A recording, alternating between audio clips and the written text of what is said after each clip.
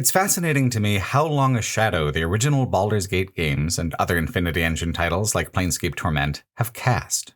Baldur's Gate 3, of course, Disco Elysium.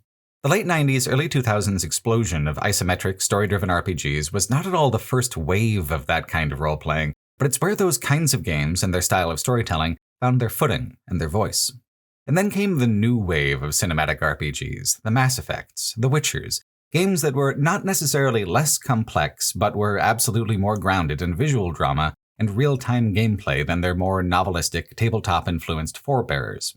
As the AAA studios began to move away from the late 90s style, a craving emerged, a nostalgia, a longing for the pacing and moods that were lost in the rush towards cinematic immersion. By the early 2010s, this was a niche market that was just waiting to be tapped. Larian Studios, who would go on to make Baldur's Gate 3, had a long-standing franchise that began with Divine Divinity in 2002, an action RPG which they reimagined as a classic story and mechanics-driven isometric with 2014's Divinity Original Sin. With those new Divinity titles under their belt, they proved their RPG chops to the point where they were able to release Baldur's Gate 3 as a super hit in 2023. BioWare, the obvious heir to the Baldur's Gate crown, made an attempt to return to the older style with Dragon Age Origins, but Dragon Age became part of the new wave as the sequels went on. They did not continue to look backwards. Origins was considered by BioWare at the time to be what they would have done if they had gotten to make Baldur's Gate 3 themselves, free from the burden of the Dungeons & Dragons licensing. But there is another franchise which looked to the legacy of Baldur's Gate 1 and 2, one which remains the most faithful to the late 90s style out of all of them, from the writing to the gameplay to the art, down to the interface itself. Pillars of Eternity comes from Obsidian, one of the most renowned developers when it comes to RPGs, but it flew under my radar for a long time. I played their other isometric revivals, Tyranny and Tides of Numenera, but Pillars of Eternity was the first of them, and I skipped it for years because it looked so directly imitative of Baldur's Gate 1 and 2 that I didn't feel like it stood out in the same way that the others did. What a huge fucking mistake that was. Pillars of Eternity 1 and 2 are, perhaps, the best of the Obsidian isometric revival titles. The writing and pacing is more consistent and considered than Tides of Numenera. The gameplay and mechanical progression feels much more satisfying than Tyranny. The setting is far more distinctive and clever than I ever would have understood based on screenshots and a few brief paragraphs of marketing copy. They are beautifully crafted, utterly unique. Pillars of Eternity 2, particularly. Pillars of Eternity 1, though, is such an interesting intersection between old and new. It is, in its way, every bit the explicitly referential work of nostalgia I had assumed it to be. It is so much more invested in imitating the old style than Tyranny or Tides. In doing so, and in doing so with such verve and creativity, it illustrates perfectly what was so evocative about the old style, both its triumphs and its idiosyncratic annoyances. Baldur's Gate 1 and 2 were not perfect games, but they stand so tall in the collective memory of the medium. Through Pillars of Eternity, one can see more clearly both where role-playing games have come from and where they are likely to go, not through rose-colored glasses, but a bifocal clarity that views the near future and the distant past of development in equal brilliance.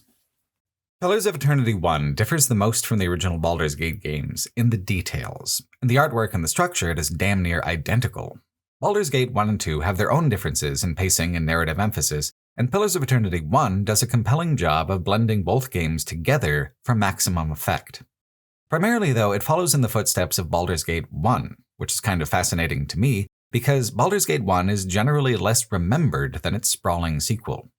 The main point of similarity is how the world map works. To get anywhere, a player must pass through wilderness zones, all of which are generally kind of small but have many little points of interest in the form of small side quests or enemy encounters.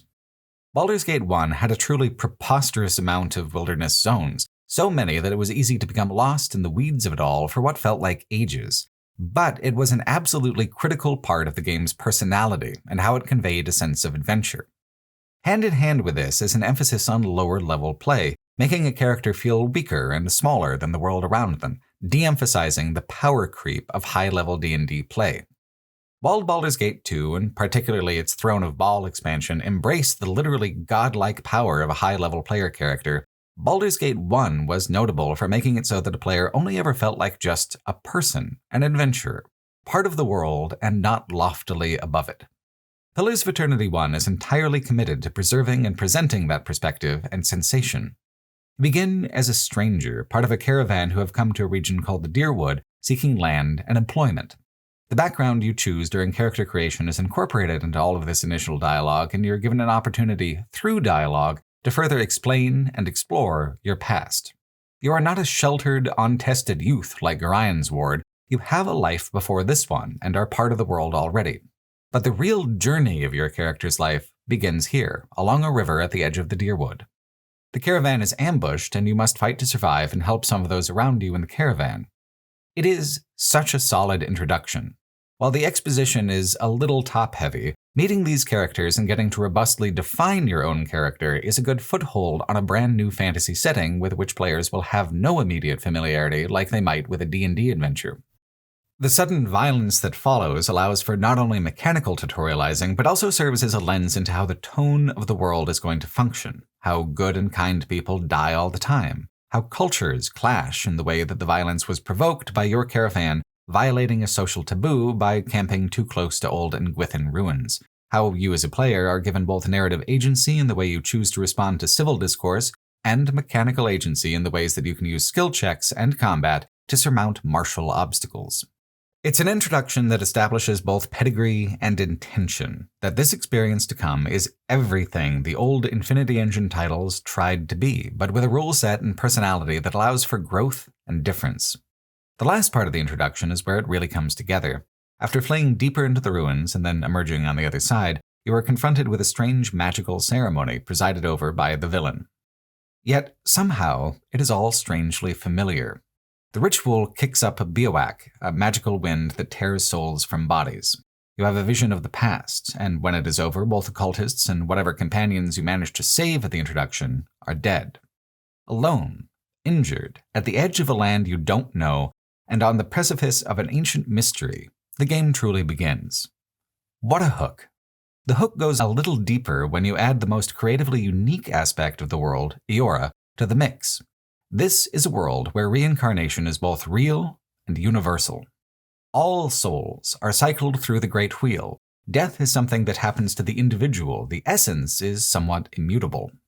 Those who can remember a past life are awakened to them, and this memory of the ruins is your own personal awakening.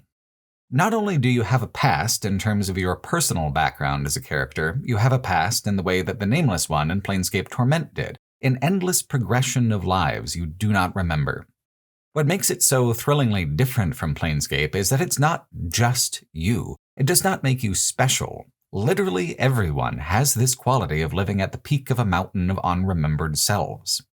The way that affects how people think about religion, their lives, and their politics within the setting is the core of what makes Eora so different from other fantasy settings. In an interview with RPG Codex, writer Eric Fenstermaker said, quote, "Part of the genesis of the Pillar story in particular was the observation that in most fantasy settings the gods are taken for granted. You know they're up there on Olympus or in the heavens or wherever, and you have some idea of how your afterlife is going to look and what steps you have to take to improve your standing in that regard. Characters in these worlds, on some level, aren't quite human if they don't have to wonder about these things.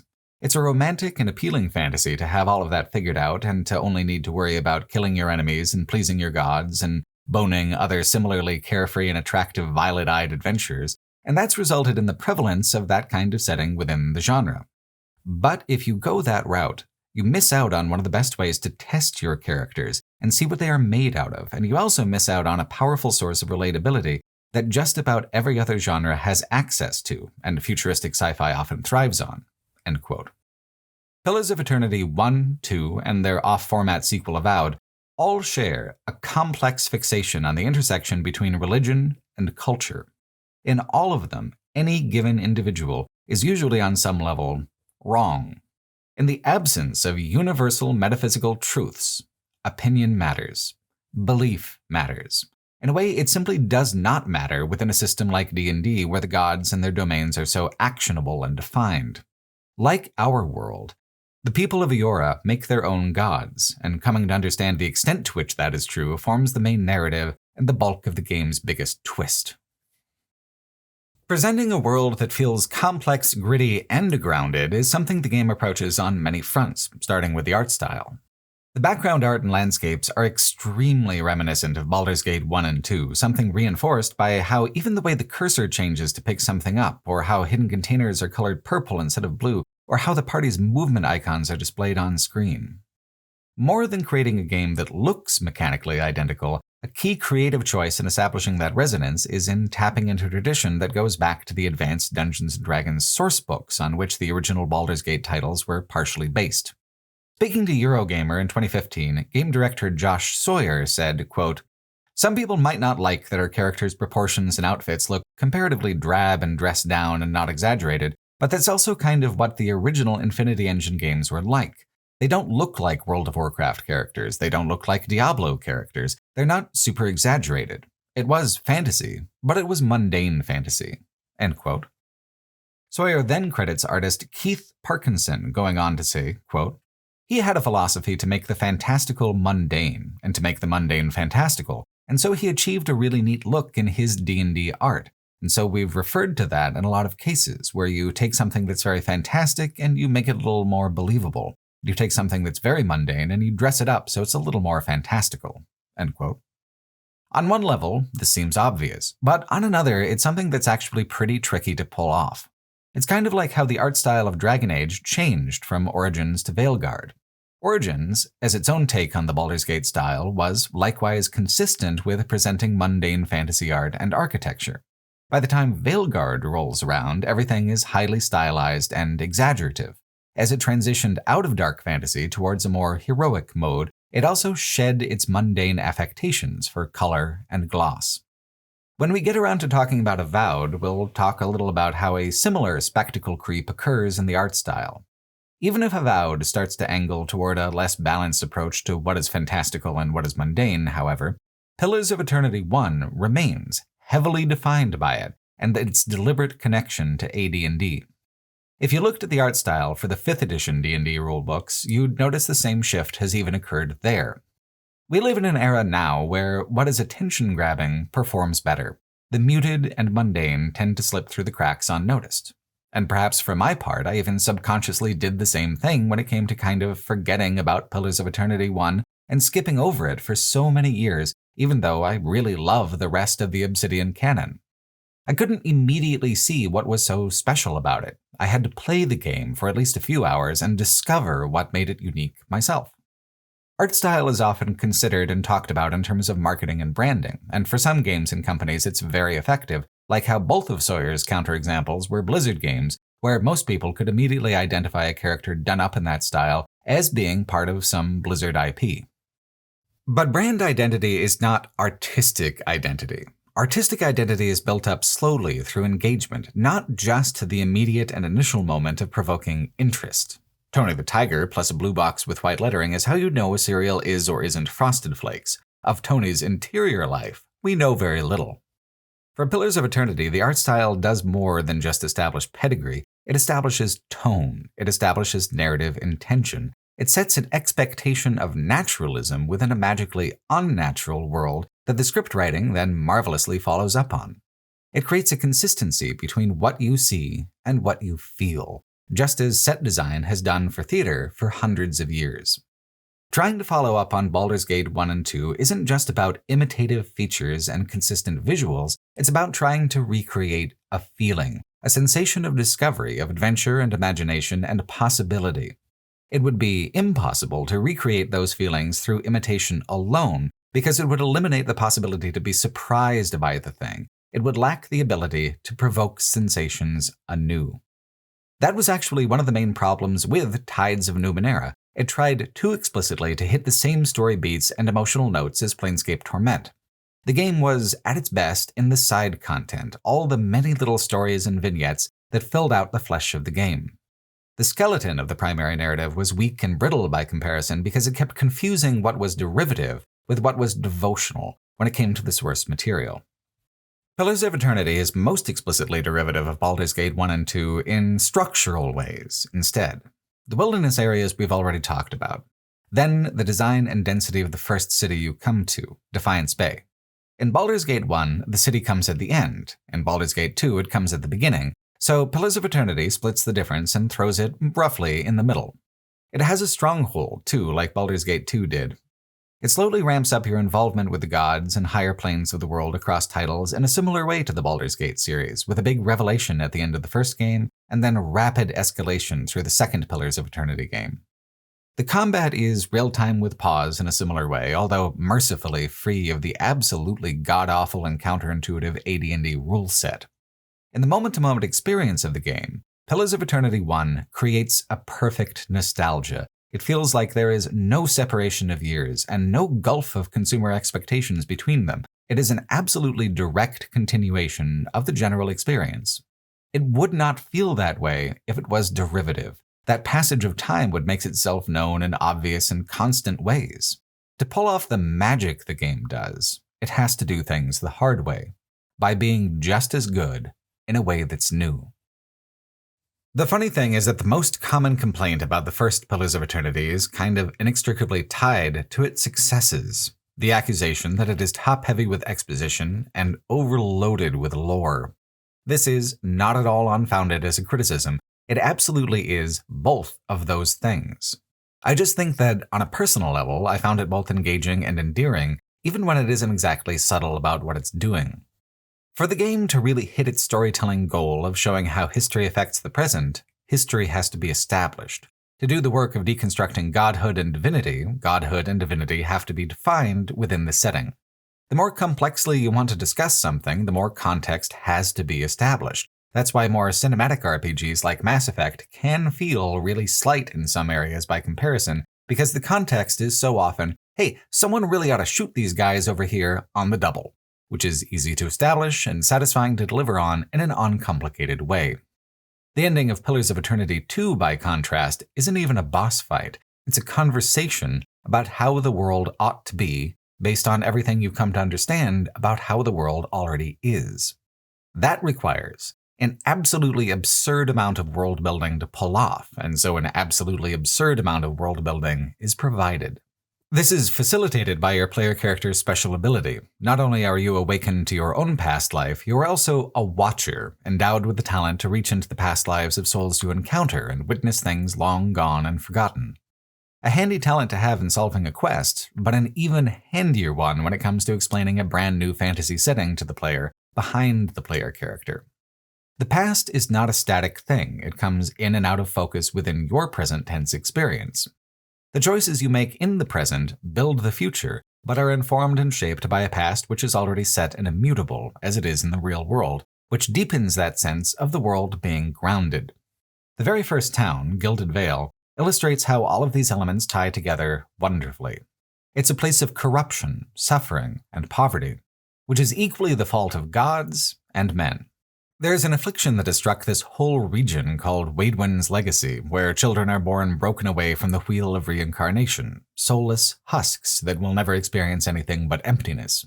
This has created huge personal pain and distress for many of those you speak to.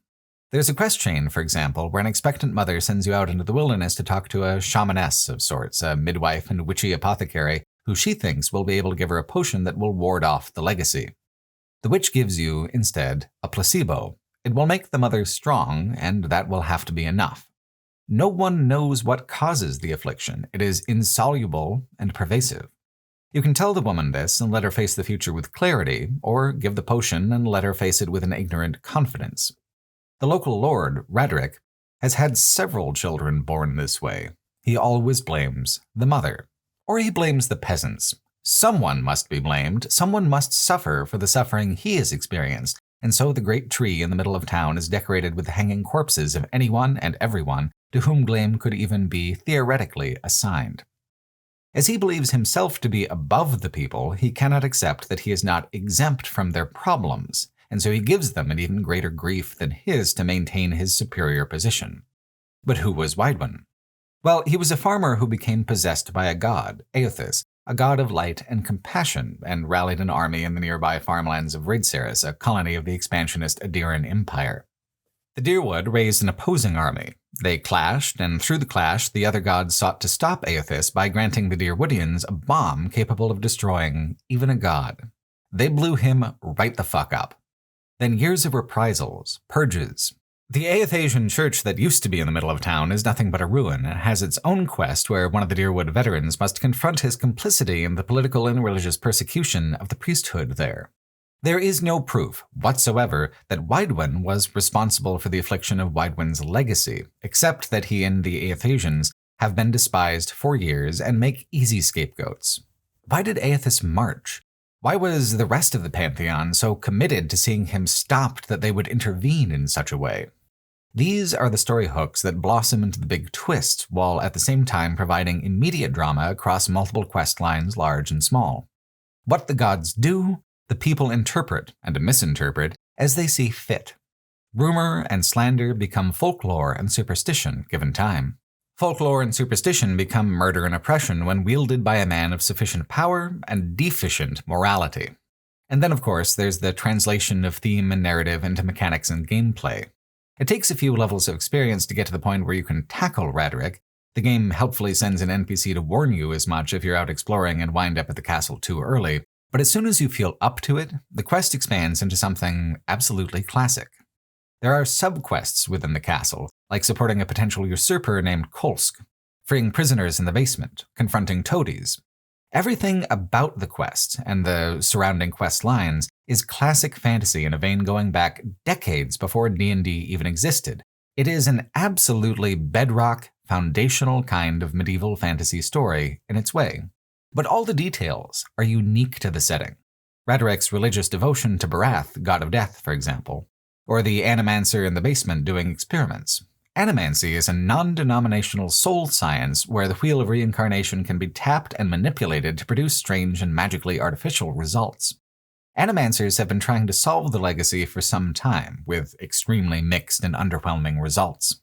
So even here, in a quest with a lot of combat and a staggeringly large heap of loot, there is a lot of exposition and heavy-duty world building.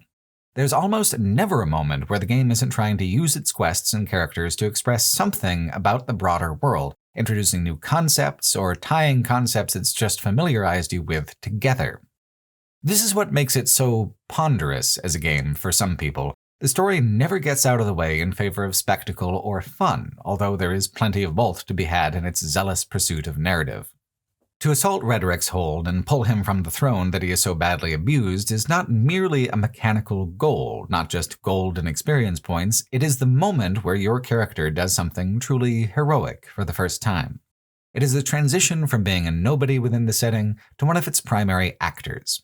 Making numbers go up isn't the point of an RPG like this. The story is. Making numbers go up is just a way to make it feel more tangible and personal, to better create ownership of your character and track their progression in a less abstract way. Pillars of Eternity uses mechanical progression as a tool in far smaller proportions than narrative exposition to deepen its story. It makes sense to me that this isn't going to be to some people's tastes, but it is to the game's enduring credit that committing to this approach allowed it to take its ideas so much farther than most games ever manage. The middle chapters in Defiance Bay, for example, largely revolve around the role of animancy and how it compares to the role of gods in both everyday life and the unseen realms of the divine. The gods do exist in a tangible way. They speak, they act, they are moved by bribes and acts of devotion, but it is completely possible to circumvent them using the laws of nature, or supernature in this case because it involves the transfer of souls, which suggests a higher law of some sort, beyond understood divinity within Eora.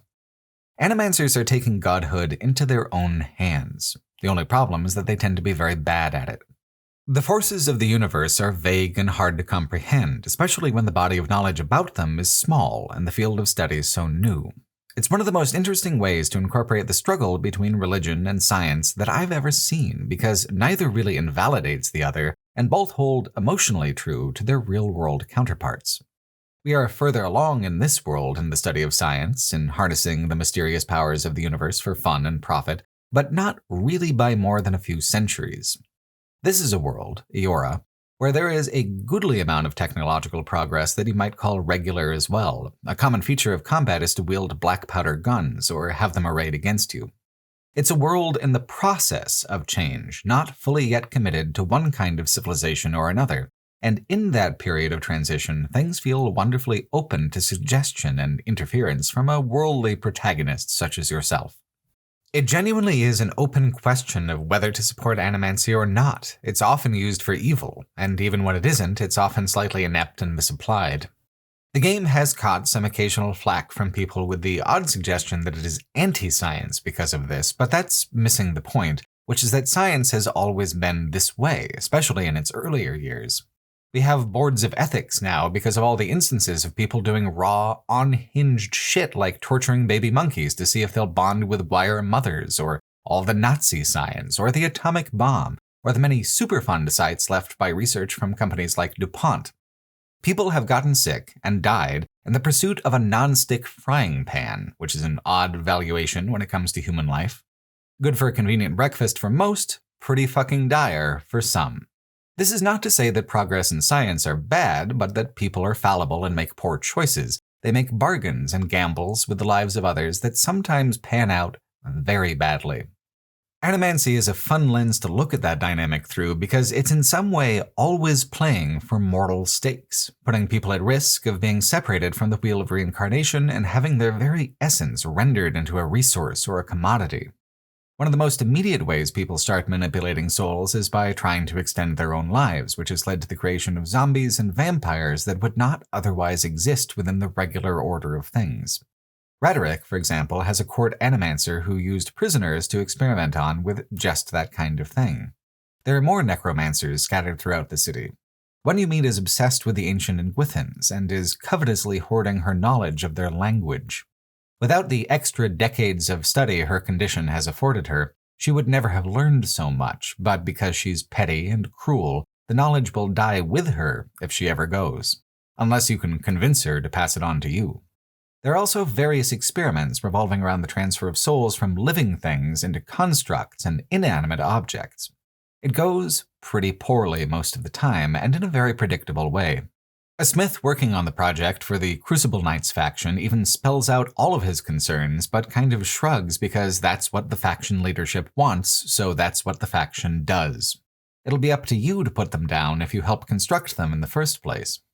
Animancy is illegal in many countries and provinces within Eora, and I love that the game makes such an effort to illustrate why this illegality is not necessarily a backwards idea. However, the villain has a particular interest in seeing animancy fail. His organization, the Leaden Key, has worked for generations to keep the gods in power at all costs.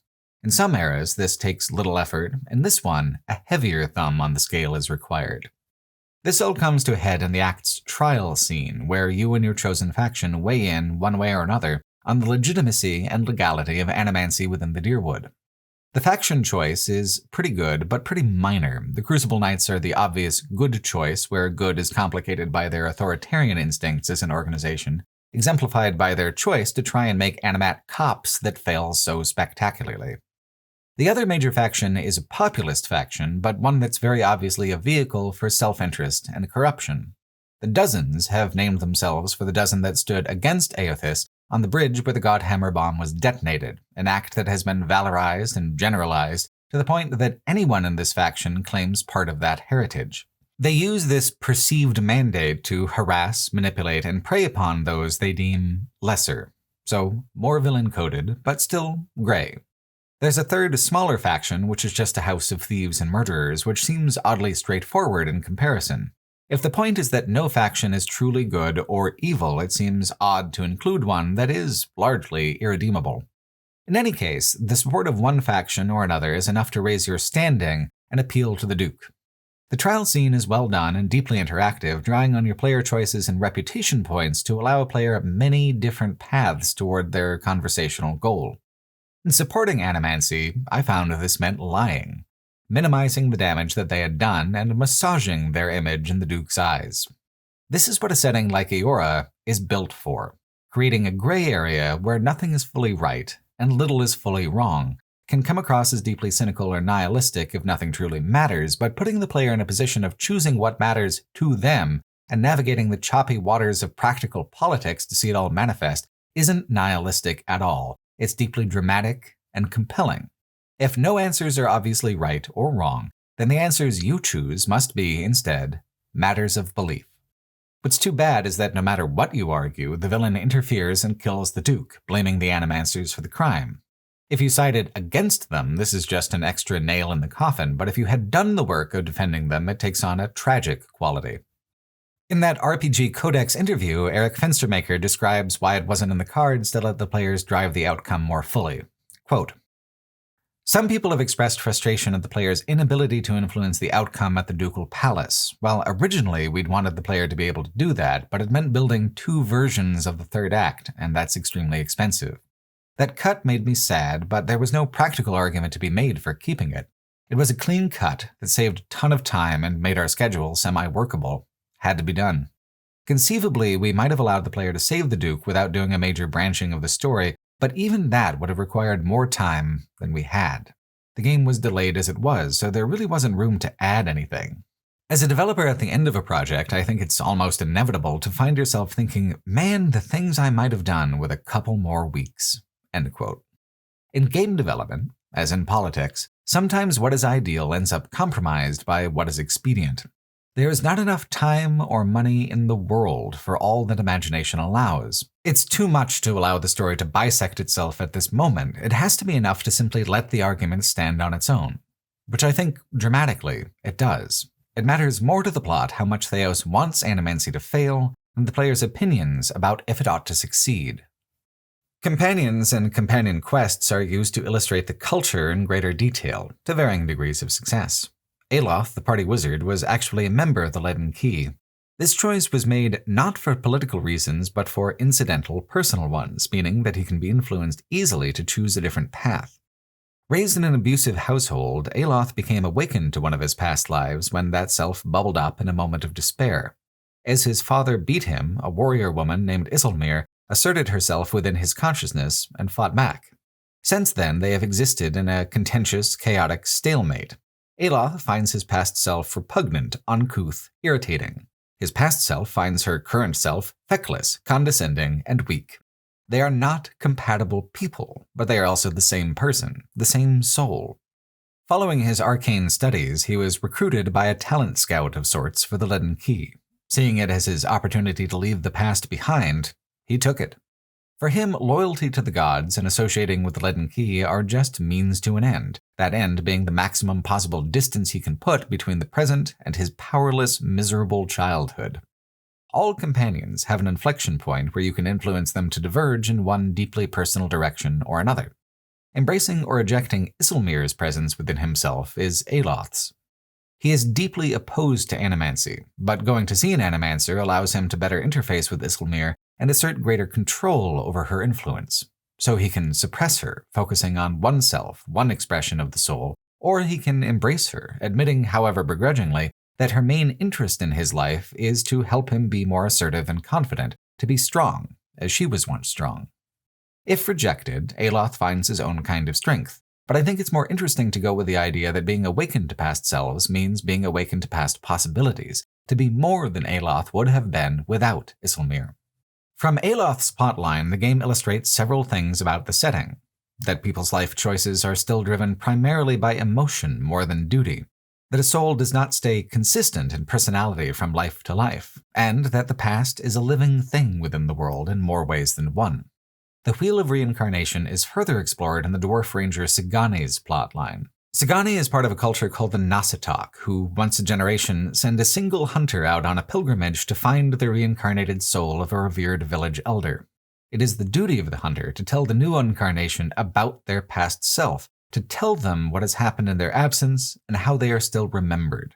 It is an act of duty and devotion, a kind of manual awakening of sorts where even if the soul does not remember, she will act as an intermediary of memory for them. Sigani's quest takes all game long to resolve because the soul of the elder she seeks is extremely elusive. When she finally tracks it down, there is a fascinating complication. The reincarnation is not a person, but an animal, a wounded animal, now dying. She has left her marriage, her family, her people, everything that she held dear in pursuit of this moment for something like 8 years. And now the moment is tragic, fleeting, and ultimately kind of futile. Will the stag even understand? Can it? What comfort will this be in its last moments, even if it can comprehend her meaning? It is such a beautifully bittersweet way to resolve things. Her inflection point is in trying to derive meaning from her long pilgrimage. Did she do it out of obligation? Is the meaning that she was devoted to tradition, and having fulfilled that tradition, she is vindicated? Did she do it for her family because they believed it had meaning, and therefore she has done something that has an impact on those who she loves, who are still living? Or, cynically, was there no meaning? Did she waste 8 years on chasing a fucking deer? What happens when the world does not conform to the shape we're told it ought to be in, when huge parts of our lives are spent on ideas and values that are intangible to begin with and ultimately contradicted by our experiences? You're left in the same position Sagani is left in. Find the meaning, or lose it. When outside forces offer no existential reinforcement, we have to do the heavy lifting ourselves. It's a story that's illustrative of the contemplative compassion that's at the root of so much of the dialogue and world building in the Pillars of Eternity series. It can reach cynical or nihilistic conclusions, but hey, so can you, and you choose whether or not you believe it will or if there is something spiritually salvageable at play here. Because what Sagani does with her pilgrimage is indeed quite spiritual, not simply because of the migration of souls, but because of the attempt at creating continuity and connection across life and death, in ways not necessarily supported by raw nature. There's also a scholar named Kana whose quest is not especially spiritual, but hits on a lot of the same themes as Sagani's. He comes from a seafaring people called the Amana, who dominate the Deadfire archipelago to which you journey in the next game. He is searching for the original version of a text called the Book of Virtues, which is culturally important to his people, but also a source of great contention. If he can find it, he can settle decades-old arguments among his fellow scholars and other factions that hold influence in Amana society. The Lidden Key does not want it discovered and has tried to kill him, aligning his purpose with yours. As your journey takes you deeper and deeper into the game's largest dungeon, you find the animated skeleton of the wizard who has possessed it for centuries. But the tablets are ruined. His quest was for nothing. He has nothing to go home for. His inflection point is also trying to find meaning in the failure. In deciphering his motivation, trying to figure out what it means for him to pick up the pieces and move forward.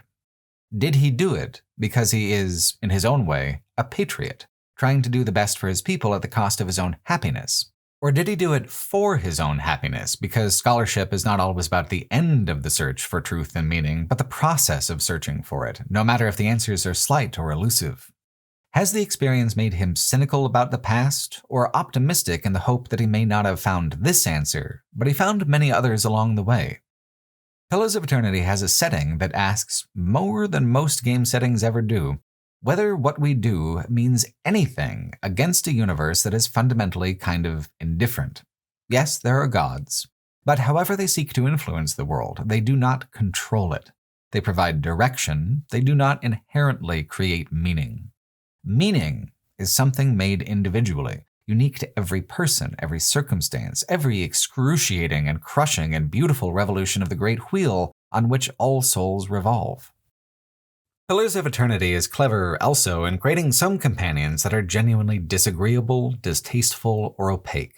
It's all well and good to have characters who really support you in your quest, but it provides better illumination on the world and better dramatic opportunities for the script to have some of them be kind of shitty and have the player have to figure out how to navigate that. Durance, for example, is a priest of Magran who has unrepentantly committed many war crimes in devotion to his goddess, who he also hates alongside most everybody else. He calls his own goddess a whore on most occasions. He was one of the dozen from which the dozens were named, and his soul was damaged by the detonation of the Godhammer bomb. He spent the years afterwards hunting down worshippers of Aethys and burning them alive, all to please the goddess who stopped speaking to him as soon as the bomb went off. Durance is one of the most actively hateful NPCs I've ever seen in an adventuring party, at least one intended for general use and not as part of an explicitly evil campaign like some of the companions in Baldur's Gate 1 and 2. He's the only priest-class companion that the game offers, unless you'd prefer to make your own, which is an option the developers offered just in case you found some of the written characters annoying or distasteful. Durance is certainly a bit of both of those things, but I found him kind of fascinating for it. I kept waiting for something redemptive or some kind of change of heart, but he does not receive one. He is not receptive to one. His one and only inflection point essentially revolves around whether or not he will get worse. There is a quest that another priest of Magran sends you on to retrieve a holy artifact, one guarded by a dragon. Durance will talk such shit about the other priest, her supposed weaknesses, all the awful things that he would do to punish her. When you find the artifact, it is being guarded by a dragon. Fighting the dragon is no joke. It's an incredibly tough battle. Almost all the dragons are, unless you reach them in an overleveled state towards the end of the game. Magran is a goddess of fire, and this is a champion of hers. What it guards is a shard of the Godhammer bomb. Durance sees this as the horror goddess messing with him personally to have been sent on such a quest. And in a way it is. The goddess truly intended for all her worshippers to die in the blast. Durance was just too stubborn. Indirectly, this is the sign that he has been waiting for, the sign that he is truly forsaken, no matter how many Eothasians he puts to the torch. He will never be anything more than a tool that his goddess used and discarded, cosmic trash waiting to be flung from the wheel. If you can convince him of this, he will swear revenge, lose his faith, direct all of his hate towards the divine. If not, he will continue to direct his hatred outwards at everyone else, forever searching for the punishment he can inflict on others that will finally gain him back divine favor. It's a fascinating window into the motivations of gods and mortals, where the relationship and the people involved can be impossibly toxic. Usually these divine relationships lift people up. In this case, Durance has been diminished and destroyed by his devotion. He is a broken person, broken even further by being used and abandoned, beneath divine concerns, even as a favored petitioner. Others do evil more accidentally and struggle with it more complexly. One of the more unique characters is the Grieving Mother, a cipher character who acted as a midwife at the outbreak of Wydwin's legacy. Her writing is much different than the other NPCs, where most backstories are driven by dialogue with some help from Watcher visions to help flesh out a player's understanding of the backstory. The entire subplot of the Grieving Mother revolves around a cryptic vision with difficult-to-visualize imagery. Much of it is intriguing, but it is also looping in a way that I found frustrating. It is possible to be too opaque, too stylistic with character writing in a game like this, and the Grieving Mother fits into that by being out of step with the rest of the cast in how far that stylization goes. Interestingly, it's that contradiction in tone that is the problem, more than the content or the style of writing itself. Tides of Numenera used this mode of exposition with sweepingly bizarre and cryptic imagery all the time, and she would have felt right at home within that game. Even here, there are so many dream sequences and flashbacks, but those are written with a more deliberate, direct clarity. The Grieving Mother's flashback is written to be largely impossible to parse until it's seen several times, requiring some surprisingly difficult skill checks to nudge the vision into yielding up its answers. What's revealed is that in her dual roles as midwife and cipher, she was able to shape and influence the minds of children and mothers both. When the Hollowborn appeared, the mothers were prepared to abandon them, forsake them. So she twisted the mother's perceptions, made them unable to see that the children were empty inside. She wanted to create a more compassionate outcome. She used magic to conjure a long illusion, and in doing so, blinded entire communities to the truth of their own situations and the consequences of their own pain. When the illusion finally broke down after years, there was a terrible reckoning. Her inflection point is oriented towards that past mistake. Was she right? Was she wrong? If wrong, what does she owe the past? She wants to forget it happened, start over, but isn't that just repeating the choice that she already made, blinding herself, this time, to a truth that is too raw and painful to face directly? Where Durance has no conscience and no capacity for regret, he himself killed Hollowborn where he found them, she is defined and consumed by her grief. Her emotional dilemma is vivid. Do we become new by letting go of regret, or can we become instead more than we were by confronting it? It's reflective of what makes Pillars of Eternity such good fantasy storytelling. The fantasy genre is not simply about what is fantastical, about kings or dragons or magic. It is about using the unreality of those things to heighten a presentation of emotional truths, human reality. Every part of Pillars is grounded in some aspect of lived experience, inner turmoil, the confusion and pain of what it is to be alive. By exploring these things through the lens of stuff like reincarnation, the gods, animancy, the storytelling can arrive at the conclusions in a surprising or indirect way that resonates more than if it had simply asked the questions point blank. Part of what's hard about writing domestic drama or literary fiction is that the mark of a good writer is generally their subtlety, their skill with posing these questions in a way where the reader feels like they participated in coming to the conclusions and gaining awareness of the themes, and not just being immediately or obviously directed to the themes. I think this is part of why fantasy is sometimes seen as less than literary fiction, because it actually is easier for fantasy to create these indirect paths to the emotional truth of the story. Fiction, based in the real world, has fewer ways to hide its intentions. Fantasy can create entire pantheons of gods or metaphysical systems or alternative histories that are fascinating and compelling in their own right, and then use these ideas to come back around to whatever it is they were really trying to say. If the mark of bad literary fiction is being too obvious in pursuit of a moral, the mark of bad fantasy is generally never looping back around to one at all, becoming lost in its lineage of kings and queens, mired in describing complex but ultimately emotionless magic systems, creating elaborate histories that have no ultimate objective in the storytelling. What makes Pillars of Eternity so impressive is how integrated its world-building is with its emotional objectives, the parts of the human condition that it wishes to explore. Even with characters more mundane than a magical midwife lost in her own nightmare. Adair is one of the first companions you get, and is essentially the direct inverse of Durrance. He's just a good dude, playful and sardonic, practical and kind. He has a very Midwestern vibe, the best possible sort of person to wind up in a conversation with at a dive bar, even if he is a little bigoted towards Orleans. He's a rare, endangered kind of person in Gilded Vale, a worshipper of Aethys that did not join with Widewind's march, sparing him from the first round of purges in which people like Durrance participated. But now with Widewind's legacy ramping up in severity, he is increasingly unwelcome in any community, a figure of suspicion.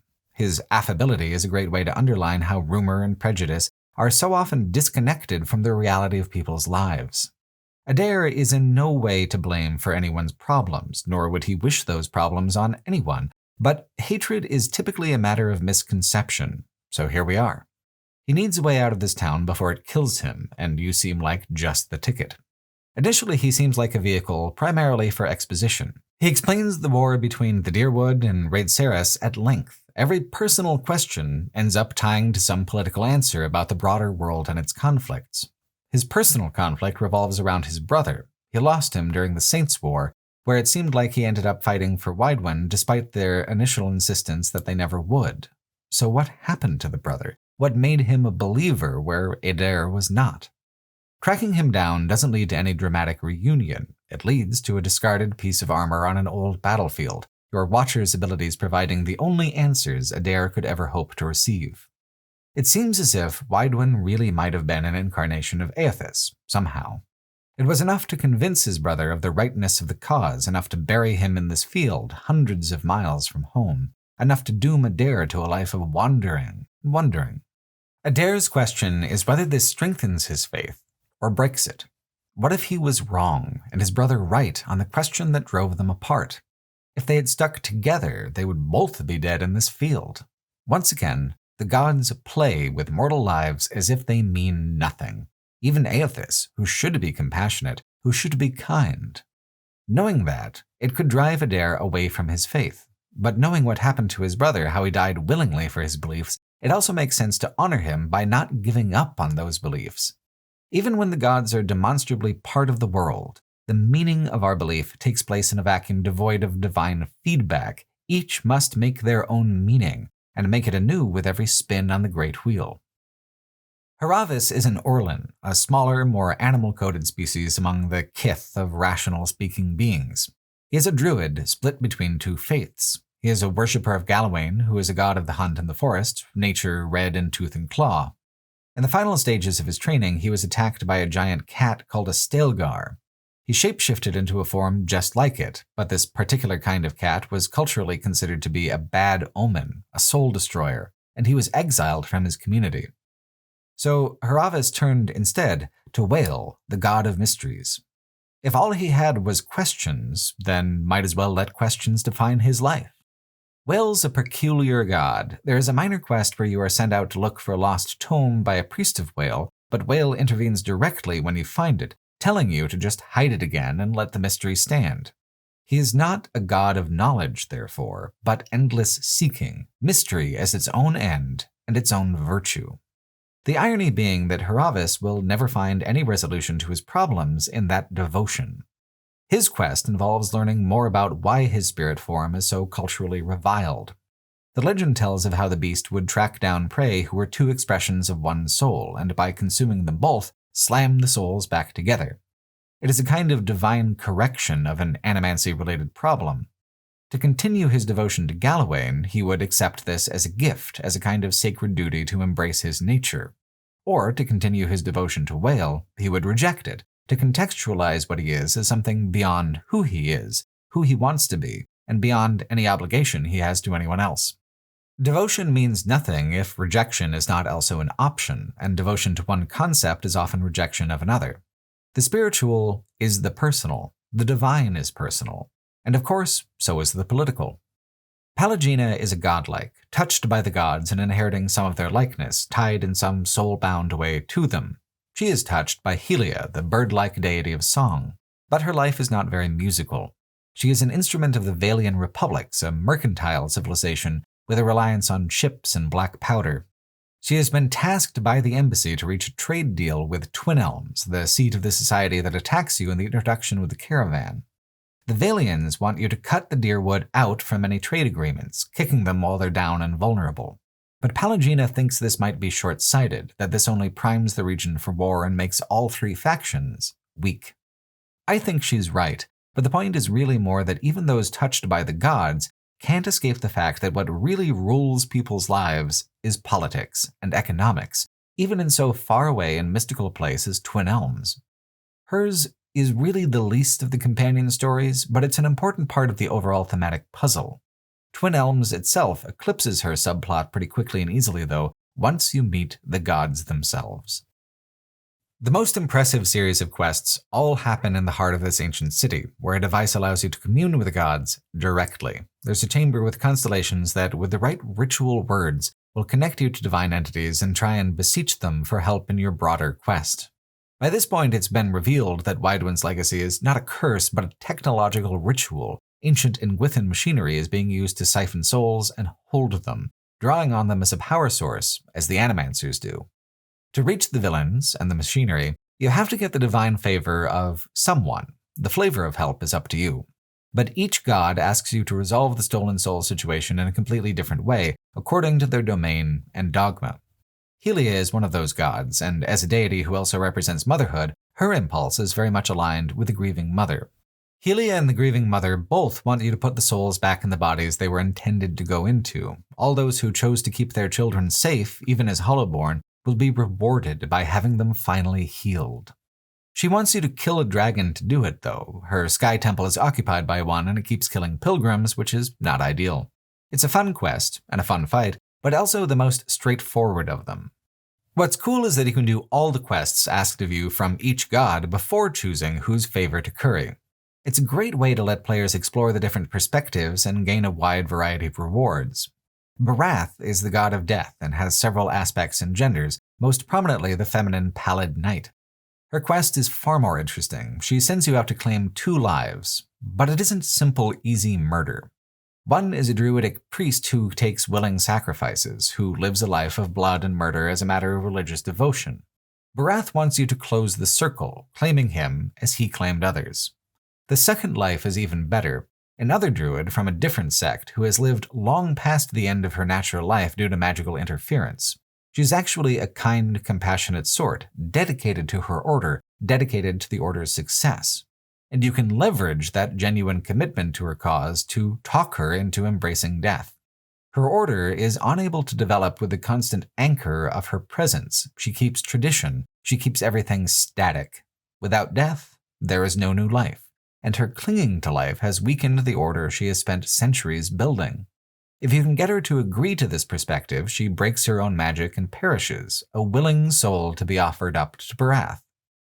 Naturally, the Pallid Knight would like for you to return all the Hollowborn souls to the wheel, sending them directly on to their next incarnation and calling this one a total wipeout. Callous, but for the purpose of renewal. such as death.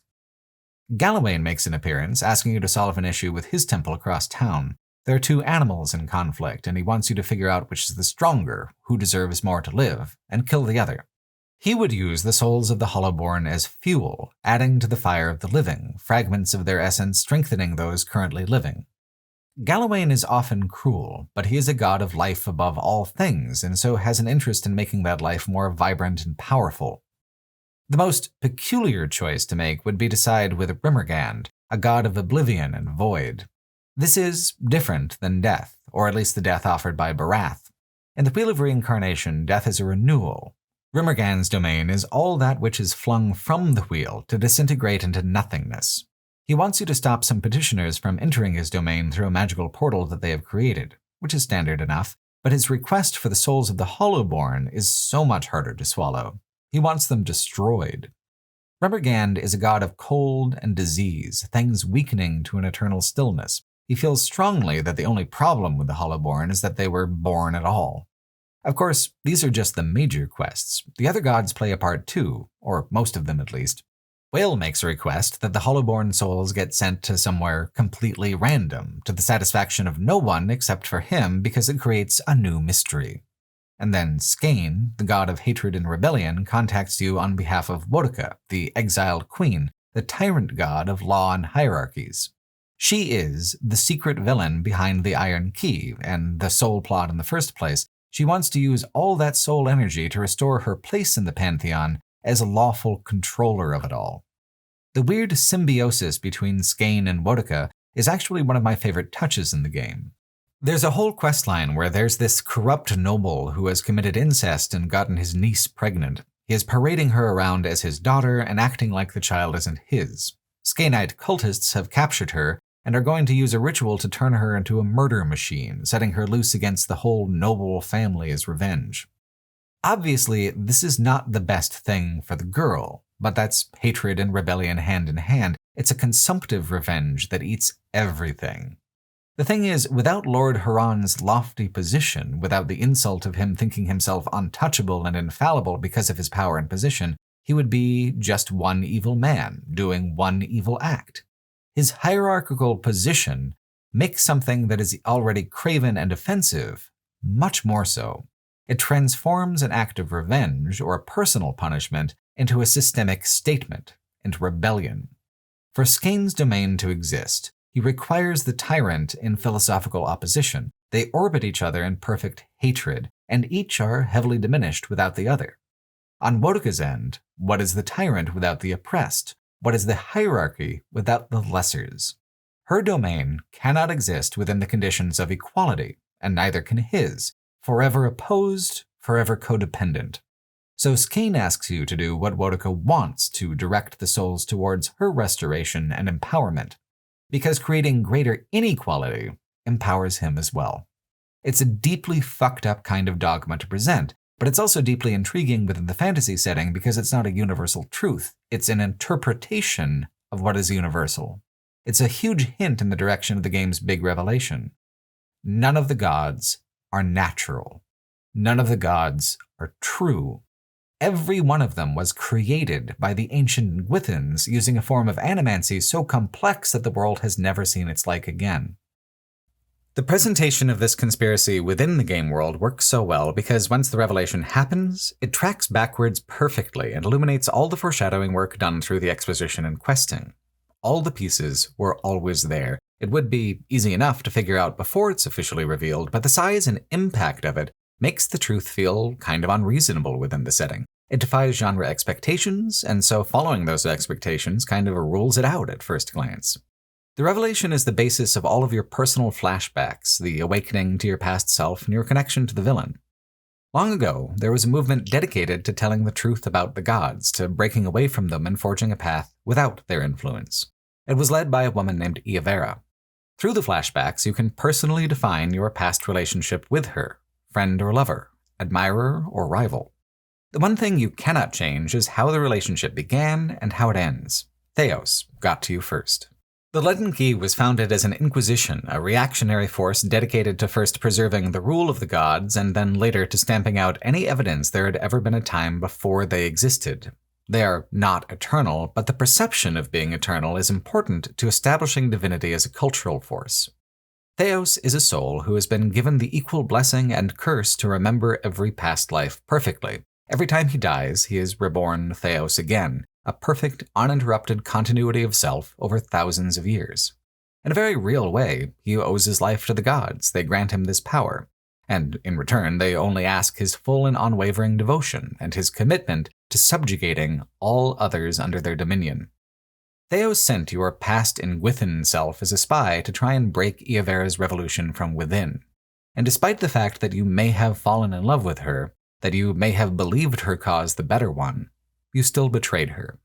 Theos tortured her, killed her, and eventually imprisoned her soul forever within the Leaden Key's fortress. How will the guilt of this influence your current decisions? This was you, in a way, but also not. It's reminiscent of what Dan Simmons was trying to do with his Endymion novels, the doomed romance, the necessity of rebellion against tyrannical religion, the bitter futility of doing the right thing when it isn't enough. Pillars of Eternity improves on Simmons by making the romance less, off-putting, creepy, and annoying, but in terms of narrative intention and structure, there is a resonance there where they are executing on the same themes. It calls back so many subplots in the game itself, where there are questions about what we owe our past, our forgotten selves, what we owe the future in terms of being willing to embrace change. Eora is so fascinating to me as a character because she has all of these character traits that are typically markers for a religious figure: grace, humility, wisdom, compassion, and her being tortured to death for bringing truth and exhibiting these traits is evocative of religious martyrdom throughout history. But her entire philosophy is that of religious abolition, that mortal life should be self-directed, that existential truth and understanding is superior to divine wisdom, to adhering to the choices that others would make for you. She is such a beautifully tragic figure that way. You cannot reach her in the Ingwithan ruins where her soul was imprisoned without seeking help from one god or another in the Council of Stars quests, and when she confronts you about this, she says, quote, "They aid you because they would bend you towards their own purposes. Engwith built gods from ideals, and an ideal on its own is a grotesque and vicious thing." End quote. The gods, by their nature, cannot truly learn or grow. They can only embody what they were essentially programmed to be by the ancient Ingwithans. Animancy is a threat to them not because it is unnatural, but because it has the capacity to reveal them as unnatural, tumorous growths on the wheel of souls, parasitically siphoning essence and worship, redirecting it away from the natural order in ways beyond even Wodeca's plot to inflict the Hollowborn crisis on the Dyrwood. Pillars of Eternity 2's main plot and many of its subplots orient completely around what these revelations mean, whether or not ideals on their own are aspirational or grotesque, whether the divine is sacred or profane. A player is invited to give their own answers and form many opinions. But before all that more complex, juicier narrative work can be accomplished, this first game has to do all the footwork, both the setup and the big reveal. In that big RPG Codex interview, the interviewer asks, quote, "Some players think that you revealed the true nature of Eora's gods at too early a stage, that a discovery of such metaphysical significance would have been more appropriate in a sequel as the finale to a grand arc. What's your response to that? How do you up the ante in future games after revealing what appears to be this setting's greatest secret?" End quote. To which Fenstermaker replies, quote, "We could have done a trilogy of games where we built up the existence and importance of the gods and then revealed, probably at the 2/3 point, Empire Strikes Back style, that they're not really gods. That's a perfectly good way to do it. In that scenario, the Leaden Key probably remains your antagonist throughout at least the first 2 games. We chose to do our story differently, and that was with a purpose. Letting the cat out of the bag in the first game allows the story to evolve more quickly. The revelation can set new things into motion and raise the stakes for future titles. There can be additional interesting turns should the sequel gods smile upon us. Also, this is not like D&D or any modern blockbuster franchise where there is a whole universe and you are limited in how far you can fuck shit up because other people have to be able to use the setting for their bullshit stories about C-3PO's red arm or whatever. Granted, Fergus probably won't let me destroy the universe, but I am fortunate in that I'm not obligated to hold back as I would be with a licensed title. I'm allowed to tell a story in which the revelation that the gods aren't real is just the start of something bigger. If the criticism is that we didn't do a good enough job making the stakes clear by ensuring the player had a strong familiarity with the world and its gods before he's in there talking to them and learning their secrets, I think that's valid. In other words, it's not a big deal that there are no gods because you as the player barely knew them anyway. Ideally, you want to develop that in your side quests, and we did that to a degree, but I don't think we covered enough of it or made a big enough deal about religion and the pantheon in the first 2 acts. Completely new fantasy settings bring with them a host of writing challenges, none of which I understood when I was working on the story at the beginning of the project. Doing it again, I think I'd want to spend more time mapping out where and how the player should become familiar with key aspects of the setting, and make sure the pacing on that was good and not front-loaded, so we're ramping up at a more natural pace. It's a tall order, though, any way you slice it. End quote. If a player is just kind of racing through, not paying attention, not being thorough, I can see how this might happen. But to be engaged with the story of Pillars of Eternity 1 is to essentially see this foreshadowing and context building in everything, everywhere you look. Rather than the revelation seeming underdeveloped, it is the adventuring itself that sometimes feels like more of an afterthought. Baldur's Gate 1 and 2 were extremely script-oriented games where reading was the primary method of engagement, but they both did a little better in some regards as far as balancing this with interactivity. There were a lot more side quests in Baldur's Gate 2, a lot more wilderness zones in Baldur's Gate 1. To be fair, Pillars of Eternity 2 vastly improves on this imbalance, and Avowed, by virtue of being a completely different and more interactive game format, avoids it altogether. Pillars of Eternity 1, however, struggles sometimes to integrate its story moments and exploration moments, sometimes creating separate silos of playtime for each. The most interesting example is how a huge amount of the game's interactivity revolves around Cad Nua, the stronghold the player gets after the initial chapter is complete.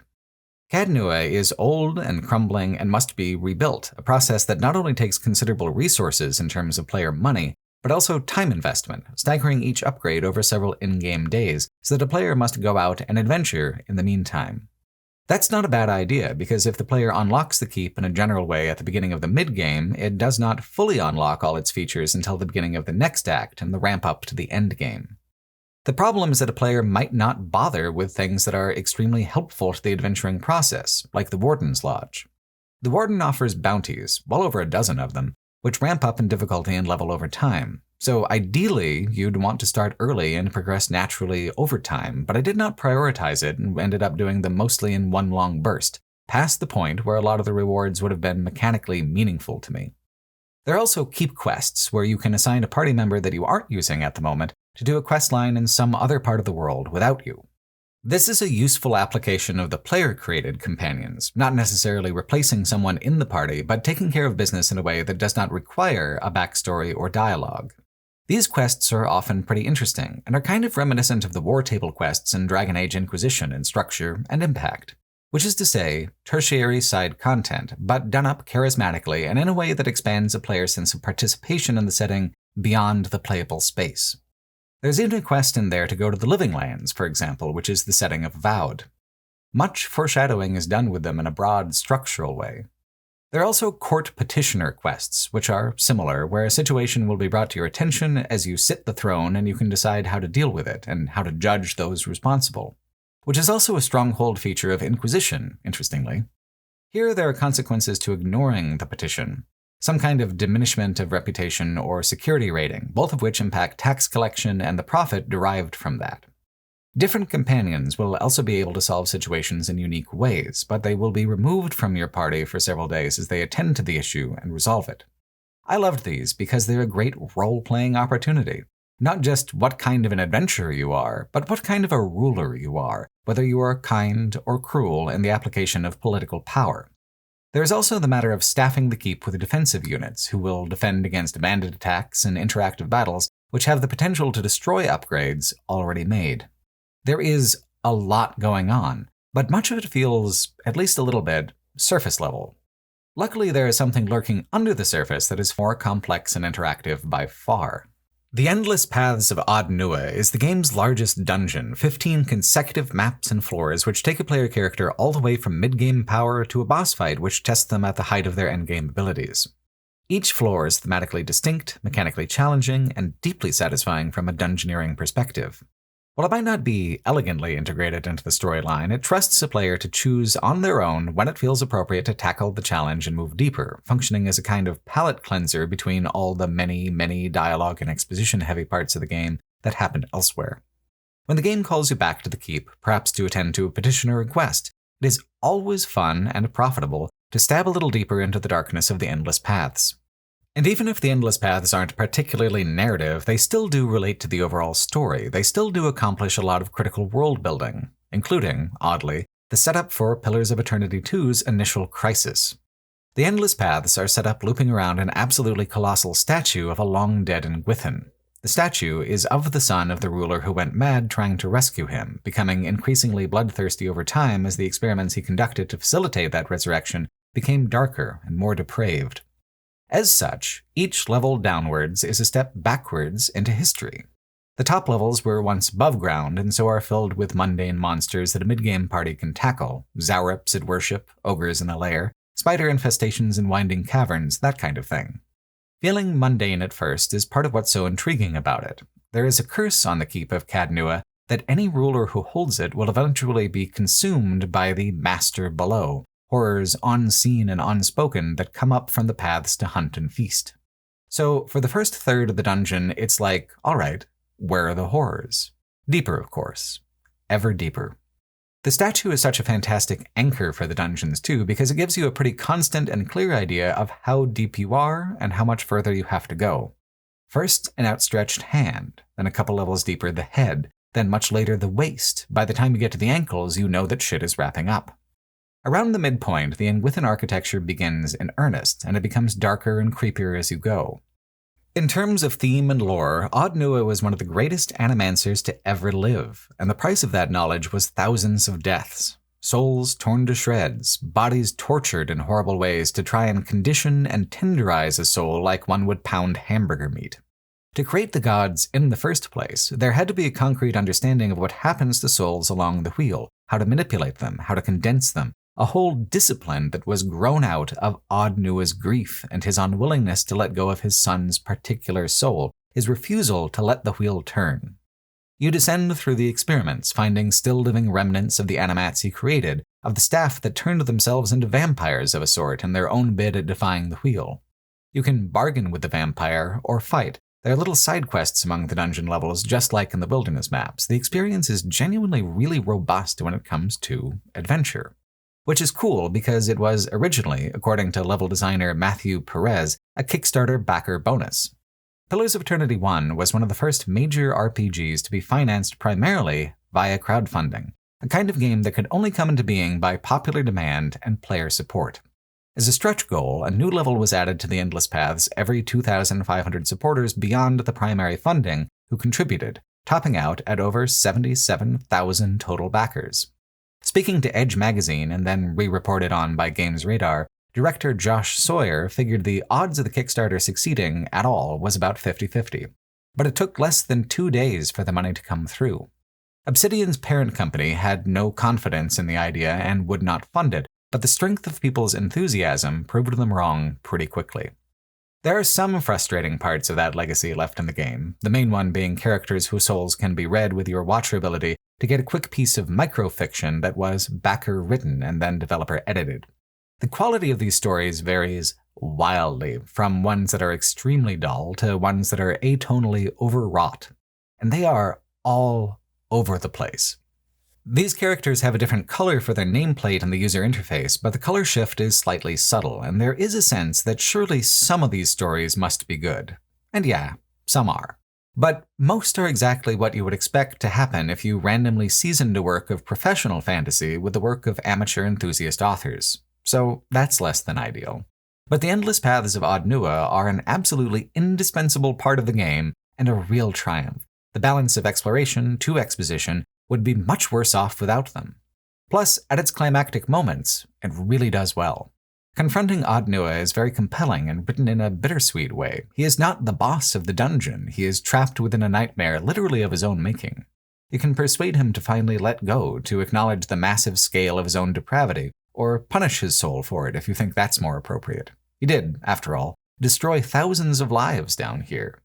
But the big revelation is that he is not the master below. That would be the Adra Dragon. It is, hands down, the most insanely difficult fight within the main game. But first, the dragon gets to chew the scenery a little bit about its own villainy, how it is older than Ard-Nua himself, how it corrupted Ard-Nua through dreams because the experiments he conducted were not simply expanding the power of Nguithan animancy, they were feeding the dragon. As the souls passed through the Adra, it kept a few for itself, shredding them, consuming them. If you're willing to listen, the dragon even has a quest for you, the completion of which makes the fight easier should you betray the dragon later. Technically, it is completely optional to do this fight, but it is oddly critical to the way that enchanting is done in this game. Enchantment upgrades basically only have 2 tiers of 4 that are accessible without doing extremely difficult endgame level dragon fights. This Adra Dragon fight unlocks the 3rd tier, and then another fight in one of the DLCs unlocks the final tier of upgrades. You get a very limited amount of resources from these fights, though, so it's really only the armor and main weapon of one character that gets the advantage. Honestly, why even scale up to the higher tiers if it is so extremely limited? Most upgrade systems scale in a way where, even at the endgame, they remain generally accessible. Avowed does this, using the same 4-tier system in a way that's much more open. It's a little more open in Pillars of Eternity 2 as well, though not nearly as much as in Avowed. Here in Pillars of Eternity 1, though, you have to do the hardest optional content in the game to get a bonus that would be, most useful if you had it before tackling the hardest optional content in the game. Compared to this and the other dragon fights in the DLC, the climax and all of its content is a cakewalk, seeing as it assumes that not every player will be max level or have bothered with these optional fights. Pillars of Eternity 1 is, at times, unpolished in ways like this. It's a rough-hewn idea, which is one of the things that actually does put it in resonance with the 90s isometrics that it is trying to invoke. The jank is charming, irritating at times, but always charming. And where the game was really lacking on release, post-release updates helped fill the gaps and cracks until it became as solid as it is today. Expanding Ard-Nua's presence in the plot was one of those objectives. Rather than remaining a kind of player's hub with an attached dungeon, there was a questline added for it where your right to lordship was challenged by a rival. You defend yourself in court, and the rival proves himself an eminently hateable asshole, and he begins to raise an army against you. So you are able to leverage your faction allegiances from the Defiance Bay chapters towards a mechanical end, along with other alliances you may have made, to build an army of your own. While the stakes are high in most fantasy games, not all of them manage to incorporate a sense of grand battle into a party-based adventure. By having to fight for the keep, not just having it handed to you for the most part, there is an increased sense of player ownership and investment. By having your rival be such a shit, there is an extra layer of satisfaction and motivation in trying to crush his opposition to you. The majority of the battle takes place within the dialogue window. It had to for budgetary reasons, but the back and forth is really well done. If you've built your army thoroughly, every move he makes will have a counter that you can make. If you haven't made the right alliances or began the battle earlier in the plot, the tide turns largely in his favor. Which doesn't quite matter. When the dialogue box portion of the warfare is done, it goes to a traditional battlefield where your party and your chosen castle defenders duke it out in a way that's far more interactive and where a player has far more control over the outcome. Honestly, going into the battle with the odds against me felt more dramatic, more desperate. It made the victory more of a tangible triumph. What's really funny is how the higher nobles react to your victory. A polite, impersonal congratulations, and a stern request that you commit to paying your taxes. It truly does not matter to them who wins, but the disruption of coin is simply intolerable. It's a wonderful touch, and an ironic thing too, because you actually do have to pay taxes out of your own tax collection now. It was more profitable for the player not to be the legal and recognized Lord of Ard-Nua. This seems like a small addition to the content, perhaps, but it actually vastly improved my sense of connection to the world to have it turn out this way. In Pillars of Eternity 2, there's even a folk song about the battle you might hear ambiently at some tavern or another. People mention the conflict if they're familiar with Ard-Nua. It has a substantial effect on a player's reputational presence in the world, and I think that's just brilliant. A more substantial chunk of content is the Arc Magi plotline, split between general post-release content and the second DLC. Pillars borrows from Dungeons & Dragons in that many spells have their inventors credited, but where in D&D all those mages are generally long dead, here many of them are still living, profiting off their fame, forming alliances and rivalries of their own. A mercenary band has been hired to kill one of them, the Lich Consulhot, and the conflict is negatively affecting your lands, so you need to sort it out. Even as a high-level quest, it's interesting to me how much the vibe hews to Baldur's Gate 1. The mood, the vibe, the art, even the battles all feel perfectly in keeping with its traditions. Fighting the mercenaries is a long, difficult sequence of battles, but it doesn't really feel like a slog. Combat in Pillars of Eternity wraps itself up pretty quickly, one way or another. It generally only takes a couple minutes for the tide to turn in one direction or the other. When I did my video on Baldur's Gate 1 and 2 almost a decade ago, I got a ton of shit from people for playing on story mode because I really don't like AD&D, and I had played the games many times before anyway, so I didn't want to spend many hours getting mired in combat that I found extremely fiddly and annoying. With Pillars of Eternity, I played on normal difficulty because I wanted to know what the intended experience was. I was new to it, I was curious. There were definitely times when I struggled with it, particularly on marquee fights like the Adra Dragon, and at lower levels when the party was especially fragile. But once I got a sense of it, once I got traction with my character with good inventory and a few levels under my belt, I found it to be very fair and engaging. From what I have read, turning it down to easy doesn't change the numerical aspects of combat so much as it reduces the amount of opposition, turns the tides in your favor. Taking out this mercenary camp, you can see just how very many enemies the game throws at you from time to time. The game taking it easy on you means making these fights more even. But the powers you have at your disposal more than even the odds themselves on normal difficulty. There are harder difficulties to choose, of course, but I loved the balance that I experienced. It felt dramatic without being impossible. It provided friction without being arbitrarily punishing. I love RPGs like this primarily for the story. Sometimes I care very little about the mechanics of combat and would prefer to just breeze past it, but because the game is already heavily weighted towards dialogue over combat, putting time and effort into the combat helped a huge amount with creating a better sense of interactive balance between the storytelling and gameplay. The only complaint, really, is that it seeks to replicate the look and feel of Baldur's Gate combat to the point where there's not a lot of modernizing being done. The combat moves faster, but is often just as abstract, pieces of a board game moving around on a tabletop. In that interview with Edge magazine, Josh Sawyer looked back and said, quote, "Creatively, I did feel more constrained on Pillars and Deadfire because there were so many genre expectations, world-building expectations, rule set expectations. Sometimes I had ideas where I was like, I think this probably could be a better game objectively if I could make different choices here. But if I make different choices, a big chunk of the audience is going to get really upset about it." End quote. To hew so close to Baldur's Gate, to create a spiritual successor where the spirit feels truly alive, is both a blessing and a curse. But more a blessing, I think. Going through Consulhot's dungeons, meeting all the lesser mages who are trying to impress and appease him in order to unlock the doors to his chamber with a piece of the passphrase that each one knows, feels like such classic D&D adventuring that I don't think it could be improved upon at all. If you're talented with the instrument, it is alright to sometimes just play the hits. Sawyer and the Obsidian team can do absolutely phenomenal things with a truly original setting. Tyranny is far more creative, clever, and tonally distinct at many points throughout a playthrough than Pillars of Eternity. But as a hybrid between what is original and creative and what is familiar and nostalgic, Pillars of Eternity is just especially comforting, especially satisfying. It hits. Is it any surprise that Consulhot the Lich taunts you before revealing his master plan was to lure a watcher into his lair the whole time? No. Is the moment any less deliciously campy, any less enjoyable in terms of fantasy storytelling because of it? Also, no. Perhaps Sawyer could have made a better game, and arguably he did with Pillars of Eternity 2, but I love the one that Obsidian did make here with the first game. Its flaws give it character, its exhaustingly thorough exposition has purpose. Its smaller, more traditional moments are like slipping on a favorite old jacket, one that still smells like old campfires and treasured memories. And if that's not enough, it has a lengthy 2-part DLC campaign that doesn't set up Pillars of Eternity 2 so much as it looks even further ahead to what will become the main narrative of Avowed. Not that the developers knew that they were going to do Avowed, seeing as none of them were initially very certain that the first game would even happen at all. The White March's connections to the later title mostly arise because it introduces a lot of really fun world-building concepts that Pillars of Eternity 2 was already too packed with content to know quite what to do with.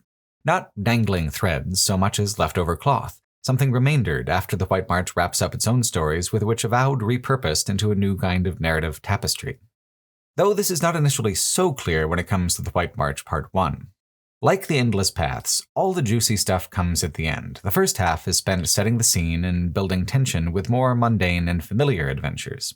Setting foot in Stalwart, the main town and quest hub for both parts, has the town immediately under attack by a band of ogres. Driving them off, saving some townsfolk, doing a little light heroism, gets you a kind of instant inroad to the characters, making the player immediately indispensable to the regional concerns. Part 1's main plot is a little bit of a heist of sorts. There is a massive fortress built by the normally nomadic Pargrunan dwarves centuries ago called Durgan's Battery. Underneath is a relic called the White Forge, said to be able to infuse weapons and armors with divine power. Obviously, reclaiming the forge would change the balance of power in the region and rapidly transform Stalwart's status in the world. And you stand to make a tidy little profit yourself. The White March has a little bit of everything from the main campaign, but only a little bit, which does make it feel kind of small and slight at times. There are new bounties, but only a handful of new wilderness regions. It has 3 new companions, but not all of them have a subplot that goes anywhere within the first part of the expansion. There's an expectation with DLCs sometimes that they will do something radically different than the base game, and White March Part 1 just doesn't deliver on that expectation at all. It is absolutely more of the same, even if the same is generally really good. The thing it does best is mostly just setting up its second half, the White March Part 2. Like with the Temple of Andra, the priesthood are actually thieves, pretenders, taking advantage of an Andran ritual where people give over objects that mean something painful to them, so the objects can be drowned underwater and forgotten, unburdening the owner. Getting in on that action is a tidy little grift.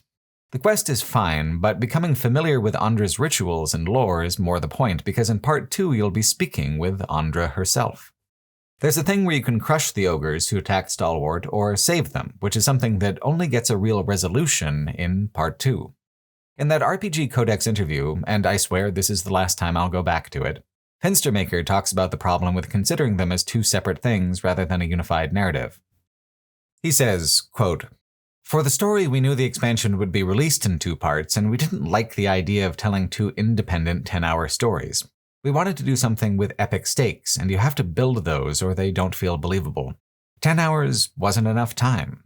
So while the expansion is playable from the middle of the game rather than a standalone, we did hope to release something that felt big and important and worth the player's time. Our challenge was in making a story that felt complete both at its midpoint and at its conclusion, so it could be split without giving players an aneurysm. The idea we settled on was to tell a small, focused, dungeon exploration-driven story that set something much bigger into motion, that the player would be the catalyst and thus have personal investment in the plot.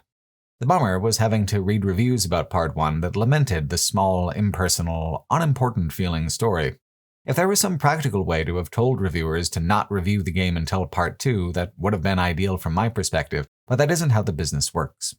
Taken as a whole, I think the work makes a lot more sense and feels much better than when evaluated in serial." End quote. Where I feel like I had issues with it is that in a lot of ways it just does not feel that complete at the midpoint at all. Unlocking and investigating Durgan's Battery is the climax. It's exactly what the DLC said it was going to do and exactly the way it set out to do it, which, in a game that otherwise has so many clever twists, feels disappointing. And if you do count it as a unified narrative, the White March has plenty of twists. They're just all in Part 2. Without any startling revelations, Part 1 just has to rely on its ability to expand on world building in straightforward ways. The best example of which would have to be one of your new companions, the Devil of Karnak. There is nothing completely new about the Devil of Karnak's plotline. All of it draws on things you've heard before. She was a criminal, her body and soul sold over to Stalwart's resident animancer for experimentation. Like many animancers, he had an interest in whether it was possible to transfer a living soul into inanimate objects. Though he wanted to push it further than just creating unthinking animats, he wanted the full person of the soul to transfer as well. Most of his subjects failed him, except one whose anger sustained her so fiercely that even the destruction of her flesh could not temper her thirst for vengeance. The Devil of Karnak actually got her name from her life before she was made entirely of bronze and Adra. Her story ties into both Durance's and Adair's plotlines, the story of the Saints' War and the terrible anti-Aethasian purges that came after. Her town let Widewind's army pass, not wanting to be involved, but when the Godhammer bomb killed Aethas and destroyed his crusade, the torch-bearing purges led by people like Durance came for her town anyway. Adair just tried to live his life, to continue on through the purges and hope that one day it would all blow over. The Devil of Karnak did not. She murdered by arson almost every single person responsible for her town's destruction, and pretty indiscriminately too. If they had families with them, that was unlucky for the families. What's so great about her character is that she is a sympathetic villain, not just a sneering misanthrope like Durance. She's completely unapologetic, caustic, and sarcastic, but her violence is limited in scope to those who wronged her. She would be the first to admit that what she did was no better than what was done to her, but she did it anyway because, at its heart, vengeance is never moral. It will never be an act of compassion. Rarely is it ever an act of justice. It will merely always be a means of satisfying a grievance that just can't be let go. The Animancer that created her is quite an awful person himself. He sees people as little more than bits and pieces to be played around with, a tradition that does, after all, stretch back to the days of Ot Nua. Her path of vengeance put her at his mercy, and he had none. Only this awful body of copper. There are some woodcutters out by the frozen lake who harbor the last man on her list. Obviously, the good thing to do would be to talk her out of the revenge, but I was curious. I liked her. I wanted to see how it would end for her to finish her work. In a clever touch, it's not even a fair fight. These aren't high-level mercenaries. They're nobody. You cut them down in seconds because at this point in their lives, they are no threat. If you read his soul as a watcher, you see that when he committed the arson in the first place, his heart wasn't in it. He was caught up in the mob, complicit and responsible, but not hateful. All these years later, what does judgment mean? Only that he is dead forever, and her soul is trapped in a cold metal testament to her pain. When he is dead, she has nothing left but to confront the fact that she is hollow, in body, in soul. Her place in the larger cast of companion characters is so interesting to me this way. She is like the photo-negative of Adair, the opposite choices, the opposite demeanor, the same essential kind of connection to the Saints' War as a source of years-long internal turmoil. What's really cool about the companions in the White March is that they're fully integrated into the main campaign. If you take them back into the main content, they will have banter and commentary on a number of quests. They're not afterthoughts, just late additions. Plus, some of them represent classes that aren't otherwise represented, like monks. Monks use wounds as their ability points, so for Zahua, he follows a religion where suffering is seen as an extremely holy thing. Any kind of suffering. He is kind of a hedonist for things that exclusively suck. You find him in a barrel of rotting fish, and he is quite content there, but there are more interesting ways to suffer the way you're going, so he agrees to follow. I did not have Zahua in my party very much because he is a stone-cold weirdo like Durance, but not as useful as a support character in the party, so I made the choice to mostly ignore him. He's funny, but I did not get to know him the same way because of his mechanical class. The third companion is Maneha, who ended up being my favorite among them. The reason is that her story is similar to the players in a lot of ways, and so it makes sense for them to become fast friends. She is awakened to one of her past selves like you, and carries the guilt of it. She is still very personable and warm, but part of that is remembering a life where she was truly loathsome and awful. To manage this guilt, she has become a gift-bearer of Andra, and seeks the power of a salt pool at Andra's hidden abbey to help her forget. This is similar in many ways to both Heravius and the Grieving Mother's plotlines and the themes that they pivot on, but while the Grieving Mother's subplot can fail to resolve in a satisfying way if a player cannot meet the skill requirements to navigate the dialogue correctly, Maneha's resolution is straightforward and universally accessible. While Heravius must choose to interpret his experiences between the contrasting lenses of Galawain and Whale, Maneha must decide if her life makes sense within the teachings of Andra, or if the gods are perhaps unnecessary in the interpretation of her current and past life. It is a personal version of the existential choice lurking at the end of the game and its big reveal. The fundamental question: does the memory of past pain make us who we are? Does unburdening the self of that pain diminish or strengthen us? Andra, sea goddess, would of course say that impermanence is all we are. It is enough to simply stay afloat on an ocean of experience. And it's true that time and death erode all things, from the lies of kith to cliffs along the shore, but that isn't really the mortal perspective, even in a world of reincarnation. The individual matters because of its consistency, coherency, and history. We are the choices we have made. And knowing what choices she made in a past life has prevented Maneha from ever making another one like it again, which is, in itself, a kind of atonement. Or perhaps I'm just sympathetic to the plight of a big blue lesbian. Hard to say. Mineha's story is a miniature version of the larger story being told, both in the primary narrative and also of the White March Part 2, where agreeing or disagreeing with Andra becomes pretty much the entire point. The narrative reason why Parts 1 and 2 aren't seamless and continuous is that the storytelling requires time to pass between them. Unobserved time is needed to develop the consequences of what you did and bring a new series of tensions to boil. What would make the most sense narratively would be for the player character to jump back into the main world for like a few weeks, but if you're doing this content towards the end, like I did, then there isn't a few weeks worth of things to do. So instead there's just like a couple days of wandering around waiting for the next sequence to trigger, which does not really feel ideal. The thing is, though, that this passage of time is exactly what works about Part 2, exactly what makes it so much more engaging than Part 1. By the time you arrive back, Stalwart has changed. Not the map, that would be too expensive, but the town's position in the world. A military detachment of Raid Sarens has come up from the south to try and take over the White Forge to expand their influence, and a cryptic vision of an army of monsters has haunted your dreams. In the vision, they descend from the mountains and consume the world. Part 2 has less freeform questing and a more focused feel, which is to its benefit. The plot is really good, and there are very few distractions from it. The ones there are contribute to the sense of change within Stalwart, like a multi-part quest where the town's investors show up to make a new assessment, and it's up to you to paint the town in a positive light and advocate for its independence, or else play up its struggles and give foreign money interests an excuse to come in and take over its ailing businesses. There's more bounties and such, but the DLC puts most of its effort into 3 impressive set pieces. The first is confronting the Southern Army. You can assault the base straight on, which is even more aggressive and difficult than the siege of Cragholt, where you may have confronted Consulhot. The meat of the sequence is in sneaking in instead. It leads to the best outcome, and the encounter is most complexly designed around it. Problem is, I didn't really have a party built to sneak into much of anything. It just wasn't my playstyle at all. Still, the guard patrol patterns are such that even a party that's bad at it can get pretty deep into the camp with stealth. Skill checks make it easier if you can pass them, but primarily it's a timing thing, which is a nice and universal design for an encounter like this. I reloaded a few times to try and get it right, but even then I got caught out towards the end. Which is fine. The scenario doesn't require 100% success for the best outcome. It drives me crazy when games like this require perfection. I think being more open is a tacit acknowledgement that, at best, having an entire party who are stealth-oriented is going to apply to a pretty slim percentage of players.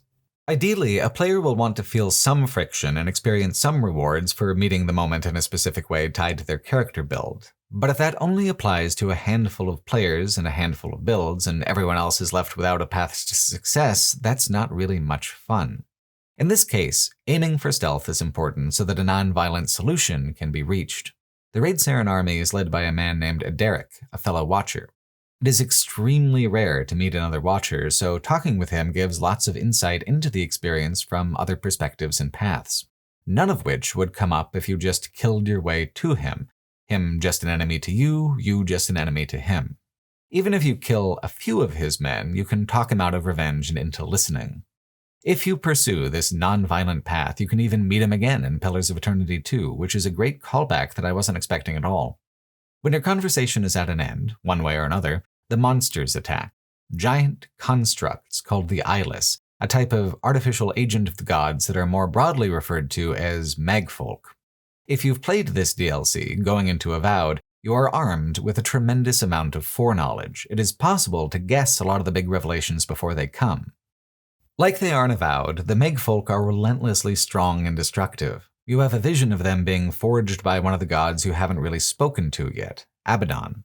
Like Aethys, he's dead, kind of. His corporeal form was destroyed, and that has reduced him in some way. His skeletal body is now an abbey for Andra worshippers. Infiltrating the abbey is the next set piece, trying to find information on where the Eyeless come from. It presents one of the more interesting moral choices in the whole game. As the priesthood gets older, they are banished to the lower level of the abbey. There, they slowly go insane, they forget who they are, everything about themselves, until eventually they forget to even eat and breathe. For them, this was a holy bargain, part of their religion, consensual on some level before they lost their capacity to consent to anything. So who are you to tell them different? You can free them all, letting them wander out into the snow to live whatever fragment of a life is left to them, or you can drown them all in a ritualistic slaughter unique to Andra worship. Neither choice is fully kind or cruel. To let them live individualizes their fates, but opens them up to worse deaths. To drown them all ends the path that they themselves began walking years ago. This ritual and this choice is kind of like a pageant, a dramatic recreation of what happened to kill Abaddon in the first place. There was once a third moon above Eora, and at the height of the Ingwithan Empire, Andra tried to bring it down and destroy everything. She felt it was better to wipe the slate clean, to make it so that the animancy technology that led to the gods' creation would be lost forever, that the current gods would never be replaced by something greater. Abaddon, a smith god, a god of preservation, dissented. He threw his hammer and shattered the moon, and caught the biggest chunk with his own body as it came crashing down. In ages past, the eyeless were Abaddon's servants, helping him with his grand works. But Andra stole them from him and stole his memories as well, making it so that he had no memory of his sacrifice. She used the eyeless like Boudica uses the leaden key, a scalpel to remove all knowledge from the world of what the gods are and what they have done to preserve their own power. Abaddon's White Forge was a testament to his love of mortals and his support for them. It is a clue that could break the conspiracy. So the eyeless have been reactivated now that you've reactivated the Forge, and they will hunt down anyone who has even remotely come into contact with this forbidden past. It does not entirely give away the twist at the end of the main climax, but it runs extremely in parallel, similar to the rivalry and disagreement that Boudica has with Aethys, the conspiracy the gods made to stop Aethys with the god hammer bomb because he sought to make the artificial nature of the gods known. Once Andra's crime is revealed, you have to go and stop the army of the eyeless, which is fucking crazy difficult. It is more intimidating and exhausting than the main climax by far as a combat experience. The eyeless are so durable that it blows out the usually reasonable length of a given combat encounter and turns it into an extreme endurance challenge. People complained about the magfolk in Avowed being too tanky and taking forever to kill compared to most any normal bosses or enemies, which is not untrue, but it has precedent. This is where that level of difficulty is established in the series. And it works. Not every dramatic world-ending threat really feels like one. The lizard folk in Neverwinter Nights 1 come to mind. The eyeless truly do feel like they could destroy any army arrayed against them. You fight maybe a baker's dozen of them, but there are actually thousands waiting to be activated. The boss is actually easier than the lead-up. You fight a big kraken, which is not especially exciting, but is at least on theme for Andra. In a major foreshadowing of how the climax of Pillars of Eternity 2 will be structured, it is not the final mechanical confrontation that matters at all. It is the conversational confrontation you have with a god about the legitimacy of their convictions. The eyeless want to reforge Abaddon. They want their memories back. They want what Andra did to be undone. Are you sympathetic to this? Or will you try to convince them to let it go, that their time is past, that even though Andra abused them and betrayed them, it is better at this point to slip beneath the waves and be forgotten? Whatever ending you choose, it has to be proactively argued through skill checks and also through companion dialogue. You are able to tie together a shockingly large number of existential opinions and in-game lived experience within one extremely satisfying, winding conversation. It's what Pillars of Eternity does best. Even when it rambles, even when it wanders, these paths lead to a cohesive narrative destination that has an impact commensurate with the investment that you've made as a player. Choice is the foundation of any role-playing game worth its salt, but choice is empty and unimpressive without consequence. Seeing consequence play out in compelling and unexpected ways is what ending slides are best at. Once the interactive portion of a game is over, it has limited options for providing that consequence beyond very traditional storytelling, words, pictures, and imagination.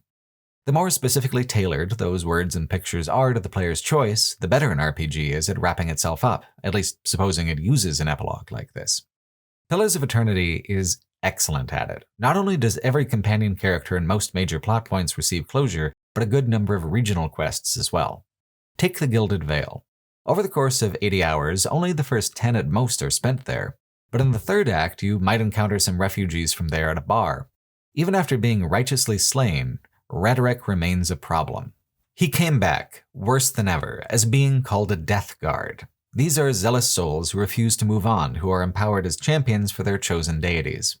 Rhetoric has come back as a champion for Barath, returning people to the wheel left and right, death incarnate. If you don't discover this follow-up quest, you will get quite a surprise in the ending slides. But it's ultimately a hard quest to miss, and Rhetoric is such a bastard that killing him again, this time with feeling, sounds fun as hell.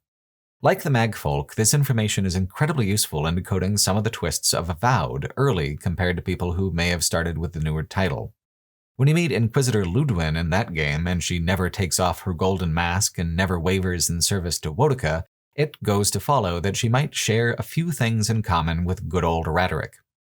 Other unexpected things come up in sequels as well. The oddest section of Pillars of Eternity has to be the swamp area added with the White March Part 2. This continues Consulhat's subplot with the Archmagi and only triggers during Part 2 if you've already done that quest, which is definitely not every player's order of events. I feel like it's even unlikelier that a player would return to Stalwart after finishing the climactic quest for the DLC looking for new quests. People who move on seem likely to stay moved on. Which would probably account for the fact that only 2.7% of all players on Steam complete the Swamp Quest. Well, a few swamp quests, because like all wilderness areas, it tries to tuck in a few minor side quests to flesh out its interactivity. A dead body in Stalwart leads you to the woman who hired the mercenaries from the siege of Cragholt, Lengrath, one of the inner circle of Archmagi. Not content with Consulhat being slayed, as this often proves to be an impermanent solution to him, she is now after you. Fighting through more of the mercenaries is easy at this point, which is why she flies in riding a dragon with another dragon as a backup, one final parting gift to tactical fantasy combat junkies. While the individual dragons don't feel quite as deadly as the Otter Dragon do, the double whammy of both of them at once is incredibly challenging, and that's before adding in Lengrath as a high-level spellcaster. For those playing on harder difficulties, this is the ultimate test, and for those on lower difficulties, it's still a test they're likely to fail the first few times. I certainly did. The frustrating thing here is that this is the only fight in which it is possible to get enchanting materials for the legendary tier. But after this Double Dragon throwdown, there is pretty much nothing else to fight, save the climax and Theos. What's the point at this point? For some reason, the Steam achievements for that final tier of enchanting is even smaller than the dragon fight completion rate, down to 2.2%. Were the 0.5% in the discrepancy just not aware of the other tiers of enchantment upgrade? Did they flatly forget to do it? And if less than 3 in 100 players of the first game experience the Lengrath fight, how worth it is it to do a callback? Plenty worth it, actually.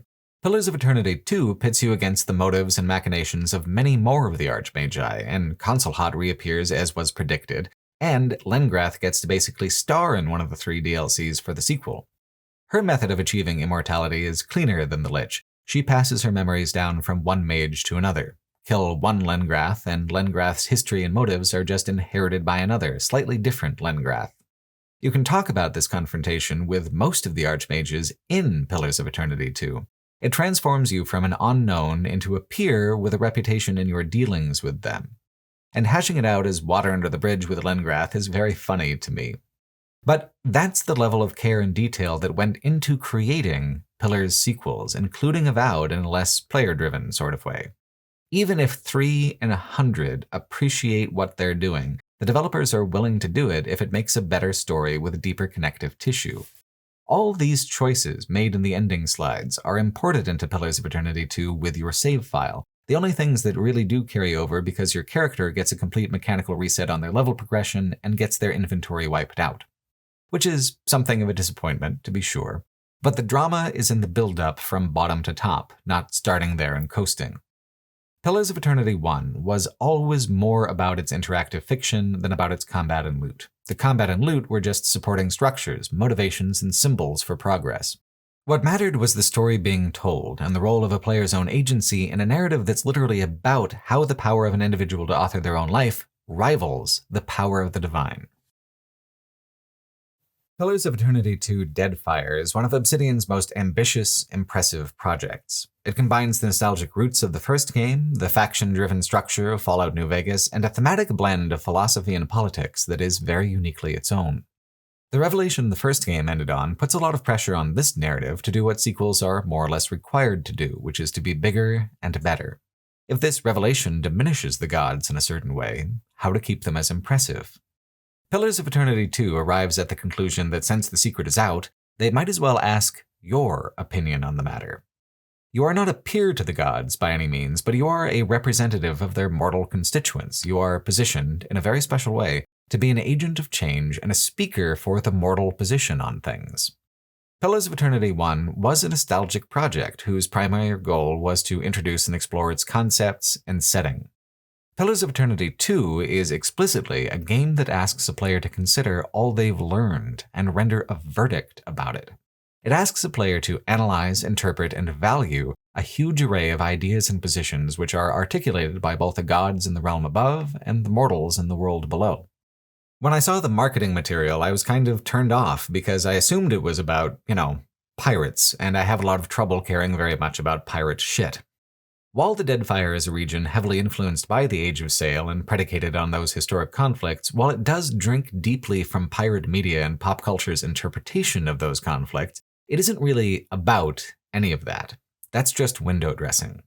The plot itself is a mix of history and speculation that could only exist the way it does within Eora. It is a direct continuation of everything the previous game did and extremely dependent on a player's understanding of those concepts to come across properly. Not to say a new player can't just pick it up and dive on in, but it would be pretty hard to pick up on the nuance of a lot of it because the game doesn't bother with establishing its own context. It does not explain itself at length because the previous game did that job with a consumptive thoroughness. It just goes hard right from the beginning, starting exactly from the finish line that the last game arrived at. Several years do pass in between the titles, and you are still the Watcher of Cad Nua, until Aethys recovers from being blown to bits enough to possess a new body, and the one he chooses is that of the statue below the castle, the massive statue of Meros Nua, Odd Nua's lost son, which the endless paths wrap around from tip to toe. As the Adra statue claws its way from the ground, it destroys the castle and kills you. This is the first minute of the game. There isn't any build-up, no slow introduction. A dead god emerges as a titanic statue and takes everything that you've built away. So, what are you gonna do about that? Your actual introduction begins as a soul moving through the Adra into the Great Wheel without form or substance until you are plucked from the stream by Barath. Barath, in her aspect of the Pallid Knight, tasks you with discovering what Aethys is planning and putting a stop to it because she is deeply suspicious of his intentions. After all, the rest of the gods all conspired together to keep him from accomplishing anything before the last game even began. That's what the Saints' War and the Godhammer Bomb was all about. Rather than history in the past tense, the conspiracy is now revived and refreshed with you at the helm as Barath's champion in the matter. You play the exact same character, but death resets your inventory and abilities. I made a mistaken assumption going in, though. I thought that it was going to be a reincarnation kind of deal and made a new character as an Orlan instead of an elf, and was surprised when characters were like, "Oh, you don't look dead, you look fine, you look just regular." When I had, in fact, completely reset how my character used to look.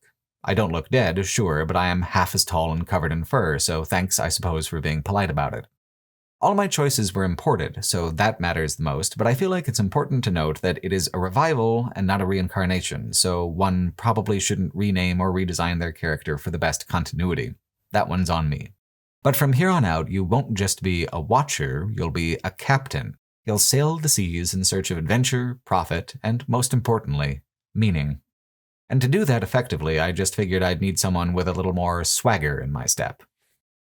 Navigating the tone shift from the Deerwood to the Deadfire is a lot to manage. A new set of expectations, new art and architecture, new cultures, a shift in the setting so significant it might as well be part of a different franchise altogether. But putting them in direct sequence is actually so much more compelling than keeping them in separate silos. It is an exceptionally clever way to escalate without invalidating. If you stayed in the Deerwood with Cad Nua, you'd have to begin with a much grander scale of conflict, with much more influence and familiarity, both as player and player character. In a big RPG like this, much of the joy comes from discovery, from learning. You've learned all you can from the nostalgically influenced Deerwood, and it's not like pirate stuff in D&D is incompatible to any degree. There's even an official 5th edition adventure module, Ghosts of Saltmarsh, that plays around with a lot of the same visual and tonal motifs that Deadfire does. Switching over to something vibrantly different and culturally unfamiliar, as far as Eora goes anyway, resets a player's position in the world just as effectively as dialing them back down to level 1, which happens also. Plus, it allows for a very clever and efficient introductory and tutorial section at the beginning. After Cadnua was destroyed, your body was loaded onto a ship, and once you wake up with a Barath's blessing, you are already underway to the Deadfire, but you are immediately attacked and shipwrecked. So this new world that is so much larger gets reduced down to a curated progression at the beginning to explain itself, its new game mechanics, and its new vibe in a relatively linear way before opening up into something much more impressive and freeform. In an interview with Game Banshee, Fergus Urquhart was asked, quote, "When you look back at Pillars of Eternity, for those people that it didn't resonate with, or maybe they just didn't have a chance to even pick it up, what hooks are you looking at putting into the sequel to encourage those people to buy it this time around? How are you going to capture their attention?" End quote. To which he responded, quote, "I think that we can do a better job early on in the game of drawing people in. I talk a lot to people that really enjoyed the game up to when they got to Defiance Bay, and then they were a little confused about what they were supposed to do, and in particular if they missed Radric's Hold, which was an awesome dungeon keep thing. But if they missed that and they made it to Defiance Bay, we will freely admit that the content of both Defiance Bay and Twin Elms was probably not our best content. And so we just need to make sure that it's consistent throughout, and in particular, the early part of the game. Make sure everybody understands and is clear on what you're doing. It's clear what you're trying to adventure on, even if you're going to a different place and things like that. The story is clear. It was clear as it is supposed to be at a certain point. Not like, go find this, now go find this. It can be too clear and then it feels kind of trite. But I think that's what it is. I think we can do a bit better on the tutorial. I think we can help people understand combat better. But yeah, I think that's it. It's just making sure that during the first hour or two, people feel successful and feel good about how they're playing the game." End quote. Deadfire does this rather well. While it doesn't establish everything, it sets up clearly how the new game is going to work, which is just better in every way. The combat is much more visceral and much more clearly presented. The exploration is much more interactive, with an overland map that isn't based solely on how things used to be in Baldur's Gate. And most importantly, it establishes the game's true villain, which is not really Eothas so much as it is, appropriately for the setting, colonialism.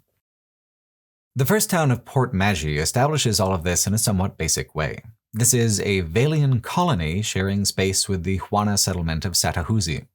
There are tensions brewing from misunderstandings, abuses, and greed. There is also a religious group on the island that fit poorly into either population, a branch of Eothas worshippers called the Dawnstars. While vastly different in tone from the previous game, all these elements are kind of broadly familiar in a cultural sort of way.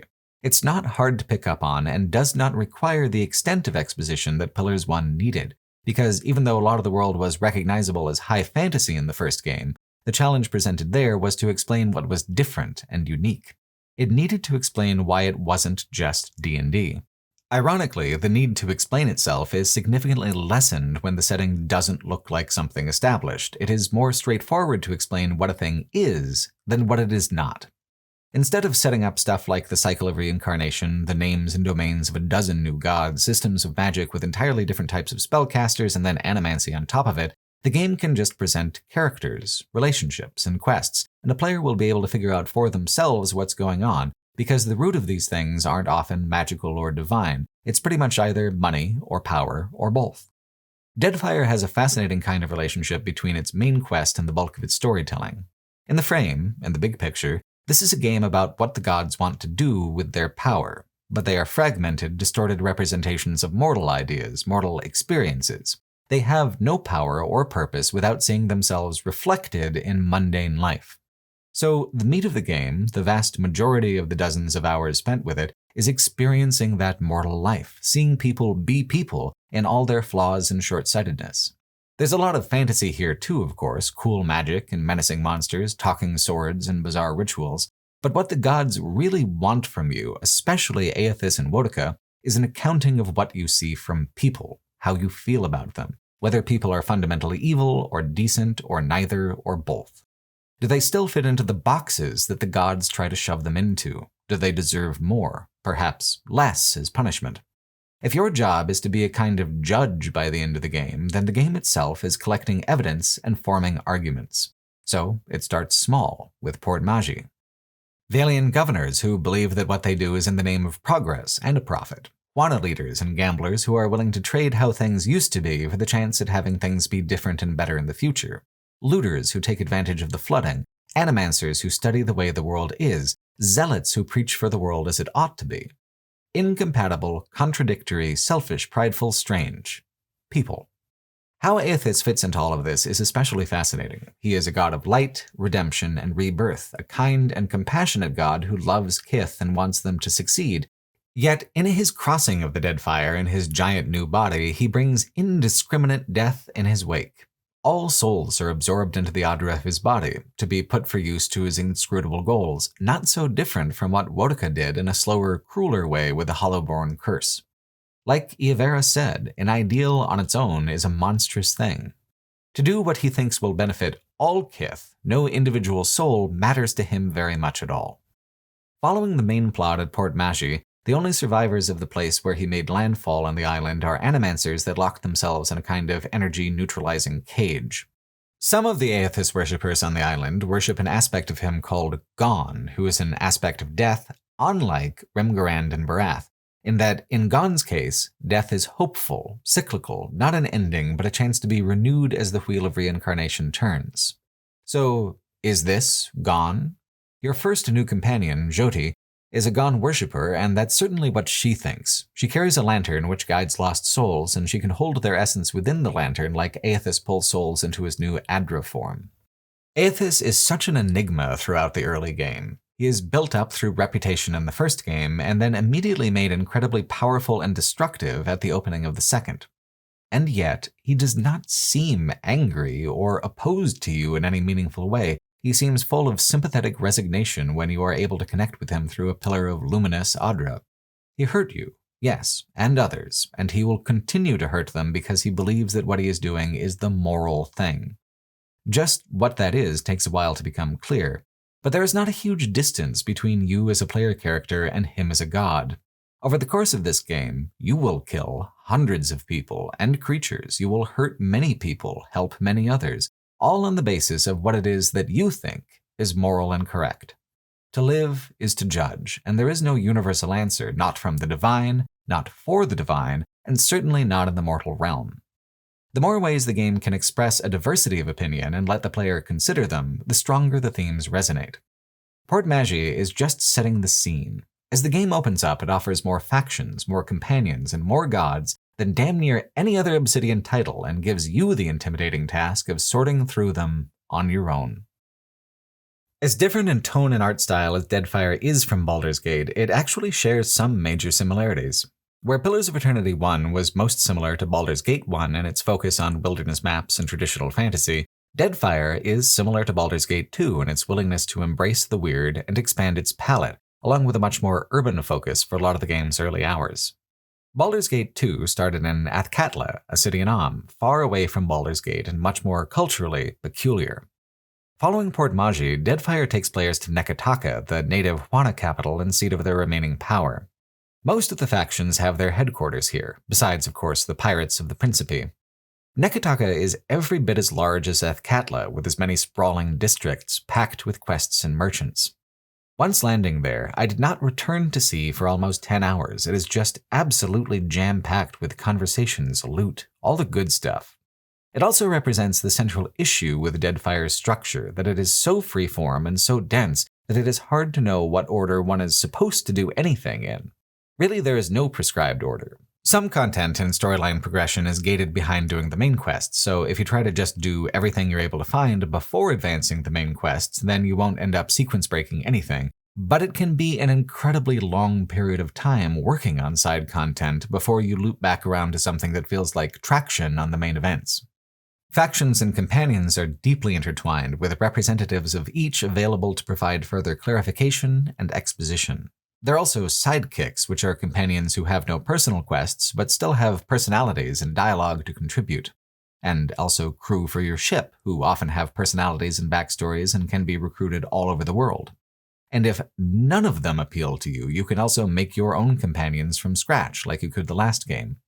I went a lot of the Neketaka sequence without a pure rogue with solid lockpicking abilities, and when I ended up with a quest to rob the mansion of the Archmage Arkhamir, I very quickly slapped together a bonus party member for the express purpose of popping a few stubborn doors. Which worked great. It's good to have options, but with Deadfire, the options can feel absolutely absurd until you start to work your way through a bunch of them and get a better sense of where the options stop.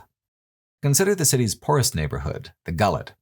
There are people to help in dire need, and there are shady gangsters and pirates. There is a massive hidden smuggling operation that have their very own sub-neighborhood, and beneath all that is a 3-map dungeon called the Old City, whose ruins the new Nekataka have been built on.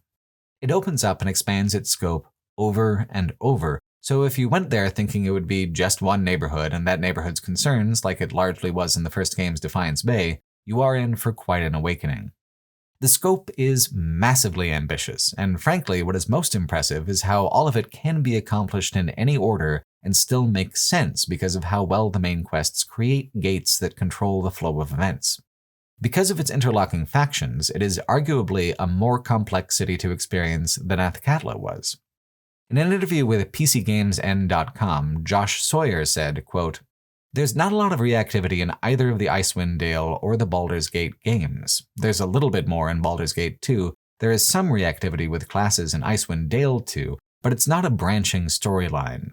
So people expect a game the size of Baldur's Gate 2, which is over 200 hours, but with all the reactivity that RPGs have developed over the past 15 years. That's one of the most difficult things to deal with, actually, in terms of spiritual successor legacy." End quote. Deadfire being able to rise to meet the difficulty of that challenge is one of the things that makes it so appealing. It is not exactly a nostalgic work. It is not nearly as imitative of the original Baldur's Gate games as the first Pillars, but it excels at creating structural parallels and experiential resonance. Spiritual successor is absolutely the right phrase. It is one turn of the wheel down from the 90s isometric era, a new personality, a new history, the same essential soul memory. While Fallout New Vegas is probably Obsidian's most famous politics-driven title, and Tyranny is its most creative, Deadfire is notable for having a more impressive balance of factions than either. There is one primary native faction, 2 native subcultures, 2 criminal enterprises, 2 colonial economies, and all the religions on top of it. The relationship between the 2 colonial powers is especially fascinating because they provide together a much more vivid portrait of greed than one would alone. The Valian Trading Company is the most straightforward. They appear, on the surface, to be relatively liberal. They support animancy, they follow the money, and aren't primarily motivated by racism. They are bringing high technology and progress to the region. Their NPC representative is Palagina, who is in either high or low standing with the company depending on how you convinced her to handle her political negotiations last game. If she secured the trade deal as requested, she is respected. If you convinced her to alter the deal, her professional reputation suffered, even though it was the right thing to do. As you work with the Valian Trading Company, it becomes clear that whatever morals they try to project are deeply flexible. The director of the company wants to make a deal with the Crookspur slavers, and the respect that the company has for animancy is largely driven by the fact that animancers are the #1 market for which luminous Audra can be sold. They follow the money, which can mean benevolent things when it's convenient and evil things when it's expedient. They are fundamentally hollow, believing in nothing, helping no one except in the most accidental, incidental of ways. To go against them means that Palagina will leave the party, which is another nice touch. Palagina is a good friend, largely a decent person, if prickly at times, but she is a paladin of the Valians. She is a true believer. She cannot be persuaded otherwise. Political loyalty and personal loyalty are often 2 wildly different things. You can't always rely on people to do the right thing when it contradicts their entire worldview, even if the morality of the situation is clear, even if you're nice about it. Some people are absolutists, paladins perhaps most of all. Contrasting the Valians are the Deadfire Trading Company, which is run almost entirely by a mana from the island of Rawatai. The island is barren and harsh, rich in minerals, but bad for agriculture. They are an expansionist people by necessity. They are much more militaristic than the Valians and, on the surface, less intellectual. It's revealed later that they have a whole secret research complex and a special weapons program. They are not anti-science, they simply view it in more pragmatic terms than the animancers might. They are not exploring frontiers, they are engineering solutions. With only the Valians in the game as a colonial power, the themes about how pervasively corrosive colonialism can be might seem like more of a caricature, the mustache-twirling European-coded invaders versus the Polynesian-coded natives. Having an Amana faction as one of the colonial invaders centers the corruption as an issue of culture and not just of race. The Juana have lived in the Deadfire for generations. They are the rightful rulers as far as heritage is concerned. They have richer traditions of art, deeper relationships with the gods. Neketaka itself is a testament to the longevity and creativity of the Juana as an independent nation. But the Rauataians have the gunpowder. They have the concrete. They have an economic motivation to expand or perish. It is not that they hate the Juana, it is simply that there is only room in the Deadfire for one dominant culture, and they are determined to be the ones on top. The cultural heritage and traditions of the Juana simply aren't compatible with the kind of resource exploitation that the Rauatai intend to accomplish. There is money to be made, and if all the gold and all the temples must be stripped off and melted into coin, that's just fine with them, because coin can be spent and decoration is useless. They are a heartless, callous organization, but a highly rationalist one, capitalist to the core and utterly unsentimental about what it takes to accomplish their profit. Their NPC representative is much more interesting than Palagina, a naval officer named Maya. Maya is extremely personable, wry and clever, someone with an appealing and easy way about her. And yet, if you accomplish her personal quest, it creates some of the worst endings in the game for some of the regional concerns. She asks you for help without knowing why or what you're doing. She is asking a favor of you as a friend. And in most games like this, that would be fine. Friends are great to have. But she is a spy, and her other friends are spies, and you are assisting them with covert assassinations. In the Juana settlement of Tikawara, the leadership is too progressive for the Deadfire Trading Company to tolerate, too independent, too strong in their beliefs. They need someone weaker in charge, someone who will sell out under pressure. So if you help her there, you hammer in the final nail in the coffin of an independent Tikawara. In Port Maji, the Valian governor is a thorn in the side of the company, standing in the way of a hostile takeover of the island and its interests. Helping Maya there throws the island into chaos. The only way to preserve better endings for these places is to disappoint Maya directly, giving her inadequate or subversive help. Maya tells a story of when she herself was asked to assassinate a Juana target, how she struggled with it, knowing it was wrong, knowing it was essentially an act of evil. And yet, she pulled the trigger. She leaves the party if you plot against the Deadfire Trading Company. That's her whole life. As a capitalist and a capitalist enterprise, she may have sold her soul, but now that the investment has been made, she expects a return. Anything less is unacceptable to her. Showing Maya loyalty without asking the cost is pledging loyalty to a political machine that doesn't care about your friendship at all. She is compromised, and will compromise you in turn. It's such a severe way to write her character, and that severity is so much more sharp and impactful than a companion who is effortlessly kind and good.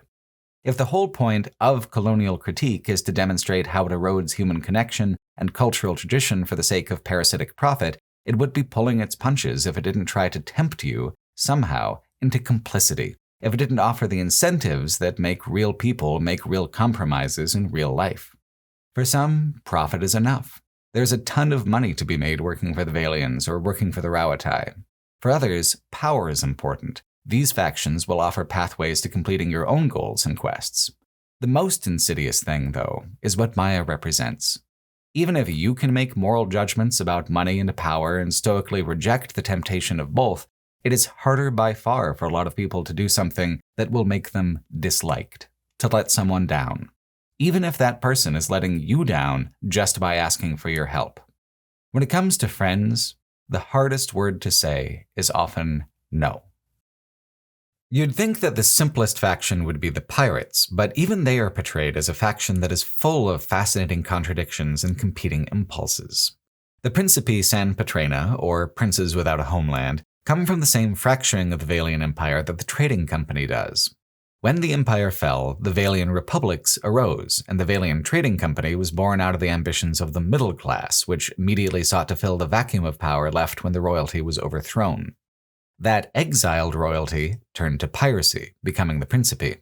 So rather than being a faction of riffraff from the margins of society, the Principe is actually composed of the aggrieved fail-sons of a fallen aristocracy.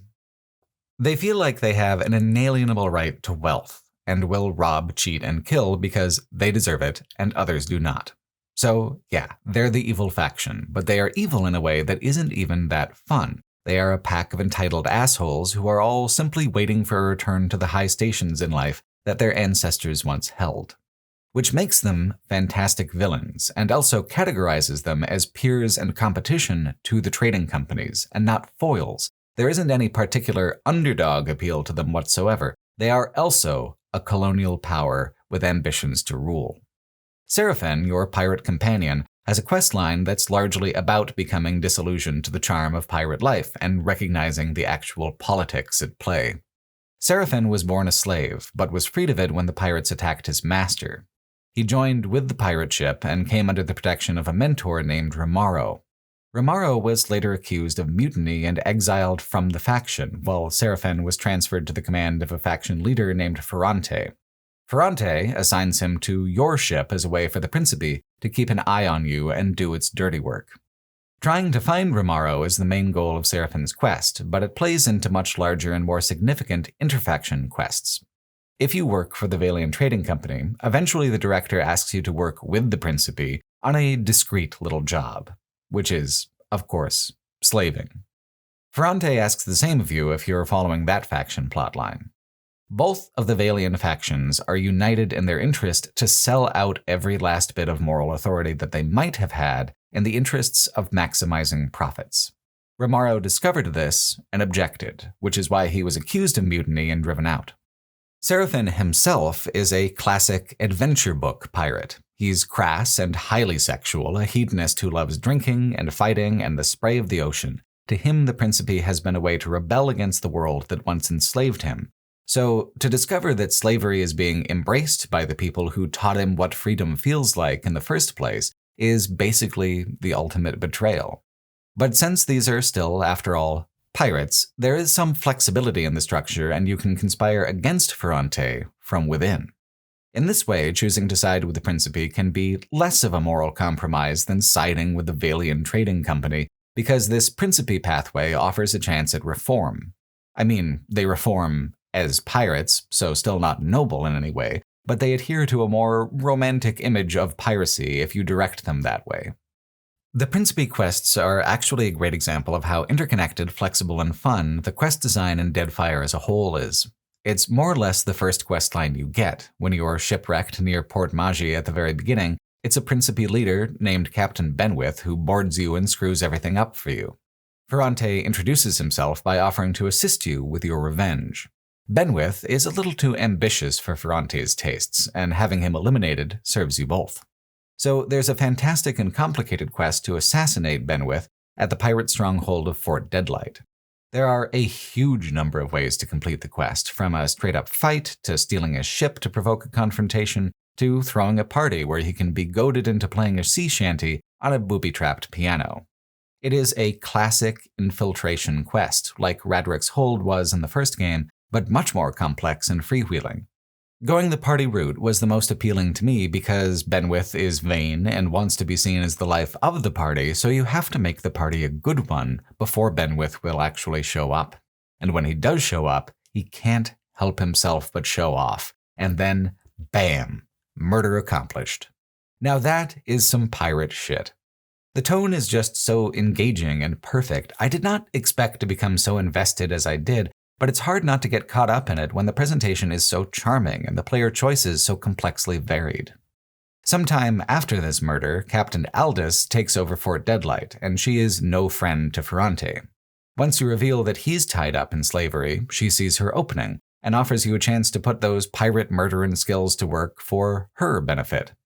No one is pretending to be a good guy here, but some evils are too distasteful even for a murderous opportunist, and that creates an actionable opportunity for an ambitious pirate like Aldous. While I did not pursue the questline far enough to see it, there's even a chance to board and take over a legendary vessel crewed and captained by ghosts.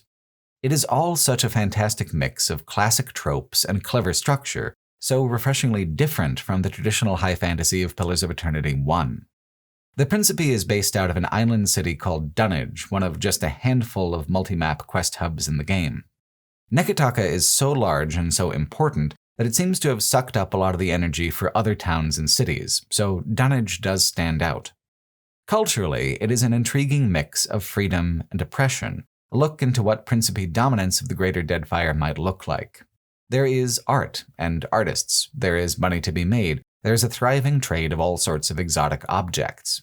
And yet, it's also a place where those artists can have their lives ruined by crossing the wrong person, forced into prostitution, held in thrall by debt. You can say anything you want about anything except, of course, the Principe. The freedom of the pirates is a veil drawn across a very old, deeply authoritarian face of aristocracy. In a more basic cliché formulation than the pirate faction really would represent freedom. It's very typical for the writing in Deadfire that the game would take the harder path and construct the Principe as a self-serving illusion instead. The Juana are not represented in simplistic terms either, despite being the more obviously good choice of faction to side with. Queen Anakaza II is a shrewd and relatively just ruler, and it is easy to see her as being a compassionate force. But if she was truly or wholly compassionate, she would not be queen. The Juana have a caste system which creates winners and losers by birth that is similarly unfair as the colonial systems being forced on the Deadfire by others, and the queen is likely going to be succeeded by a prince who is hot-headed, short-sighted, and extremely driven by the profit motive. The choice to make all of the factions objectionable in one way or another is why there is a way, difficult way, admittedly, but a way, to solve the main plot without any kind of help from any of them. You can reject all the factions if you please. But I did choose to stand behind the Juana because I was curious about their story, I was interested in their history, and I was invested in their future. And the history of the Juana is fascinatingly cyclical. Every single faction in the game is searching for an island where Juana culture originated and reached its peak, Ukaizo. It hasn't been seen in hundreds or perhaps thousands of years, hidden deep in a supernatural storm that never abates. If anyone has an actual right to the island, it is the Juana. To secure Anakaza's position and complete her faction questline, a player must bring into the fold a hostile tribe that has never been willing to compromise like the Queen has. She has allowed all the trading companies to make strongholds in Neketaka because, as corrosive as the colonial bonds can be, they are profitable. They do bring strength, and it is better for her to keep these enemies close and compete with them in a grand game of economics than open warfare. For the Oaxaca tribe, all outsiders must die. That's all there is to it. That's all there ever will be. So reversing hundreds of years of that prevailing opinion among them is a bit of a tall order. Oddly, it's Aloth and his subplot that bring the most light to the issue. In the 5 years that passed since the last game, he has been, depending on player choice, tracking down the last vestiges of the Leaden Key cult to keep tabs on them. The Oaxaca live among Nguithan ruins, all of which bear the symbol of the Leaden Key, even including a mural of old Theos himself. As a watcher, you can reach back into memory and see what happened between Theos and the tribe centuries ago. Now, the Juana as a whole have different names for the gods as they do in the Dyrwood, but they do worship the same pantheon. This seems unremarkable at first because those gods are all speaking to the player character every so often and are demonstrably, provably parts of the world. But if you think about it for a minute, it is a little peculiar. Why don't the Juana have separate gods? How would they know about them in such detail? Unless, of course, these cultures have had a common thread. This current wave of colonialization was not the first. The Nguithans were the original colonizers of the Deadfire. They replaced the original culture with one hybridized with their beliefs. Ukaizo was a city where the Nguithans tricked the Juana into building the machines that would make these gods real, tricked them into giving up their souls to be used as fuel for the creation of the gods. Ukaizo was a terrible trap. Their own people, the first resource traded to the colonizers. The Juana have forgotten this. Theos came to the Oaxaca to convince them to stop living in the ruins, to treat them as sacred and forbidden, like how the Ire Glanfoth treat them in the previous game. They refused and killed Theos, but by doing so set a cultural precedent that no outsider would ever be allowed near the ruins, nor in the Deadfire altogether, and certainly never to look for Ukaizo. Since the whole purpose of the Leaden Key is to bury the secret of the gods' creation, this suited them just fine. For Aloth, this leads him to a crisis of culpability. Is it ever possible to interfere for the better? Even if he goes about his business with the best of intentions, what about the unintended consequences? Queen Anakaza is making the same mistakes that her ancestors made, mistakes that led to both the peak of their civilization and its fall at the same time. They made the same bargain for progress and risked the same dangers as she does now in allowing the trading company's power in Neketaka. I love the cyclical resonance of all this, the secret revelations, the sideways angle from which these things are revealed through Aloth and the Wahaki. What seems like a side quest, but becomes essential exposition for the main quest. The Huana companion character is also an interesting window into all of this. Tekehu, one of Andra's godlike children.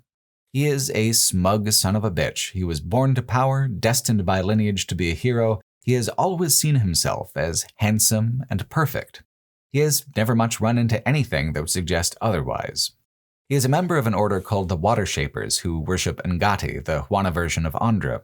If you have him in your party, Andra will actually speak to you frequently to check up on him and make sure he's doing okay, which is a sympathetic touch for an otherwise severe goddess. The Water Shapers Guild suffers an attack, and in tracking down where the attack came from, you go deep under the guild hall. There's a secret there. The Water Shapers do not get their power from the goddess. They get it from an imprisoned dragon who the first Water Shapers tricked and betrayed. The old dragons of the Deadfire made a deal with the Nguithans, too. Their souls were fused into the guardian of Ukaizo. Ngati existed as a legend before Andra existed as a god, but when the god was made real, the myth was fused with a construction. Tekehu's life is built on lies and presumptions that are both true and untrue in interesting ways. Culturally, Ngati is a mashup of stories his ancestors told and stories the Nguithans made manifest. Supernaturally, Tekehu is a literal child of that fusion. Personally, all his power comes from a series of ancient betrayals. He is also a child of deception in that way, and finding this out breaks his confidence. His story is a lens into the contradictions of the Huana, the stories they tell themselves, the history they've forgotten, and the way they were used, and the way that they have used others. It's a complicated legacy, and the complication of it doesn't make Tekehu feel like such a perfect, handsome fishman anymore. Because as much as they are the most legitimate petitioner for reclaiming Ukaizo, the Huana are not perfect. They are full of contradictions, selfish and strange, just like any other people. It would truly ruin the thematic impact of the storytelling if the Huana were all as Tekehu perceives himself, idealized, heroic, blameless. His disillusionment and the moral confusion it causes him makes him a more rounded person. It gives depth where there was none before. And that's what the writing does with the Huana as a whole. Like with Pillars of Eternity 1, this is not a grimdark setting. The moral here is not that everyone sucks and everything hurts. It's just not heroic fantasy either, with clear heroes and obvious villains. What the storytelling is trying to accomplish is a sense of fantastical naturalism. It is trying to pull from the gray confusion of history and all its contradictory interpretations and use fantasy to sort it out in a way that makes more sense, using the interactivity of the fiction to allow a player to make their own judgments and choose their own sides. What makes this particular mode of storytelling so resonantly vivid is the fact that, like life, what is right or wrong comes down to your personal convictions, your individual interpretations, and never will you find an answer that is absolutely perfect. In an interview with Game Informer, Josh Sawyers asked, "What are some of the features that help the Deadfire Archipelago stand apart as a fantasy setting?" To which he replies, quote, "One of the things that can come up early on is we talked about what is the reason for people to come here. The Deadfire was a known place a long time ago, within the past few hundred years within the Pillars universe, so it asked the question, why aren't people already climbing all over this place? I'm looking at colonialism, for example, the exploitation of rubber in the real world. Until rubber became vulcanized and there were lots of industrial applications for rubber, there wasn't a huge drive to get that substance. Why would there be? In Deadfire, there's a substance called luminous Adra. Adra is a material unique to Pillars of Eternity. It's what the Pillars of Eternity are made of. They are the substance that grows naturally out of the world that seems to conduct soul energy. In the Deadfire, there's a unique type of Adra called Luminous Adra that is so filled with soul energy, it literally glows. For a long time, people were like, that's kind of crazy, I don't know what to do with this, but that's kind of neat. The breakthrough in the Pillars world was that an Animancer, people who study soul energy and the science of souls, discovered several very useful properties of Luminous Adra, including an elixir that temporarily restores vitality and feelings of youth and a youthful appearance. That immediately became extremely popular among wealthy people in the Eastern Reach, which is actually to the west of the Deadfire archipelago, the place where Pillars of Eternity 1 took place. Once this became a precious commodity that could be refined and used for a variety of valuable purposes, those colonial powers decided to rush in and make all these crazy ways to use it." End quote. It's this unity between political economic concerns that are broadly realistic and extremely creative fantasy tropes and imagery that makes the game so wonderfully evocative. It never loses sight of what grounds a story enough to make it feel true, even if it is outrageous or impossible. That's the heart of a lot of fantasy storytelling, but not all. Heroic fantasy is about what the world ought to be like. Grimdark is about the fear of what the world could be like. But this middle ground of fantasy that is about the world roughly as it is ends up being a fine line to walk and takes a lot of skill to make it work. In a different interview between PCGamesN.com and designer Alex Skokal is asked, quote, "Do familiar fantasy worlds bring their own struggle? In that case, you're getting everyone to adhere to rules they might assume that they already know." End quote. Skokal replies, quote, "There's a consistent struggle in the Pillars team between making things that are pie-in-the-sky weird and making things that fit the world. The goal is that the world keepers in the narrative department work together with the experienced builders so that things make sense to the player. Sometimes they're at loggerheads, where you have narrative saying, this can't happen, that's not how it works, but the area designers are saying, we need to do this. Eora is a rules-based world, and it's important to us to keep it internally consistent because that gives weight to your actions. If a portal can open and orcs fall out, then it undermines the player's agency in the world. It undermines their decisions regarding various settlements and their communities, their own beliefs, and their companions." End quote.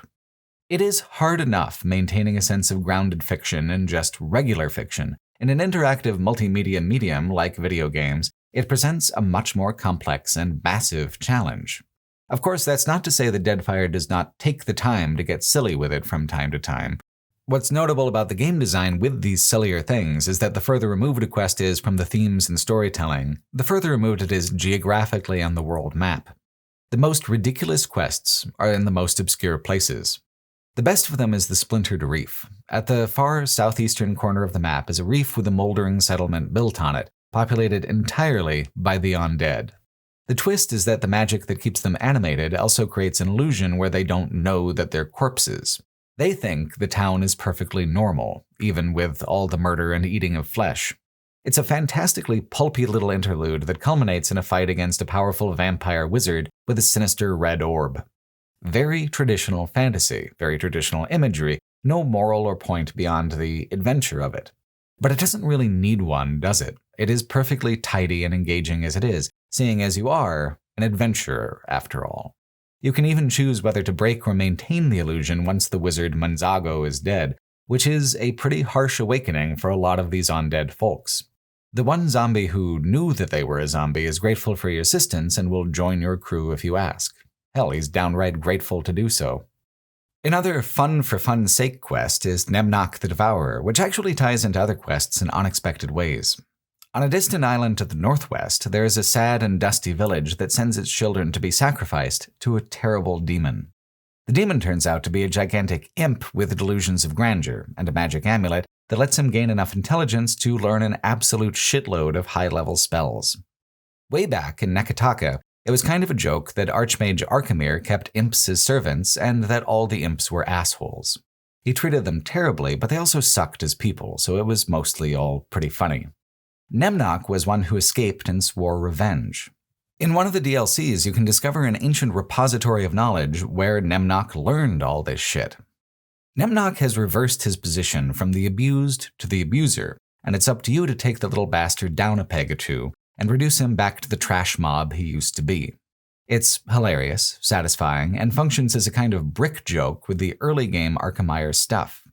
And these are just some high-level, high-profile examples. You really never know what you'll find out on the high seas. And that's the source of the balance between interactivity and storytelling that the first Pillars of Eternity sorely lacked. Having exploration be based on a series of island chains is clever in a number of ways. First, it allows the map to be absolutely massive without having to make a lot of content for it. By its nature, most of the ocean is effectively blank, but it still contributes to the sense of scale and the feeling of traversal, especially when you add the ship mechanics into the equation. The crew must be fed, and they must have something to drink. The cheapest food and drink reduce morale, while the expensive kinds raise morale. High morale allows a player to better persist through danger and hardship. Low morale leads to worse outcomes and discord between the crew. There is medicine to manage sickness, there is ammunition to use in combat. In the otherwise blank spaces of the ocean, these random events that pop up in text boxes can be really compelling. Plus, there are specific ocean-bound points of interest that are strange and sometimes quite beautiful. Getting low on supplies or having to resort to subpar rations adds a tension to these long stretches of nothingness. There is a cost and a risk associated with all movement, although you can prepare to pay those costs and risk less. At any point in time, you can stop the ship icon and load up the ship map, which functions like a party camp. All the companions and crew are here, and you can have backstory conversations or advance personal quests at any time. Because this is the way you move around the larger world map, the only reason why you would ever be separated from it would be because you're traversing a larger landmass, which is a slightly separate kind of deal. But those overland explorations have a ton of points of interest, from minor ones that just give resources to bespoke locations with an actual explorable map, to dialogue box encounters that are often just as action-packed and intriguing as the main gameplay areas. There's some really fantastic adventure to be had wherever you set your course to, every island that you can land on, and all the vast ocean spaces in between. It was a nostalgic choice in the last game to have the overland map be Baldur's Gate-style non-interactive nodes, but the improvement here is so vast that it shows how nostalgic design can be extremely limiting in some ways. This doesn't evoke the same format quite as much, but it is way better. It transforms and modernizes the format and makes it something more unique to Pillars of Eternity. One fun little feature is that many of the islands are considered uncharted and allow a player to name them themselves. These islands typically have one dungeon with minor side quest or puzzle, one dialogue box adventure, and a variety of resource locations. There are tons of them, though.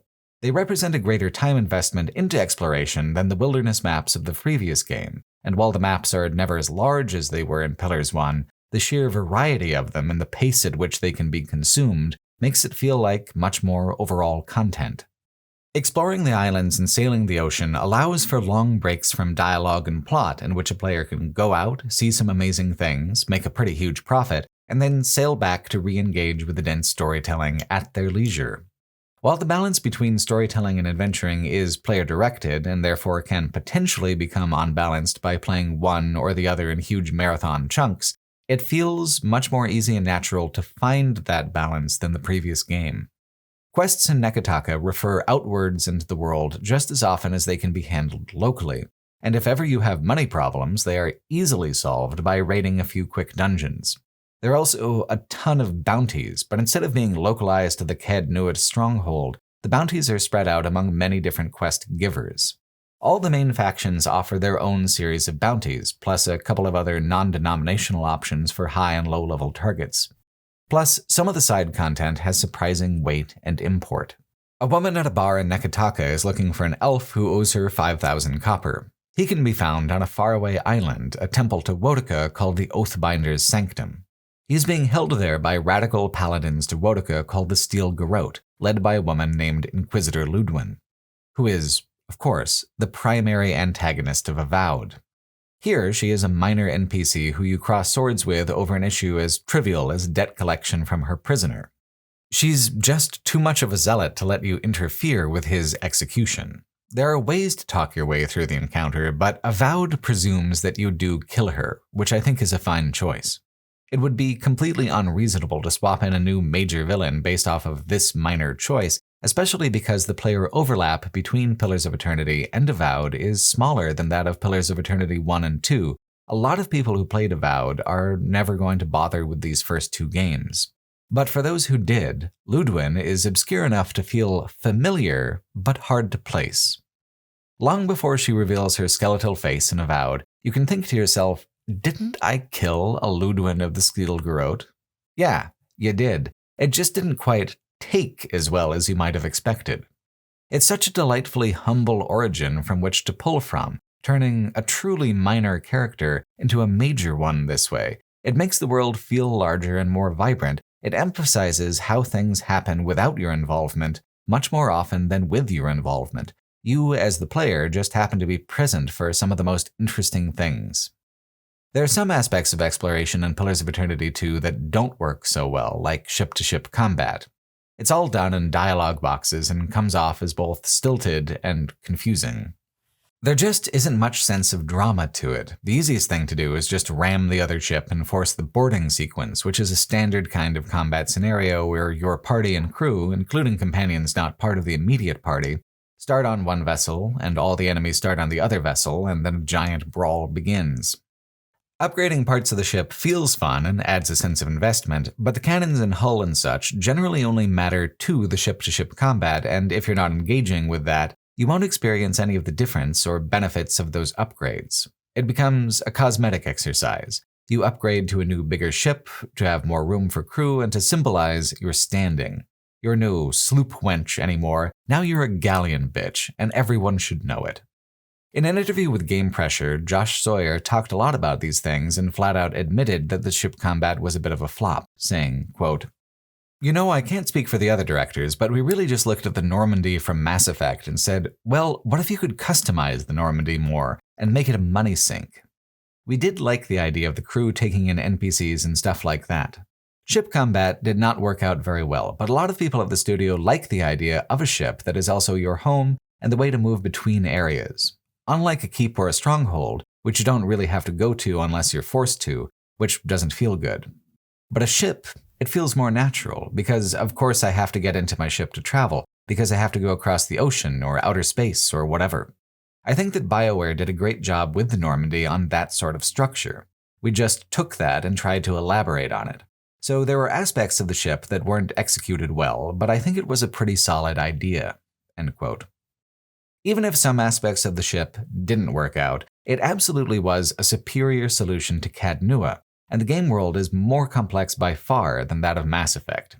That's one of the things I've always loved about Obsidian titles, even when they're riffing on old BioWare titles like Baldur's Gate or the newer BioWare titles like Mass Effect, they are always pushing to expand the concepts into deeper and stranger territory, even if that ambition leads to a messy outcome from time to time. While the exploration may have benefited the most from moving beyond what Baldur's Gate 1 or 2 would have done, combat benefits almost as much. Real-time with pause is admittedly an awkward system sometimes. It moves faster than something like the turn-based isometric Fallouts, but in a game based on party control, that control can become very chaotic without constant adjustments or micromanagement. In effect, it is turn-based. You just choose when to stop time and take that turn, or just leave your chips on the table and let it ride. Retroactively, both Pillars of Eternity games received a turn-based mode if players prefer, but that isn't the intended rhythm, and it shows. In Pillars of Eternity 1, combat felt both messier and more sterile. Pillars of Eternity 2 makes a huge array of changes to pacing and presentation in combat that brings the whole experience into better focus with a visceral immediacy. The party limit is reduced to 5, but the foes you face are also reduced in number from the sometimes ridiculous hordes of enemies that the previous game threw at you. They are, at the same time, made more powerful and threatening. Movement and attacks feel like they come in a little slower, but they also make more impact. The combat has traded scale for legibility. It has made every choice matter more while also giving a player more room to make those choices on the fly instead of having to pause for so long and so often and issue 6 new orders for every party member. In the new combat, it's more reasonable to just manage 1 or 2 party members at a time, in real time, as the situation changes. The harder the fight, the greater the micromanagement, but that's really positive from a dramatic perspective. When the fights are of more average difficulty, it's the time frame that tightens up. When the stakes are high, the player tightens up instead to pay more attention. The game's camera work also helps make the combat feel more impactful. There are slowdown effects on critical hits and zoom-in effects on the last kill of a given combat, giving a kind of cinematic flourish that isometric RPGs often lack. Out of all the Obsidian isometric revivals like Tyranny, Tides of Numenera, or Pillars 1, Deadfire has the best combat by a significant margin. It's just so fast, so fun, so consistently engaging and delightful. It's not any less complex than Pillars 1, it's just leaner so that the individual aspects of tactics and strategy have more room to breathe, rather than getting all mixed up into a mush of frantic activity, punctuated by long pauses of giving orders.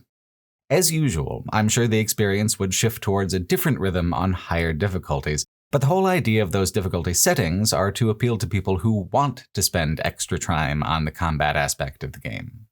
It is basically impossible to make the reading comprehension that's required for the rest of the game more difficult, so this is really the only category of play that can be modulated for individual tastes and preferences.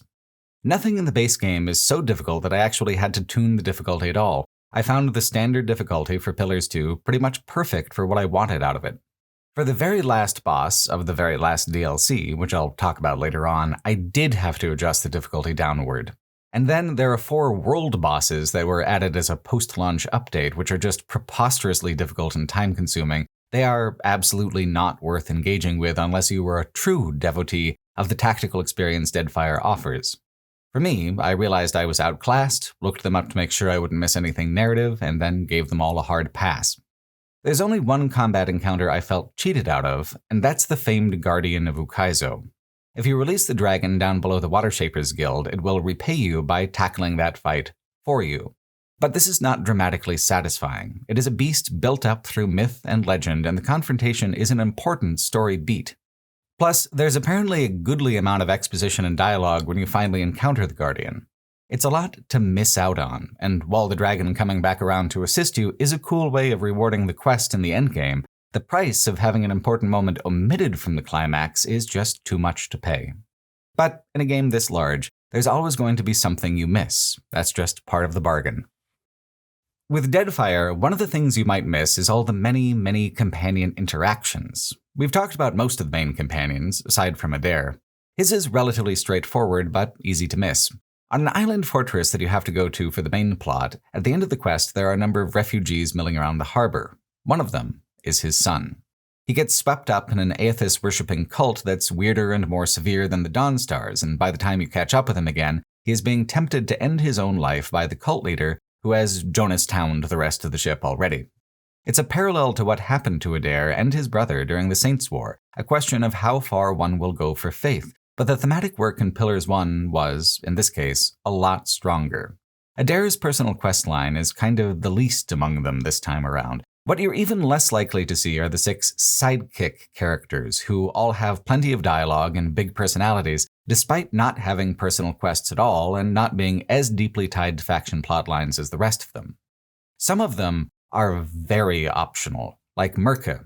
She's a pirate like Seraphin, who seems mostly to exist if you want a hard-drinking, oversexed pirate who isn't masculine like Seraphin is. They are so close to being the same kind of character with the same kind of vibe, I just don't know why she was included at all.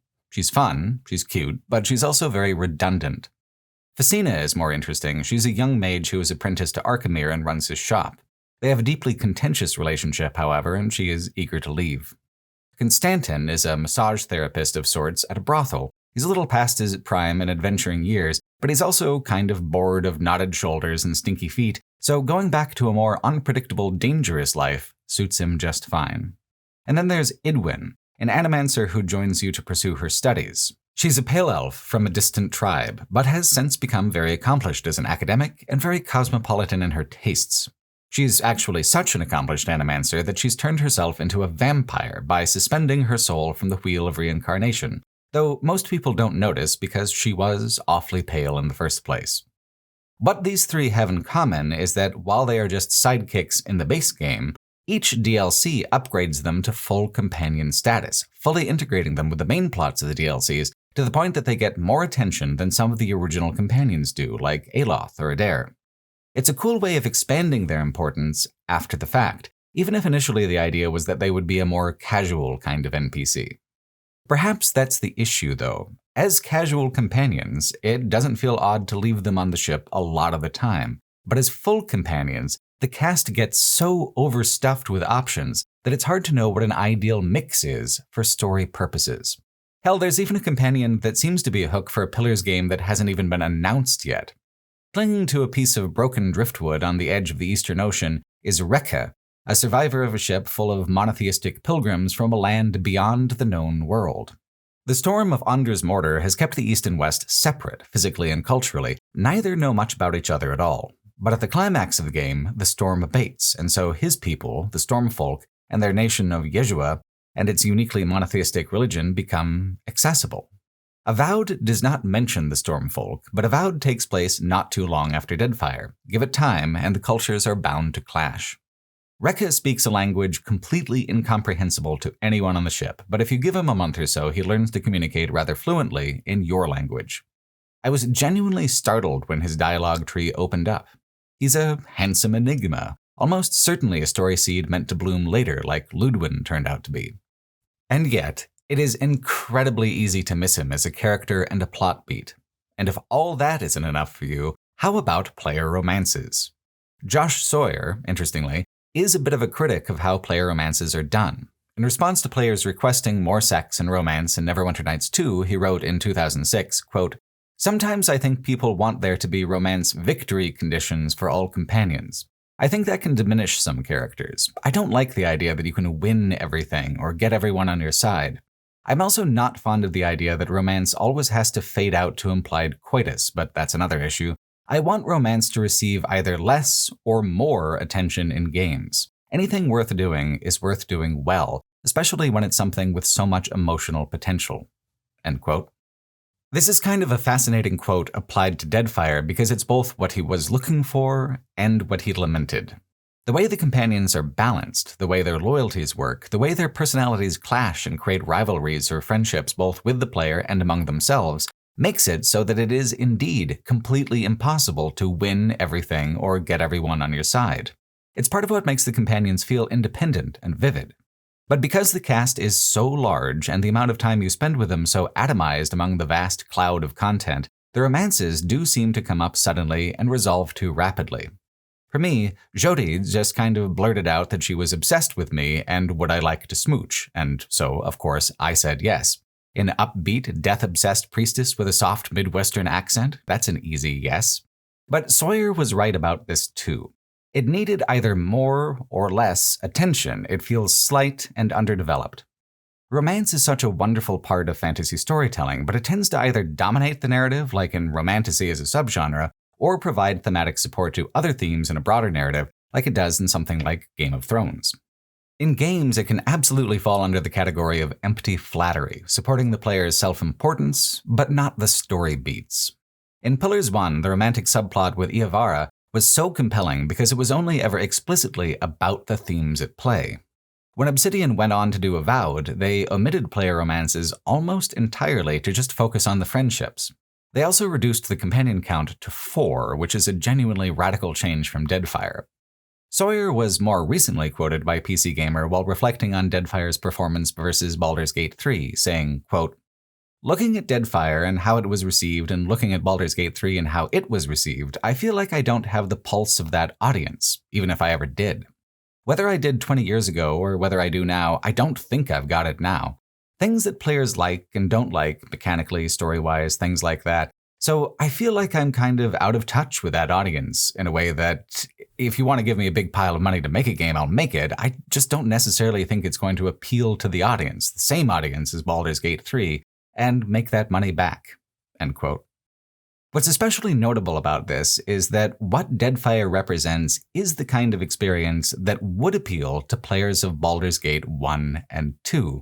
It is still nostalgic work, reflecting backwards to a time where prose was still the foundation of everything that transpires, when the structure of fiction, and not the structure of television, was most dominant. Baldur's Gate 3 was much more modern, much more multimedia, and Avowed was much more modern too in its own way. In any case, I think the strength of Pillars of Eternity is drawn from the fact that the ambivalence that Sawyer feels in that quote is immaterial to the impact of the work. Deadfire is not a game where being in touch or out of touch with the trends in RPGs matters at all. It is a title that follows its own instincts to the farthest reaching conclusions, that pursues its own idiosyncratic vision in such a maximalist way that even when it dumps 3 gigantic DLCs on top of the existing mountain of content, it still feels like there's room for more. Like the White March before it, the focus of the DLCs in Pillars of Eternity 2 is gods and cultures that didn't get enough attention from the main narrative, fleshing out the moods and margins with new adventures and exposition. The first DLC, The Beast of Winter, is focused primarily on Rimmergand, drawing on a few plot threads from both of the main Pillar titles. But it's also one of the most critical parts of the total cumulative story when it comes to knowing who Aethys is and what he wants. I would argue that The Beast of Winter is an absolutely critical piece of connective tissue between the two main games, and that Deadfire is just incomplete without it. It's really excellent, tighter than the White March in its writing, and much more impressive in its presentation, even though they share the same snowy aesthetic. The setup is that there is a glacier that never stops expanding in the southern seas, where there is a doorway to Rimmergand's realm of ice and decay, just like Rimmergand's quest in the previous game's Council of Stars.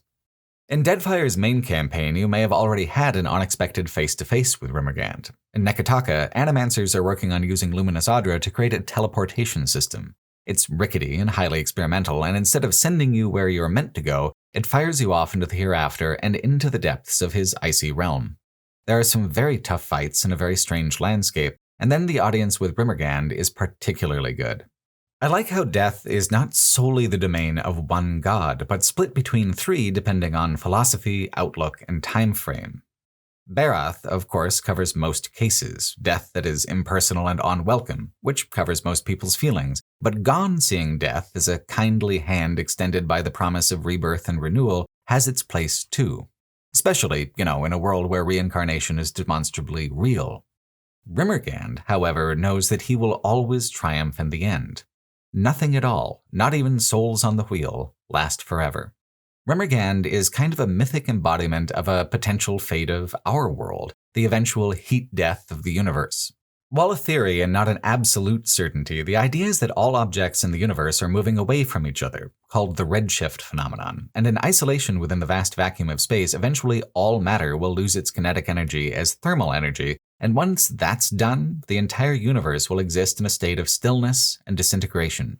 Endless dark, endless cold, endless, isolated nothingness. That's Rimmergand. This is his domain. That's his interest. That is the future that he wants to bring about. But he can afford to wait, because after Barath, after Gone, after the wheel itself stops spinning, everything will be his anyway. Even he will fade into the cold when there is no one left to knock on his door. This gives him a lot of power and a lot of patience. A really fun little quirk is that if you insult him during this early conversation, and even again later in the DLC, he will just flatly kill you. He does not fear Barath's anger because anger also dissipates in time. It's a great way to remind a player that even though they have been elevated to the point where they talk to the gods relatively frequently, they are not on the same level. The gods are vastly more powerful, even if they are artificial constructions.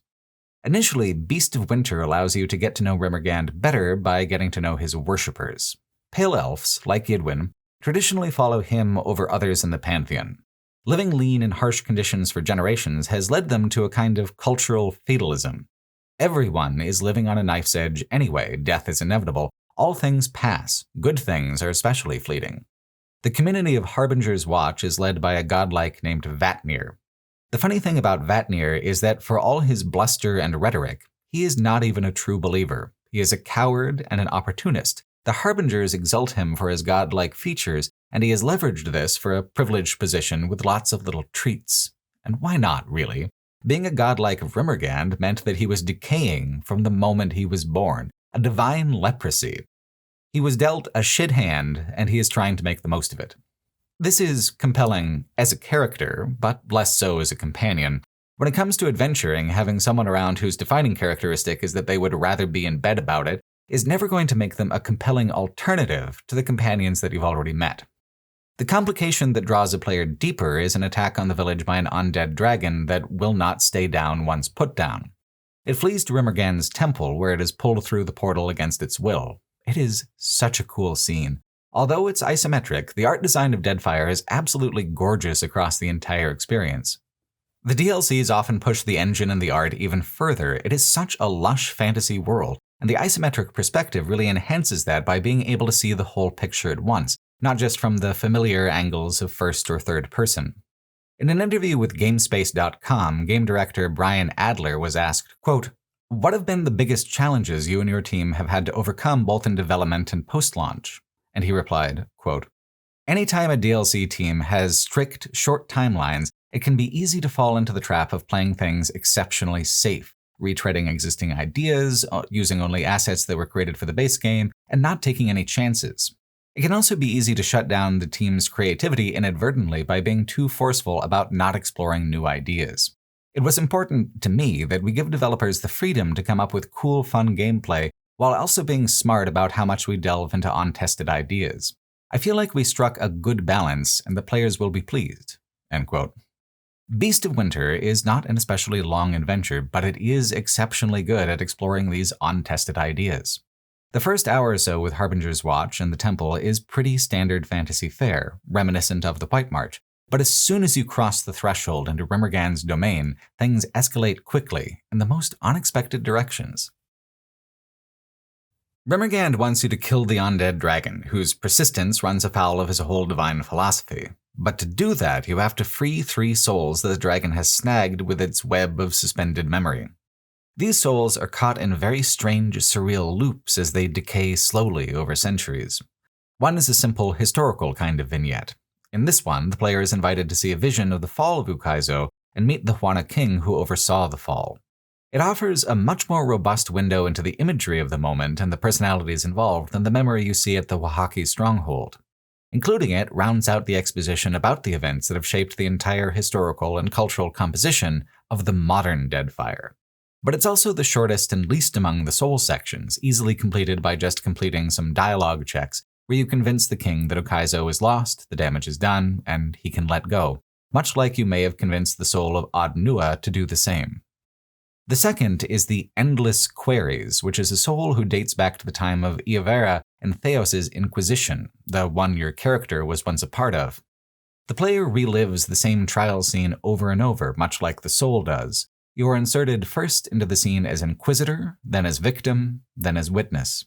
How you respond in the trial scenes gives you fragments that are either hostile or conciliatory, and then those fragments determine if the final confrontation is peaceful or violent. The soul can no longer remember who she was originally.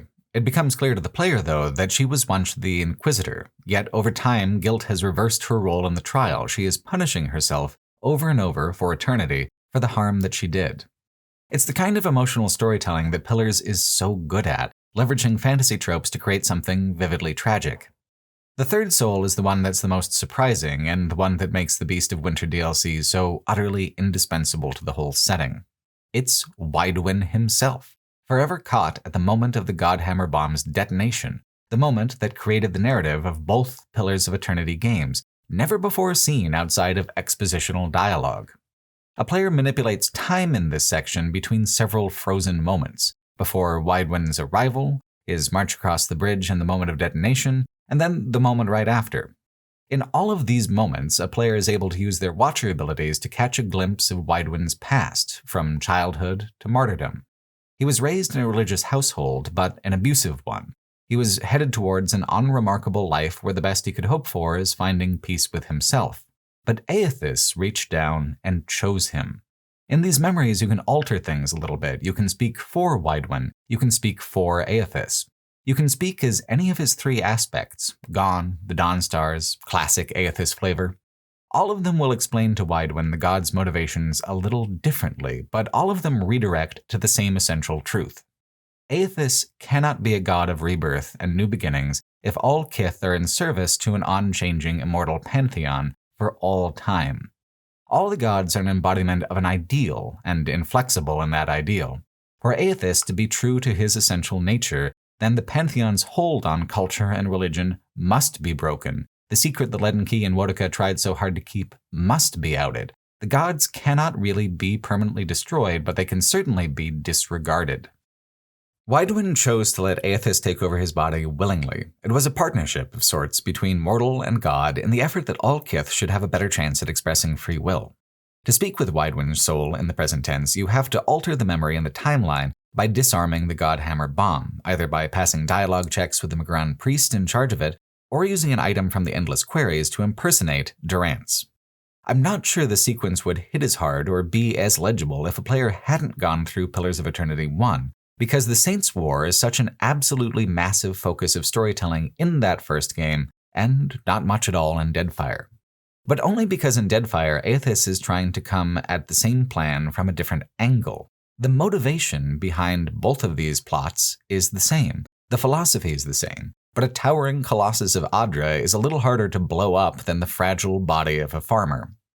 Humanizing Weidwin in such explicit, sympathetic terms and making his relationship with Aethys so complicated, growing up in a faith that roughly demanded fealty to the gods and then deciding later in life to make that choice freely so that others would not have to suffer as he had suffered, is a beautiful piece of the puzzle that had been missing. I think in Pillars 1, it was important that no one knew any kind of absolute truth about the situation. It was critical to the storytelling to see these events filtered through myth and rumor. For Deadfire, though, if the ultimate confrontation is with Aethys and the ultimate judgment a player makes is agreeing or disagreeing with Aethys and why, then this is one of the most important pieces of witness testimony that a person could possibly have. The difference between confronting a god and killing them is key to what Beast of Winter is really about. The undead dragon remembers the time before the gods, remembers how its kin were tricked by the Ingwithans and corrupted into the guardian of Ukaizo. The dragon does not consider Remergand infallible and wants to steal his power. They have been in a strange kind of stalemate for eons. What's cool about the conversation you can have with the dragon is that not only do you get all this exposition from a deep historical source, you can draw from a variety of skills to make theories about how the dragon might actually succeed and help it in its effort to take down Remergand. Killing the dragon to please Remergand is the obvious choice for a solution, but it is much more intriguing to plot against the god, especially when that plotting leads to unusual conclusions about the nature of the gods themselves. It skips the fight with the dragon, but creates a fight instead with Remergand. When the dragon confronts the god just disintegrates him, much like he does to you if you insult him during the previous conversations. The thing is, the dragon uses the powers he had been using to protect himself to attack instead. You have made him vulnerable, just like you were asked to do, just in a roundabout way. Remergand fights you in his avatar of a terrible diseased minotaur kind of thing, but this is not him being serious, he is playing with you. His full power is that which he turned on the dragon. Trying to kill you just with his fists is his version of mercy and gratitude, payment for a job well done. When you've killed his manifestation, Remergand basically just shrugs it off, winks, and sends you on your way. It's a way of setting up in advance that there will be no boss fight with Aethys, that such a thing is impossible, that the best a mortal can hope for is to make their choices and stand by them. The way this world works is that there will never be any boss fight that solves the problems of the gods. The solutions have to be cultural, religious, or philosophical. They are ideas and ideals made manifest, and only through ideas can they be defeated. Which is not to say you can't have conflict with them, that you won't have showdowns and reduce their hit points to 0 from time to time, but the most you can hope for is to hit them with the power of the Godhammer Bomb and set their work back a few decades. The irony of the Godhammer Bomb, as Beast of Winter articulates, is that it actually worked towards what Aethys was trying to accomplish by showing that the gods are not immune to resistance and rejection. People can self-liberate from oppressive systems, although leaders like Raderick show that sometimes they just fill that vacuum with a new, worse dynamic. Beast of Winter has so much going on, deep lore, complicated themes, gorgeous art. It is some of the best of Deadfire, which is perhaps why the next DLC is a bit of a disappointment in comparison. Seeker, Slayer, Survivor is primarily a series of combat arena challenges. It wouldn't be Pillars of Eternity if there wasn't some kind of twist and hook beyond that, and there is, but the vast majority of it is just tactical challenges and fancy loot. It isn't bad content by any means, but it is content, mostly. It is making the game larger for the sake of it. Part of this is just the fact that not everyone who plays RPGs like this does so strictly for the narrative. as much as that's always my personal focus. In that Game Informer interview I quoted earlier, Josh Sawyers also asked, "In what ways do you feel like you're trying to make the game more accessible to new players, or something that they can discover on its own terms, or is that not a priority for you?" To which he replies, quote, "I mean, it's a priority, but it has to be balanced against the fact that the core fans of this franchise like things hard and brutal. The people who have been with us since Black Isle on, they want a hardcore, challenging game. Any changes that we make to the formula have to be made carefully because if we change too much of the spirit of the game, they start to feel like it's losing touch with the core audience. The whole reason we're able to do this is because of our core fans and crowdfunding. When I look at it, a lot of it has to do with things like thinking about, hey, just because D&D has 8 billion status effects that you can read in a rulebook at your convenience, doesn't mean that the video game that is like D&D has to be structured in the exact same way." End quote. Seeker, Slayer, Survivor is a DLC designed specifically to reward that core of old-school players and give them some red meat. A project like this is very much a negotiation between competing preferences and interests in the player base, and the 3 DLCs showcase that competition extremely well by leaning in 3 wildly different directions. Where Beast of Winter focused on the unique world-building of Pillars with Bremergand and Aethys, this one focuses on the game of Deadfire, its systems and the drama of combat, and so naturally features Galawain as its god of focus. The next DLC, Forgotten Sanctum, is a very traditional dungeon that pivots away from what is unique about Pillars to the tabletop style of presentation and dungeoneering that it was built up from originally at its foundations, its legacy and inspiration. That one is centered around Whale, the god of enduring mysteries, as curiosity is really the heart of any dungeon crawl. Galawain, though, is the god of nature and natural violence. An arena makes sense for him. The strong determine who among them lives and dies. The urge for dominance is rewarded and satiated. For players, it is a chance to really flex their tactical muscles and get deeper into the kinds of monster combinations and playstyles that they might not otherwise get a chance to experience.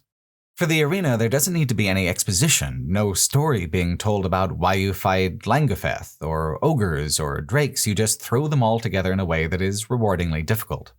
Galawain is absolutely the god of sweaty competition. On the subject of Aethys, he doesn't even care who wins the argument, because whoever loses was obviously wrong by virtue of being weaker. A fun twist is that there are other teams competing with you with their own party compositions. At the qualifier for the championship, you must choose one of the 3 aspects of Galawain to act as your patron, and then face the team that has also chosen that patron. It's kind of neat getting to trade words with them beforehand. Some are assholes, some are nice. All of them are pretty much destined to die. What plot there is revolves around the arena as a machine to collect the souls of the dead. All slain warriors have their souls siphoned into the pool of memories, and new arena challenges are unlocked by dipping items into the pool and unlocking some of these ancient recollections. But the arena has changed since the old days. Something is making it hungrier, fiercer. It used to be that challengers could at least expect to be competitive, but now all but the strongest are slaughtered right out of the gate. The arena is no longer fair, it is consumptive. Constantin, mild-mannered massage therapist, was once a contestant in the arena but left the island when it became clear it was going to kill him, sooner rather than later. He's a fun character, but the plot doesn't give him much to work with, unlike Yidwin being put into cultural contrast with the Harbingers in the previous DLC. The setup is so thoroughly straightforward that it's hard to add complications, even within the structure. The most amount of player choice involved in the whole affair comes from choosing a patron aspect and from deciding how to direct the soul energy of those you slay within the arena. You can keep the energy trapped, pleasing Galawain, you can release it to the wheel, pleasing Barath, or you can use it to empower the spirit who sends you on the quest, a long-dead contestant named Mwatu. You can summon him for combat help, which is the utility of empowering him, but this is complicated by the fact that he absolutely sucks. Not in battle, just in general. Mwatu is an extremely atonal character to the rest of the game, whose whole personality is the epitome of that annoyingly self-conscious, "well, that happened" style of dialogue. It's not like you can't have joke companions in the game. You might have already had one in the form of Modweir the Talking Sword. This is partly a reference to the obnoxious talking sword in Baldur's Gate 2 named Lillarkor. The thing about Modweir is that it actually has a side quest where you track down its former owner who abandoned it, confront her about why, and decide what to do with Modweir's soul. Should it be released back to the wheel? Is being a sword an okay fate if you've come to enjoy it? Mode Weir is little more than a novelty and a joke, yet the game still manages to create something out of it that's thoughtful and bittersweet. Watu doesn't really get that treatment because he's too above it all, not smugly so, but metatextually so. He's just way too aware that this is a video game. If he doesn't take it seriously, at least a little bit, I can't take him seriously. There are other spirits, former champions of the different faces, who can be found by pursuing the initial run of artifacts for the pool of memories. An odd thing the DLC does, however, is add more artifacts out in the main game world where you get vague hints about where they might be. According to Steam achievements, only 3.4% of players have bothered to find all the artifacts. The task is in the bottom 3 achievements of the entire game in terms of completion. Which is no real mystery. It is completely tangential and not really worth the footwork unless you care very much about the arena. Which makes me wonder, how much of that hardcore audience Sawyer was talking about is showing up for this, and why isn't it higher? I suppose it's higher than those who finished the double dragon fight in the first game, though not by much. It's still much higher than the rate of those who completed the expert or Path of the Damned mode in the first game, which hovers around 1%. 1 out of 50 players is a much higher representation than 1 in 100 after all. Worth also considering is the number of players who even finished the games at all. 15% for Pillars 1, and almost 18% for Deadfire. I think it's fair to say that a game's core audience consists of those who actually managed to finish it, and within that framework, the hardcore players would be representative of a larger chunk of that population than a base out of 100 might suggest. When developers like Sawyer wonder if they might be out of touch with player preferences even after releasing such a massive, intricate, and beautiful game like Deadfire, I think these numbers also come into play. Because of personal reasons like not being able to find the time, or flat disinterest, or rank dislike, the vast majority of people who begin their journey in this world do not reach an actual conclusion. I get similar metrics for what it's worth. YouTube tells me that only about a maximum of 20% of those who start my videos make it to the end, sometimes much less. It's tough to put your heart into something that so many just tap out of before you even get to the heart of what you're trying to say or do. What is the feedback that artistically matters? Total sales, cumulative reach, or the impact made on those few who choose to actually invest themselves in the work?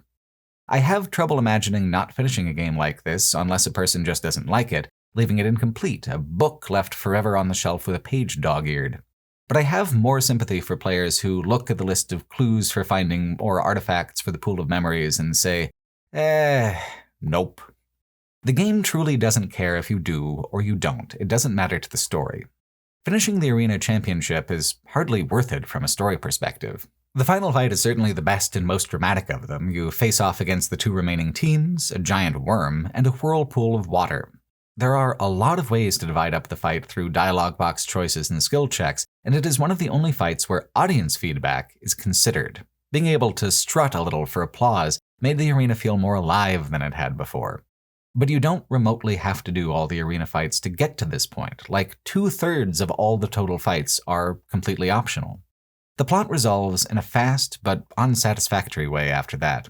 You are transported into the heart of the arena, a realm like Rimmergan's, where the champion spirits dwell. What's frustrating is that the villain is predetermined. It's the Slaying Face's champion.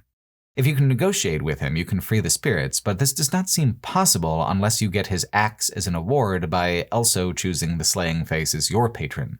For outcomes in these kinds of situations, like in the endless queries in the last DLC, there are usually multiple paths for a variety of builds and choices, but here I was oddly locked out of my ideal outcome. Which is not the worst thing, but when Konstantin is saying, hey, wait a minute, why do we have to fight him? And my only answer is, I exhausted all the other dialogue options, that feels unsatisfying. For your interference, Galawain then sends his champion creature after you when you get to the mortal world again. And it's a big crocodile. Not even a dragon. Not even something as massive as Undra's Kraken. Just a croc. A croc of what, you can determine on your own, but I have made my own opinion plain. What I respect about this DLC is its effort to provide something meaningfully different in tone, content, and rhythm from the main campaign, and on those merits, it really succeeds. It's just not the kind of difference I find especially appealing. The Forgotten Sanctum is by far the best DLC, arguably the best dungeon in the entire Pillars franchise. It only unlocks towards the very end of the game, and that's where it's most appropriately placed, an extremely high-level, long and difficult journey through the strangest place in Eora. The DLC pulls on existing threads for its setup, some narrative, some metatextual. It is a finale of sorts for the Archmage plotline.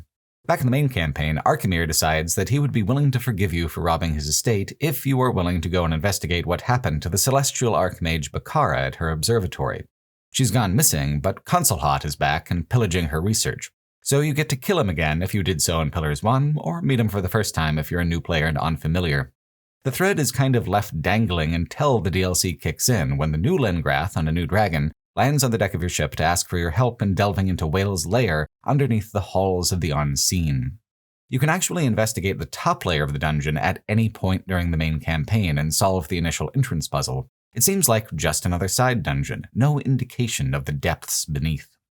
The DLC feels more climactic because it's foreshadowed this way. There is build-up, and in a way it is continuing the tradition of having the Archmages be an element of the story that mostly appear within the side content, at the margins and in post-release adventures.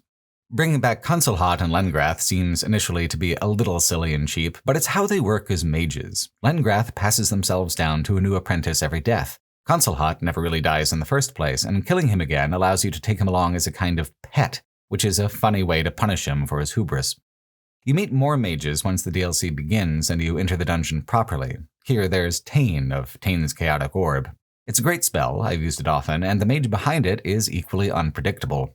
Where Lengrath represents a mage as you would expect them to be, measured, careful, academic, Tain is kind of an impulsive fool and reminds more of how player characters approach magic. If there's a lever, you pull it to find out what happens. Consequences be damned. I can see where Tain might get a little annoying, but I didn't find him nearly as grating as Mwatu. I liked the contrast between the two Archmages quite a bit, and I liked the idea that becoming an Archmage is more about the merits of spellcraft than conforming to any kind of expectation of temperament. They are all self-involved weirdos with wildly different flavors of weird. Tain's temperament is also important because he is the most similar to Whale out of all of them.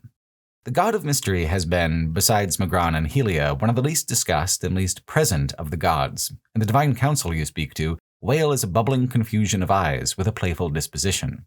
No set body, no set gender, no consistent reasoning.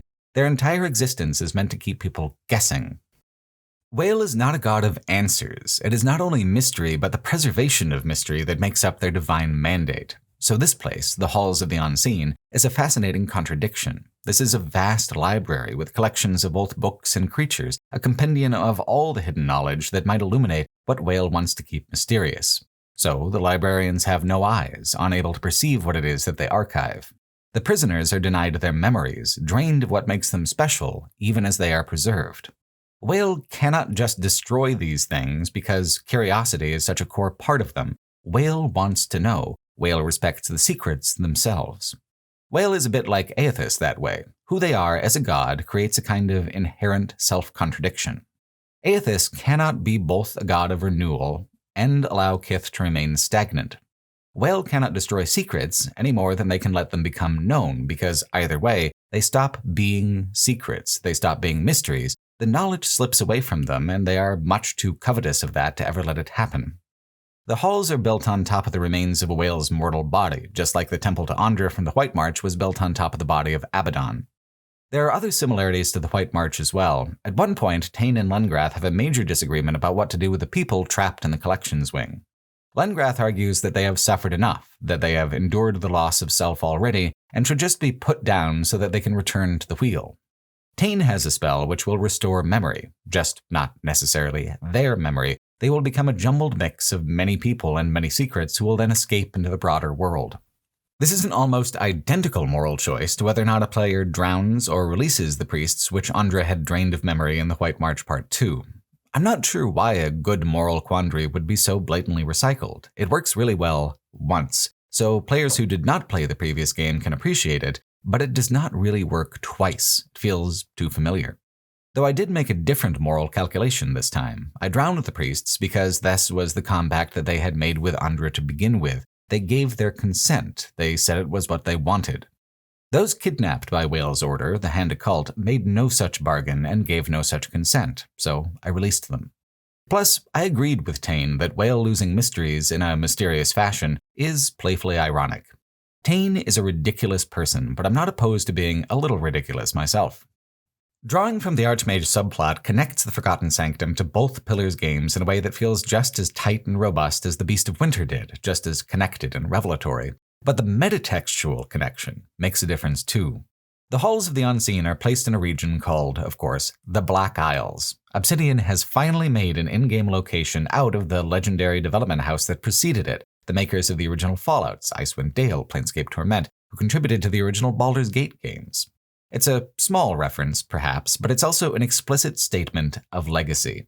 If Pillars 1 was a direct successor to that legacy in format and tone, Deadfire is a kind of culmination of it, an attempt to take what was done in the early days and make it new, make it modern, make it as best as it can possibly be. Forgotten Sanctum's format is the most old-school part of Deadfire. It is a DLC that rivals the enormous Watcher's Keep dungeon that was added to Baldur's Gate 2 by its expansion Throne of Baal. It's an adventure that takes players to the Black Isles, figuratively and literally, transporting them back in time to an era where what mattered the most was dense and clever dungeoneering, adherence to the rules and vibes of tabletop role-playing, and above all, honoring the sense of mystery that is Whale's domain. Forgotten Sanctum is also a chance for Deadfire to lean in a horror direction in ways that the setting doesn't really otherwise allow for. It is dark, bloody, and sticky with flesh growing on the walls and nefarious tendrils sprouting up through the floor. Whale's body is an eldritch nightmare completely divorced from the comprehensible forms of the other gods, since Whale's whole deal is being incomprehensible. Back in Pillars 1, Whale's temple was not so sinister, but that was a temple in a city with normal petitioners. This is the side of Whale that was never meant to be revealed, uncaring and cruel, a monstrous devotion to an ideal. The setup allows the dungeon to maximize being both bizarre and hostile, which is really the ideal combination for an endgame experience. There are a lot of really well-done sections and some hanging threads that don't feel fully realized. The library section is particularly good because it's a bit of a heist. To progress, you must steal books off the shelves and interact with the stealth system a little bit. The librarians all have roaming patterns that mean even players who have not invested points in stealth can complete it if they are quick and clever about it. The books are then used to complete door lock puzzles that are kind of like little pop quizzes. All this to get a book about the big door lock, which reveals a hilarious irony. The lock is enchanted in such a way where the more you try to open it, the more complex the lock appears. The trick is to just approach it under the mindset that it is already unlocked. There is a villain, but the villain is somewhat unnecessary, a member of the Archmagi who was redacted by Whale, all memory of him erased from the outside world. I kind of feel like being the first one to breach the depths of Whale's secrets and not following in his footsteps would be more compelling to me, but there were touches that I appreciated about the villain. His name is Fionnclaig, and he was responsible for creating spells that I had been using ever since Pillars 1, like the Prismatic Wall. Unnamed spells, which had been, once upon a time, appropriately credited to him. When you find his cell in the collections, it's full of scraps of paper where he frantically tries to hold on to his memories and keep himself together. It's kind of sad and kind of tragic, but he also murders the archmage that you're looking for, a master of tentacle magic, whose summoning spells you may have also used. Magic in Pillars of Eternity is crazy powerful, and the DLC gives you a chance to discover some amazing new spells, sometimes even participate in their creation. Bakarna is by far the most sympathetic character. Unlike Fionnclaig, she has lost herself. Her mind is rapidly disintegrating when you find her. But by returning her work to her, she begins to remember and heal. As she leaves the collection, some of Whale's magic is broken, and the deepest part of the dungeon is a meteor embedded in the flesh of the walls. From this, you can pull Star Metal, the last component that she needs to create her spell and become a fully credited member of the Circle of Archmagi. To get it, you can either fight some spirits or make a sacrifice. One of those sacrifices is a pet spider that you can find elsewhere in the dungeon. I honestly, truly hate spiders. I don't really get why anyone keeps them as pets, but the writing made me honestly feel kind of bad for it when I sent it along to its death.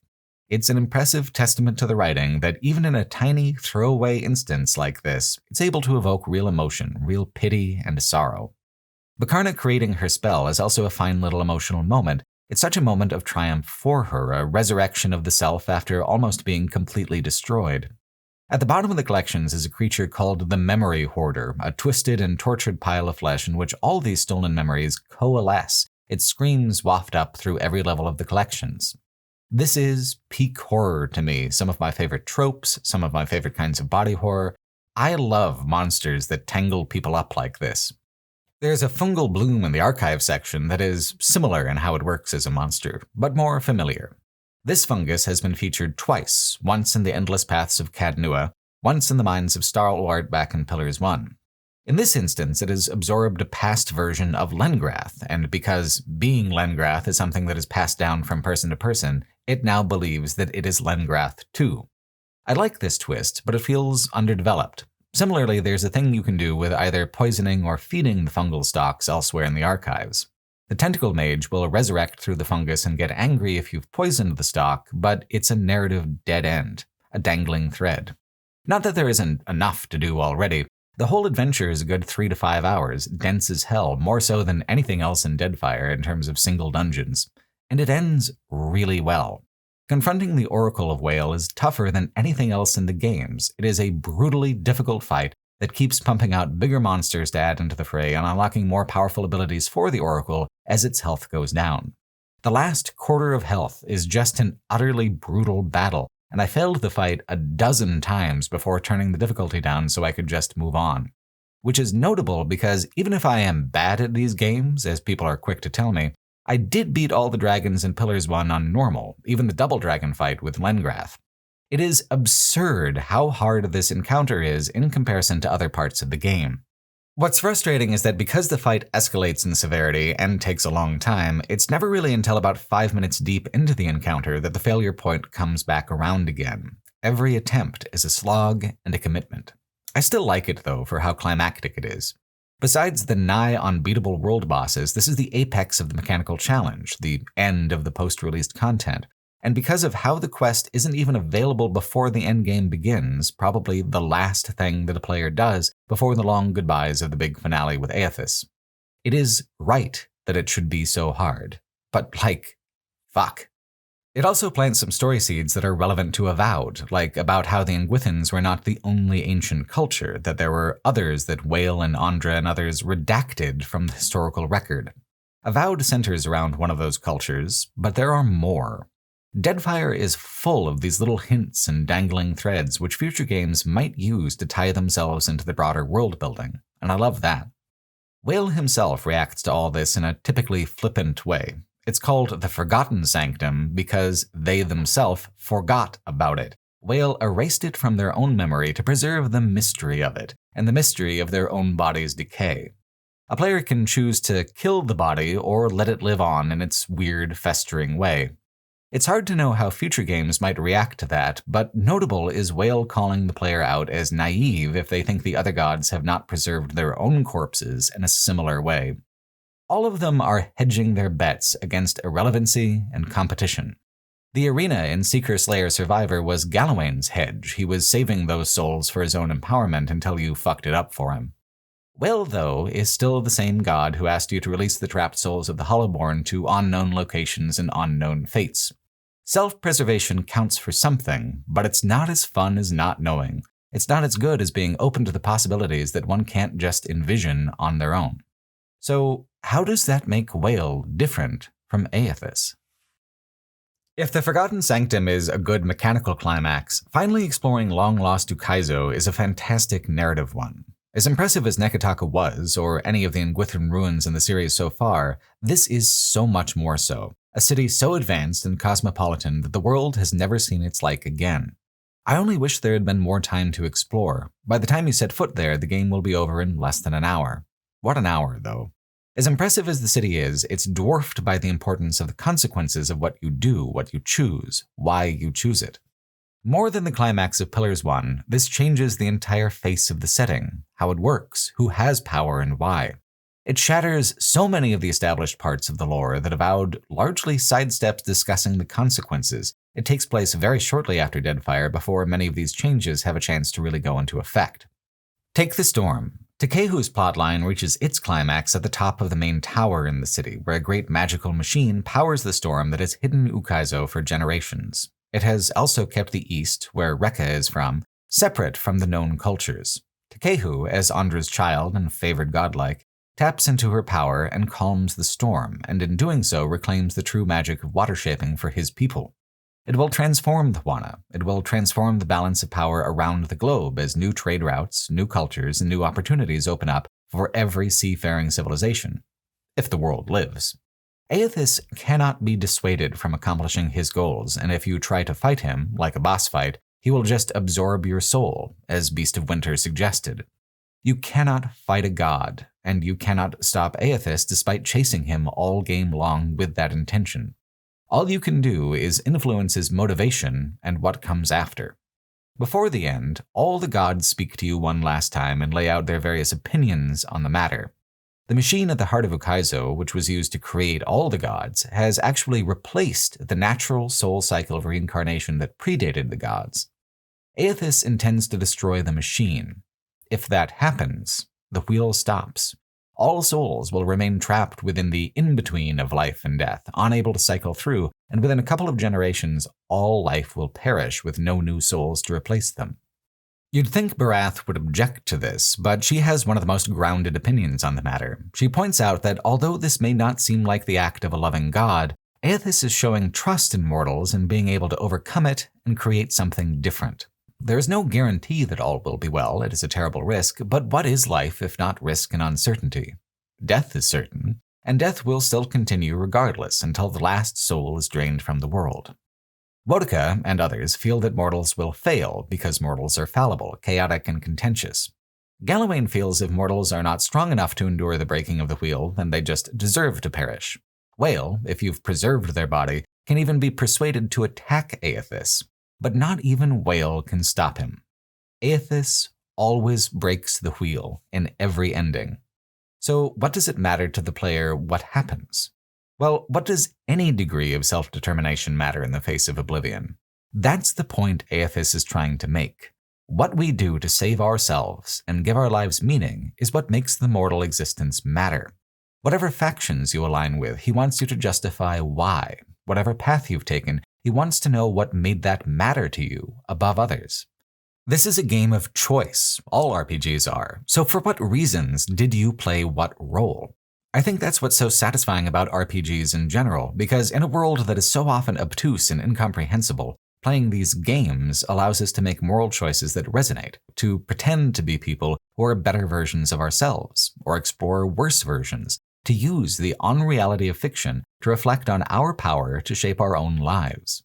Deadfire just makes that examination the explicit point, the explicit text, a test of character with Aethys as the divine proctor. One of the most beautiful moments in the game comes a few hours earlier in the main plot, when you finally catch up with Aethys at the volcanic island chain of Magran's Teeth. Aethys absorbs the souls of everyone he passes near, leaving powdered bodies behind. When he broke out of the ground at Cadnua, he did the same to you. A piece of your soul remains trapped in him, despite Barath's efforts to the contrary. At Magran's Teeth, you are reunited with that fragment. But that piece of your soul is hesitant to rejoin you. Are you still the same person? Have you changed? Is it for the worse? If you convince your soul that you are still the same, you are reunited with it, made whole. I found it powerfully emotional because I think one of the most compelling questions asked by RPGs in general is, will you remain true to yourself? What is the self that you want to remain true to? To see a past part of yourself and be able to say, I am still you, I have not broken, I have not compromised, and to have that be a comfort to your past self. I find that very beautiful. Planescape Torment asked a lot of those same sorts of questions with its approach to using reincarnation as a storytelling device, and was equally emotionally powerful for doing so. While Aethys cannot be talked out of breaking the wheel, he can be talked into altering what comes after. You can approach him with nihilism, and he will destroy the whole world. You can approach him with indifference and keep him in doubt about whether or not he is right. You can tell him he's wrong, that Kith will need the gods, and he will allow Barath to guide the new world towards a new future. Or you can agree wholeheartedly. You can ask him to use that stored soul energy to empower Kith around the globe, inspire them, help them meet the challenge of forging their own destinies without the Ingwithan pantheon. This choice is forked even more as he asks you whether to look to the future or the past in doing so. The Ingwithan Empire is where the past broke off into the present. You can go back and start again there, building from that ruined foundation. Or you can put your faith in animancy and an unknown future built by unknown hands. This is why the factional choices that you make matter so much. In a world where the wheel is broken, in a world where the gods are in decline, all that really matters is the accumulation of choice and the consequence of power in mortal hands. These factions will build the world to come. That's one of the tricky things a major sequel will have to wrangle with. A player in Deadfire has so much individualized control over what the future looks like that it is nearly impossible to account for it without making like 6 different narratives before a player even starts a new adventure. Avowed sidesteps this by being set too soon after all of this for the consequences to have really set in, but I wonder if a sequel will use time in the other direction and set it far enough in the future for some of these choices to just play themselves out. There will be a time where fixing or replacing the wheel becomes a do-or-die situation a few decades down the line, and that seems to me to be the most logical place to set a major new title. Pillars of Eternity 1 was a tidier game. It had smaller concerns. It had a climax that branched in more manageable directions. But Pillars 2 is as ambitious and messy at the end as it has been throughout. Like the best fantasy works, it is a story about life, about the power and weight of choice, told in a medium where the player can choose so many different directions and be respected in that choice, up to the ending and long past it into the epilogue.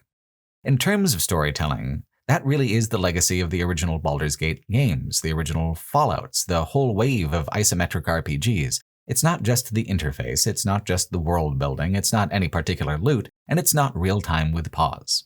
It's agency. The freedom to explore, the curiosity to go deeper, and the narrative ability to determine the meaning of what you find there. In this way, Deadfire is the spirit of that whole era, condensed into the gleaming, towering Audra body of a god who believes above all that the right to choose one's own destiny leads to a more profound truth than any divine agenda ever could.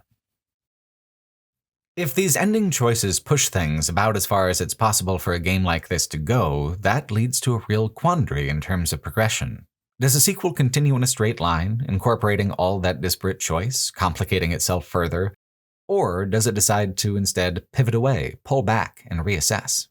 A direct sequel, a Pillars of Eternity 3, would have to begin from a position of extremely fragmented possibilities.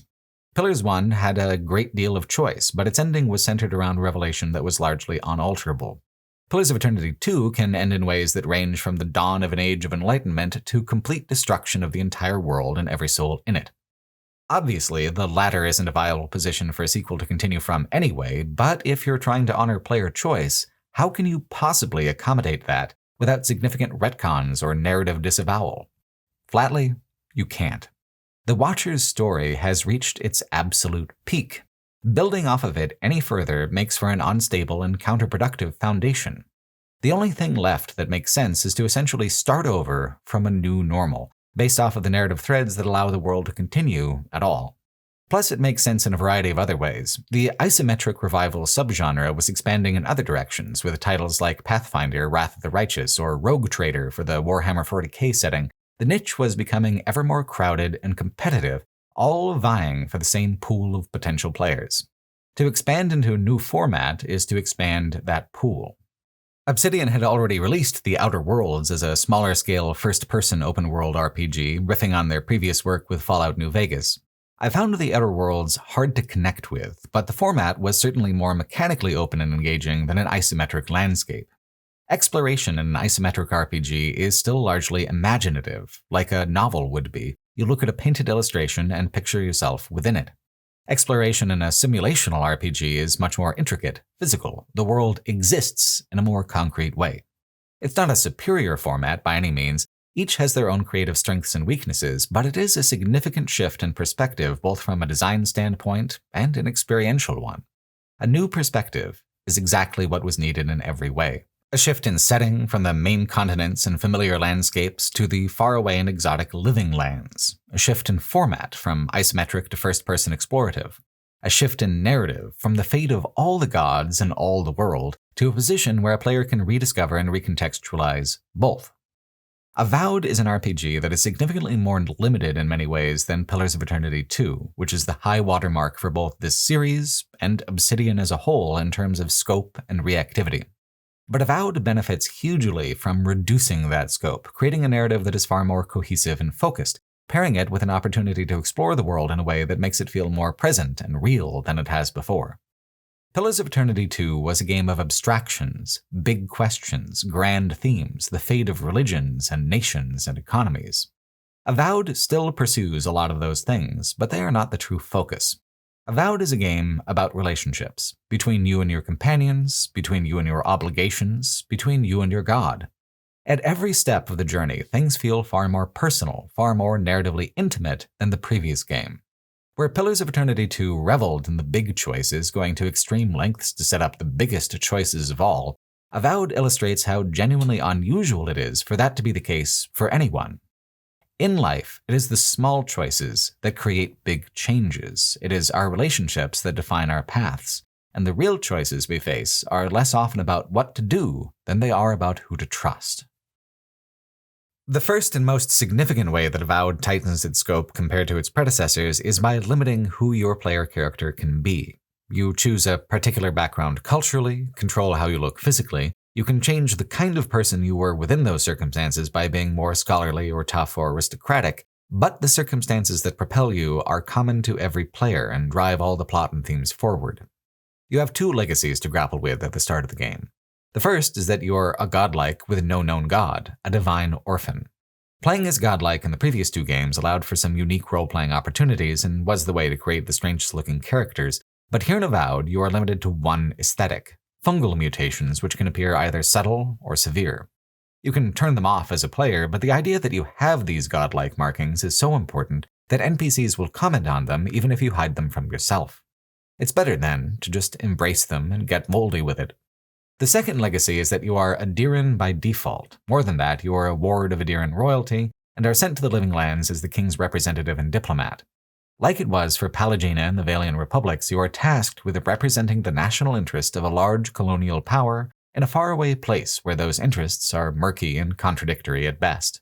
There is a lot of leeway for personal interpretation and even rejection of your responsibilities. Adir has recently begun an attempt to colonize the Living Lands and bring them under their authority, trying to rein in the wildness and chaos of the region and stamp it with their particular flavor of civilization. The notable thing here is that the Adirans are devotees of Wodaka, who was largely the villain and the foil among the gods for the past two games. So if you're coming in with that perspective, there's already a narrative suggestion that this is perhaps not an ideal side to be on. It's a very focused way to continue the colonial critiques that Pillars of Eternity 2 is making, without having to do the huge amounts of world building that it did, and split focus among so many factions. There are numerous factions and forces competing for space and control within the Living Lands, but the Adirans are the most visible and prominent colonial antagonist. They are driving most of the conflict and strife that isn't magical. But there's magical strife aplenty. A disease called the Dream Scourge is ravaging every corner of the continent, tearing communities apart and destroying entire ecosystems. It is a disease, not coincidentally, that creates fungal blooms and rotted features similar to what you have as a godlike. So here you are, a newcomer, but with deep connections to and responsibilities for the two primary sources of pain and conflict across the continent. While you are a chosen one sort of preordained main character, unique within your capability and background to solve the issues at hand, Avowed makes a meaningful distinction by not locking you into being any kind of savior. You have power in both of these negative domains, politics and magic. You can flex that power however you please for personal gain at any point. The Aderan background particularly is reminiscent of how the player character was constructed for Obsidian's most fascinating and unusual RPG, Tyranny. There you were a fatebinder of Kairos, responsible for enforcing the laws of a parasitic authoritarian state over the lands that you passed through. You could try to negotiate within that framework, a self-corruptive pathway, or try to reject it, which was a lonely and dangerous proposition, or simply embrace it and be unrepentantly cruel in ways that were more actively evil than most evil paths ever dare to be in video games. The evil paths in Avowed are not so extreme as Tyranny, but they are flavored the same way, doing the work of despots for the reward that pure authority gives you. What is likelier to happen in Avowed is a reversal and disavowal of your Adiran background. At home, you are trapped in a particular role, enclosed within a limited space, bound at all times by culture and circumstance. Here in the Living Lands, you are free. Environmentally free to explore every corner of the map and unearth every secret. Morally free to choose paths that strike you as good or just or kind, no matter how that conforms to Adiran law. Personally free to make friends with those you find compelling or worthy, to strike alliances with those whose views best align with yours. Boudica is the Oathbinder. To serve her is to serve the ideas of hierarchy itself. The Living Lands are the opposite. They are chaos. They are full of nature's beauty and nature's horror both. And they are governed by a god who is part of no pantheon, wild and free and unbound from even those philosophies which the Engwithans tried to impart on the divine. The Living Lands have a peculiar supernatural quirk, which is that their Adra is not at all connected to the Great Wheel of Reincarnation. Soul energy that passes into them is stored rather than recycled. The way the Engwithans made their gods was by accumulating soul energy in a similar but more deliberate way. In the Living Lands, what eventually happened was that both a god and a civilization sprung into being at the same time in the ancient past. The civilization was called the Akita, the god was called Sapadal. When the Engwithans created their pantheon, they forged them with inflexible personalities, with convictions and domains. Sapadal has no such influence. They manifested as an amalgamation of the Living Lands itself, its flora and fauna, its natural processes, the thoughts and hopes and dreams of all who live and die there. Sapadal, as a result, is a divine being who is naive to their own power and unsure of their own role or meaning. As the Akita civilization blossomed, it fell into a kind of dialogue with Sapadal, with both trying to take meaning from the other, both making mistakes, both hurting each other by accident. Then the civilization fell, and Sapadal was imprisoned. In Pillars of Eternity 2, the gods threaten that if Aethys is successful, they will recall all the godlike to steal their energy, harvesting their children to prepare for the shattering of the Great Wheel, as a hedge against what happens if Aethys is wrong, and mortals fail to resolve the soul recycling crisis. With so many other godlikes consumed suddenly, Sapadal's influence leaked out into the vacuum left by their absence. For the first time in thousands of years, they have a legacy, a divine child loose in the world. You. From the very beginning of the game, Sapadal reaches out to talk to you, but not so much to shape your opinion and have you pursue their agenda, as Boudica, Aethys, and Varath may have done in games previous, but rather so that you can help them understand what it is that mortals want and how to be part of their world. Sapadal's characterization is fascinating because of their confusion and desperation.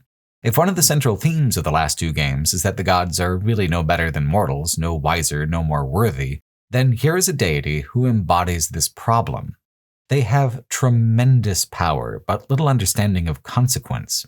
They have a supernatural capacity to perceive things far beyond what any mortal could, even the archmagi or animancers, but that sight is limited without context or understanding for what they see. It is all colors in a kaleidoscope without knowing how to interpret any of it. Sapadal comes to you in dreams and asks you to help them understand the choices that you make, both in the main quests and in some of the side quests. From a role-playing perspective, this is fantastic. Getting to explain my own motivations and reasoning within the game strengthens my personal connection to my character, makes me feel greater authorship over them, even if I am just picking answers from a list. From a narrative perspective, this is even better because Sapadal will often disagree with or misunderstand what it is you said. You do not control them any more than they control you. It is genuinely a dialogue between two very different beings, God and godlike, creator and created. The absolute best way this relationship progresses, however, is through the ancient memories. These are nodes in the game world where you will become awakened to the past lives of other godlikes, Sapadal's children from years past. This is presented as a choose-your-own-adventure story where each vignette has multiple branching paths and major consequences within these sub-stories for the choices you make and characterizations that you choose. Because the fate of the Akita cannot be changed because the civilization always falls, the Ancient Memories vignettes can afford to create these intense variations and branch themselves so impressively. The stories are accompanied by some genuinely beautiful art, paintings that depict the lost world, its architecture, its fashions, its culture.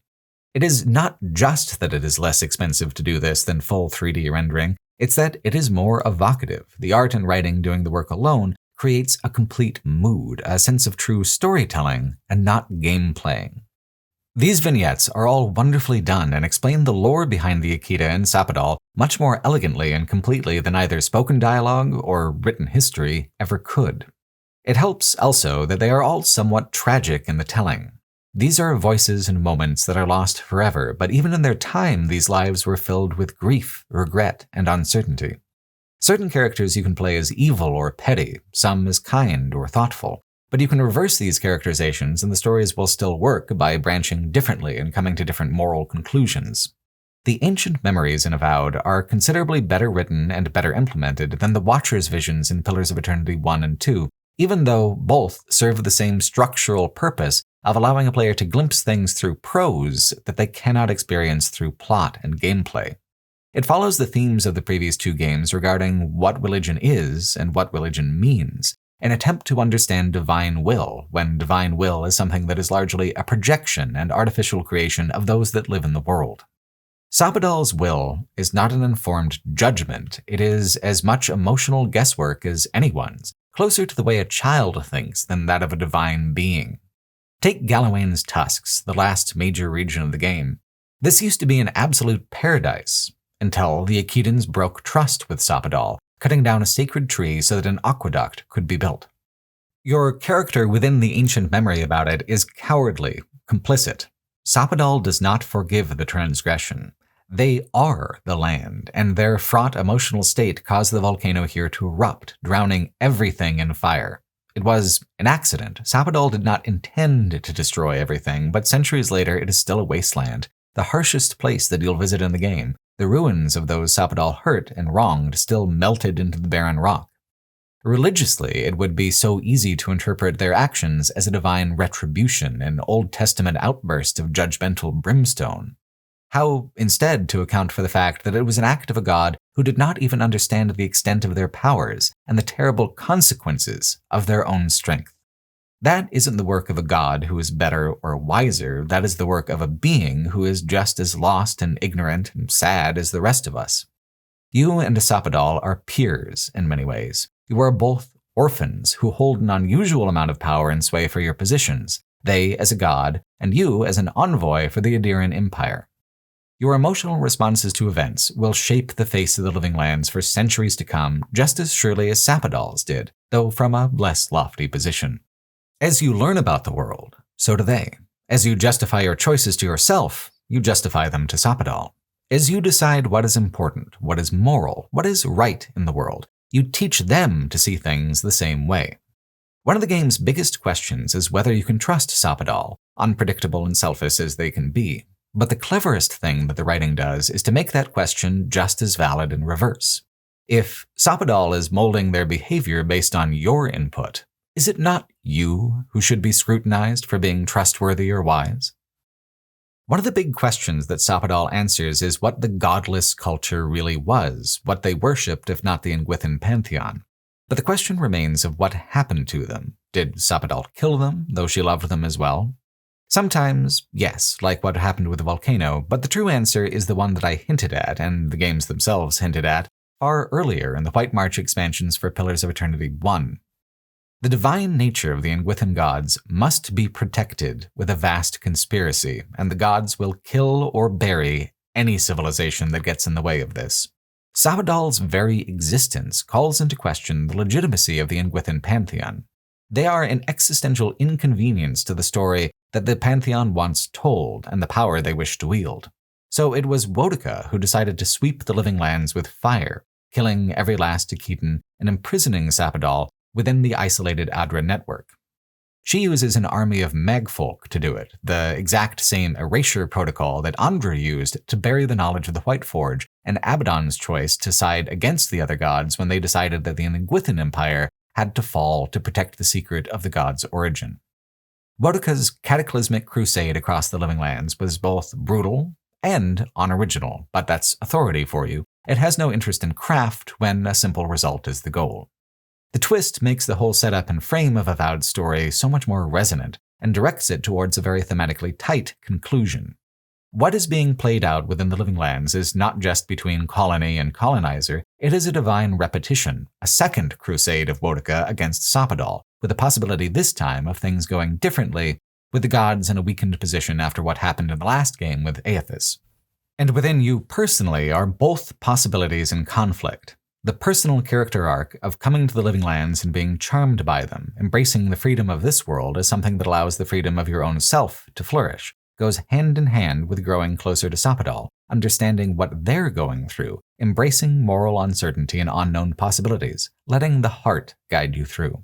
To play the other way, as an Adiran loyalist, you are a lawbringer and oathbinder in your own right. You do Boudica's work by going about your own business, taming what is wild so that it can exist within an ordered hierarchical framework with you, quite naturally, at the top. Sapadal unleashed the Dream Scourge at the same time as Adiran colonization began to peak as an unconscious reaction to it, an allergic reaction to the threat of the Living Lands being parceled out, carved up, and dismantled. It is a cruel and evil plague, but it was not created out of malice. Like any plague, it is nature doing nature's work. Distortions in the way of things like overpopulation or overpredation being counterbalanced by things like starvation or scarcity. But when Boudica makes the argument that Sapadal could not possibly be trusted, this is a fine piece of evidence. Even unconscious, the god released a world-ending plague, their history with their own favored people and even their own godlikes, fraught with pain, injury, and misunderstanding. In fact, when you stand before the spirits of Sapadal's chosen champions from ages past, they try to kill you for doing the god's work, resentful that in order to defeat the Megfolk, their god had destroyed the very land and the people that they purported to defend. Inquisitor Ludwin is a kind of wonderful villain in this regard because while she is absolutely horrible and revels in the callousness of her authority, her motivations and reasoning are very clear and rational. One of the game's most interesting moral choices is what to do about the Dream Scourge plague in the desert province of Shatterscarp. The Archmage Ringrim offers one path where she will weave a spell which will destroy the disease and prevent any further infections, but it will take the soul energy of the people who live there to do it. There will be more death and suffering to create the cure, and it will be on your conscience this time. Ludwin wishes to trap the majority of the infected inside Sapadal's old temple, bombarding it. It will not solve the plague in any permanent way, but it will end the majority of the suffering immediately. Ludwin's choice is, surprisingly, the easier one. It is tidy, expedient, and uncomplicated. To choose Ringrim's option over Ludwin's is to decide that you, like Sapadal, have some sort of mandate to choose the fates of people's lives and determine unilaterally what the greater good means, that you can sacrifice innocence and call it moral. Because the argument is there that you are saving more lives and ending the plague than you harvest for the spell, but who are you to make that choice? Such power is too great to be wielded by fallible, fickle creatures, which is Boudica's argument. Not just anyone should wield that power, just the vetted, just those determined by hierarchy to be at the top, that authority should be wielded by one, or else all is anarchy and chaos. What's clever about the way the two primary paths in the game are written is that neither feels perfect or ideal. Both are fraught with contradictions and hard choices with no ideal solution, yet both are such clear and concise perspectives from which to navigate the confusion of conflict through a particular moral framework or philosophy. One of my biggest complaints about The Outer Worlds as a role-playing game was its reliance on golden solutions where players can create ideal outcomes by bypassing the hard choices, sparing the player from compromising themselves by fostering compromise in others. Avowed is so much better for not doing that. I even ended up enjoying a major narrative failure on my character's part. In the second act, there's a town of animancers called Fior Massaverno. Ludwin threatens it from the shadows. You can attack her raiding party before the act finale and save the town, but there's a line of dialogue where Ludwin's minions are like, "Oh, you're here early." And I took that in a metagaming kind of way, that I would be redirected there by some quest later on. I wasn't. That was the time to strike if there was going to be a time to strike. So the Steel Garrote burned down the city and displaced everyone within it that they weren't able to strike down. It is a major consequence. And at first I considered reloading a way earlier save to correct that mistake and avoid that consequence, but I decided instead to roll with the failure, and it was extremely satisfying to do so.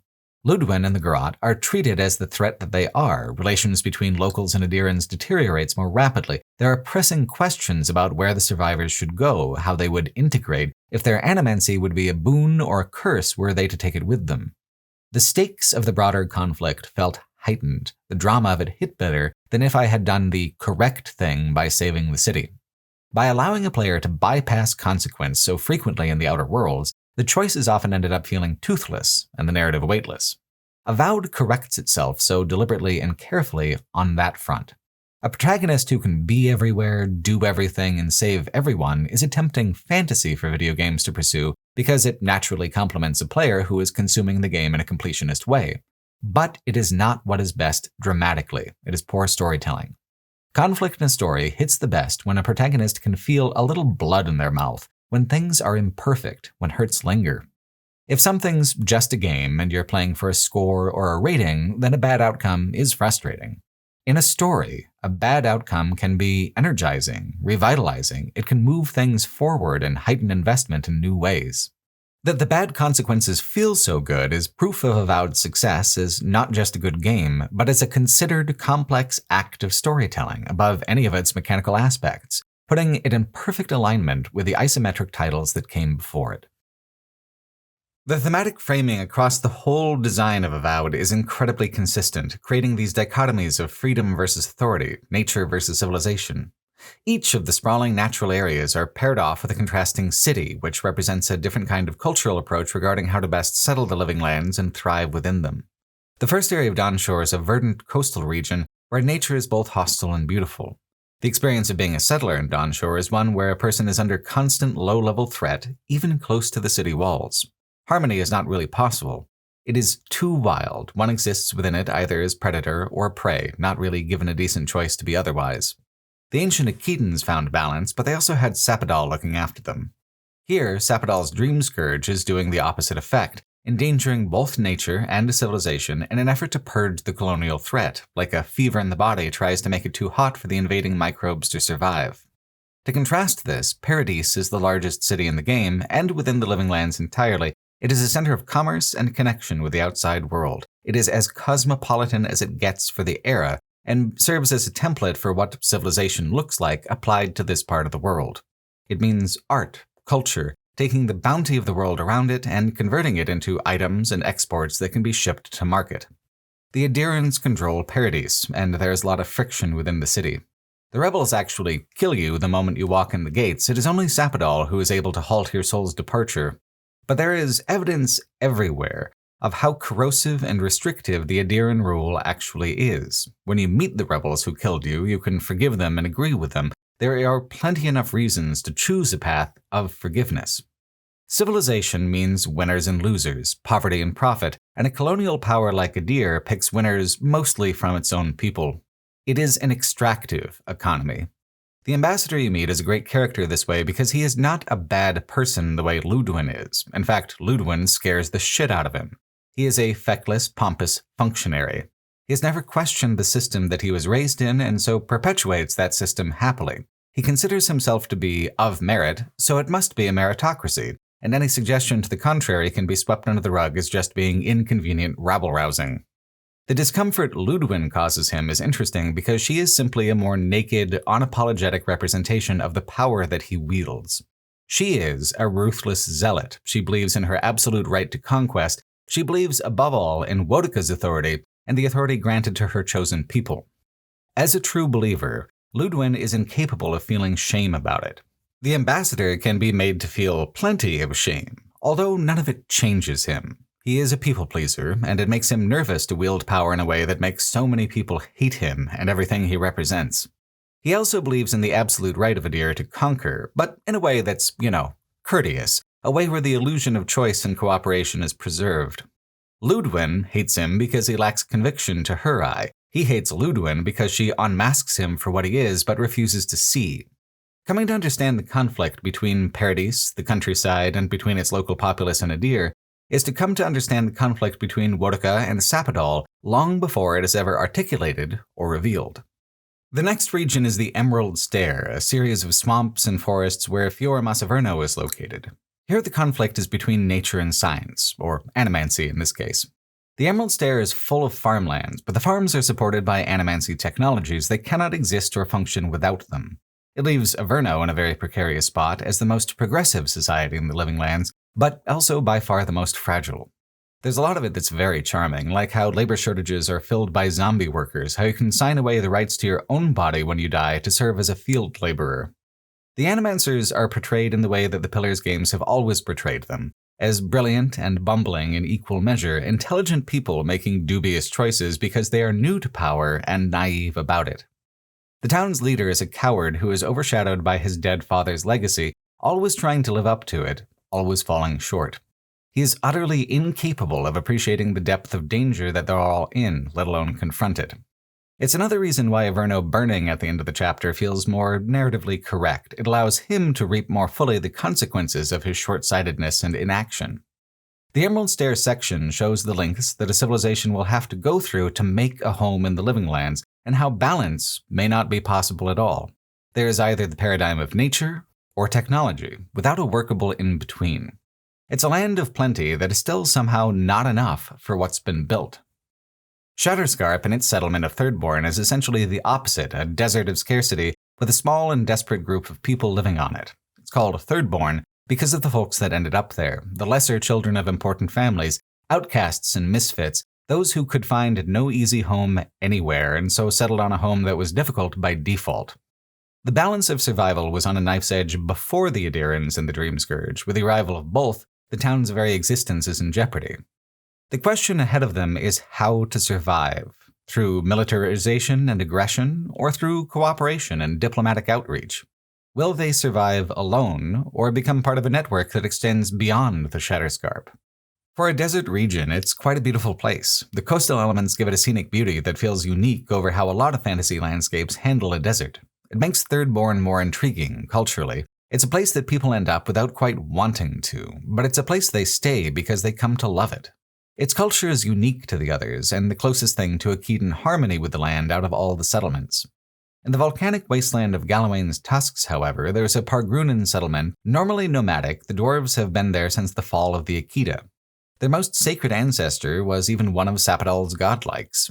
The dwarves are strictly isolationist, militantly so. They are slowly dying, each year's efforts bringing less and less food and resources to the table.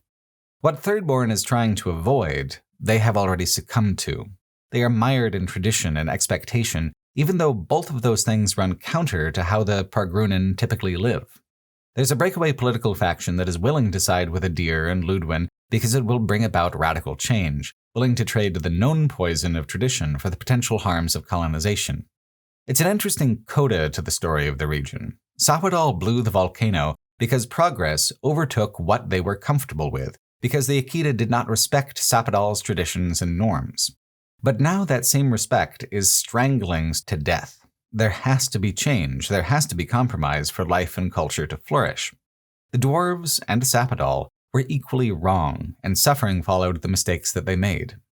Pillars of Eternity 2 might have been the larger game, and had many more representations of different sorts of factions and cultures, but Avowed is still able to leverage each and every one of its regions into telling thematically distinct stories of conquest and survival.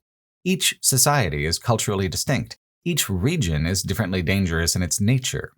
The main difference between this and Pillars 2 is how much more focused these things are. Neither minimalist nor maximalist, Avowed is a game that portrays just as much as it needs for the story that it wants to tell, no more or less. And nowhere else is that editorial restraint so clear than its approach to companion characters. Where the cast of companions in Pillars 2 was absurdly overloaded, Avowed cuts it down to just 4, 2 of which do not even appear until the middle chapters of the game. It's one of the smallest supporting casts I've seen in an otherwise big RPG, and I think the game is actually much better for it. There is more than enough time to get to know every one of them incredibly well, and with only a few of them, the interactions between them as a party are pretty extensive. There was a lot of depth given to companions in the previous Pillars games, but there wasn't much breathing room afforded them.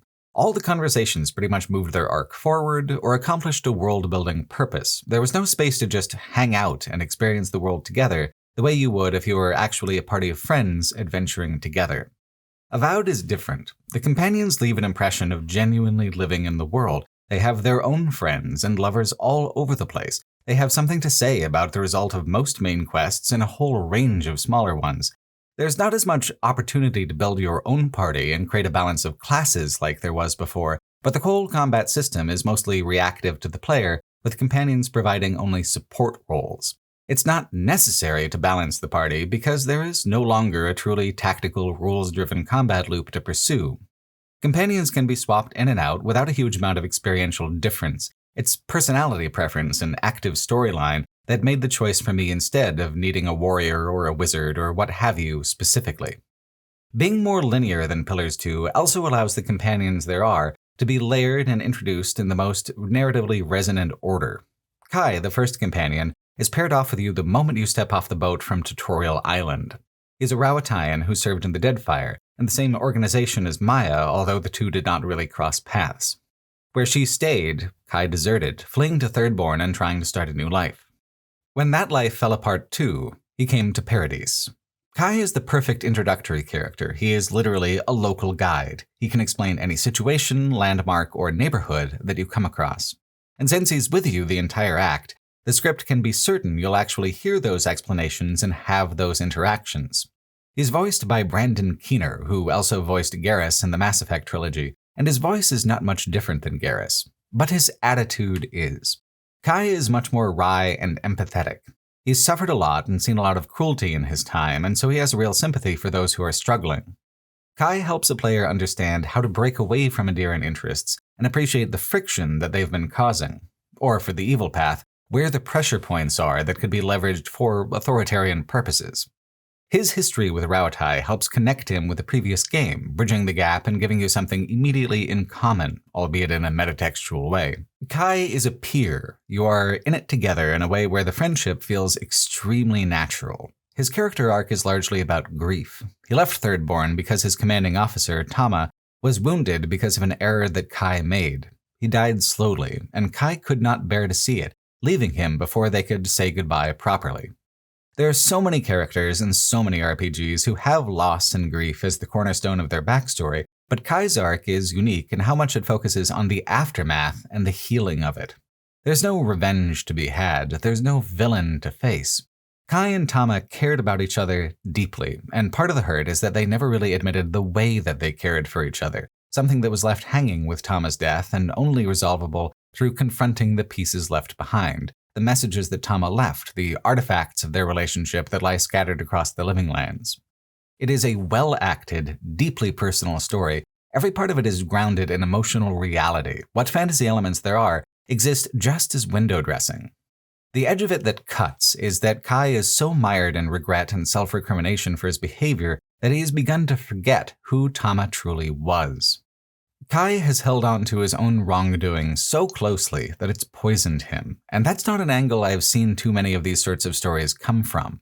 Usually, an external force is blamed, and external resolution is possible. Here, the only one who can help Kai is Kai. Your role is just to walk beside him while he does it, to encourage him not to turn away from the parts that feel too painful to bear. It's genuinely powerful, delicate, and grounded, something that benefits so much from not forcing Kai into a position of having to represent a particular faction or culture the way the Pillars of Eternity companions do. He's a whole-ass person, and he is defined by his emotional resonance instead of his expositional value. For the Pillars games, having companions hold that expositional value was actually really important. But this is a game with a different scale and rhythm. A player gets enough of gods and politics and every other aspect of Avowed's script. The counterbalance the game needs isn't more lore, it's grounding that lore in lived experience, in dialogue and personalities that make the fantasy feel real. Not everyone is so vivid as Kai, but they all serve an important dramatic purpose. Kai introduces you to Marius while you're both in the first act, soon after you die. Marius is Pergrunan dwarves, exiled from the keep and deeply unwelcome there. His specialty is survival, both external and internal. Which is the frustrating thing about his character arc. He's so consumed with keeping people out of his affairs and protecting himself from ever being vulnerable in any way that it feels like the script just dances around the meat of his conflict for hours. It isn't until you arrive at Galawain's tusks that it really picks up any momentum as a subplot whatsoever. Where Kai's struggle is with grief, his is with trauma. But unlike Kai's story, his actually does end up being solved largely through external factors and confrontations, which diminishes it a bit. Marius was orphaned as a child, and he has buried the memories of what happened. The closer you get to the abandoned village he was raised in, the more he starts to panic. What I like about Marius and his side plot is how realistic it is at portraying PTSD, the anxiety and the panic attacks. Marius has built up a reputation as someone who can't be hurt by anything, and only by building a lot of trust is he willing to show anything else, or even admit to himself that he is vulnerable. Once your friendship is at that point, once he's at the threshold with things that he's buried, the panic attacks become very serious. The way a lot of fantasy characters deal with trauma is to just kill their way through it and be fine afterwards. It is highly unusual to portray the panic and mental paralysis of an actual human trauma response. But when it comes to the confrontation at the heart of his story, there is indeed a villain to defeat. Marius's parents and his whole village were killed by a mage who was a watcher who misunderstood his visions of people's past lives as a higher chorus, and so killed everyone in his cult to try to let their voices ascend. His whole life, Marius has been haunted by the sense that this guy would come after him. But once you finally arrive at the mage's lair, it's clear that he has long ago lost his mind. He's barely aware of his surroundings. Revenge would mean nothing. And so Marius, when asked his preference, says that the guy should just be left to rot. It's an unsatisfying resolution in a number of ways. I get that revenge isn't the point, but that being the case, revenge shouldn't really have been offered. It's a red herring climax. If the source of Marius's fears had been dead already, he would have to process his emotions in a way that was more personal. I think the problem is that because the emotional texture of his arc is realistic, resolving it in fantasy terms feels like avoiding the core of his issues.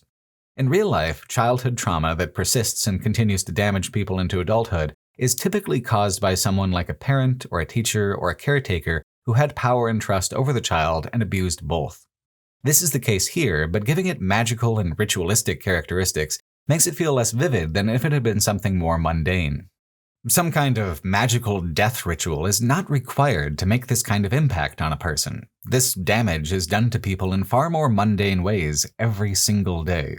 I found the evil mage of my childhood nightmares and decided he's not as scary as I thought, and now I feel better. Just feels kind of mediocre and slight considering all the hours of buildup. Up until that point, his story had been kind of universalist. Anyone who has had to deal with lingering trauma could relate. But rarely does anyone have a resolution that is so clean and actionable. Sometimes it's that the people that hurt us are not wholly evil, but with Marius they are.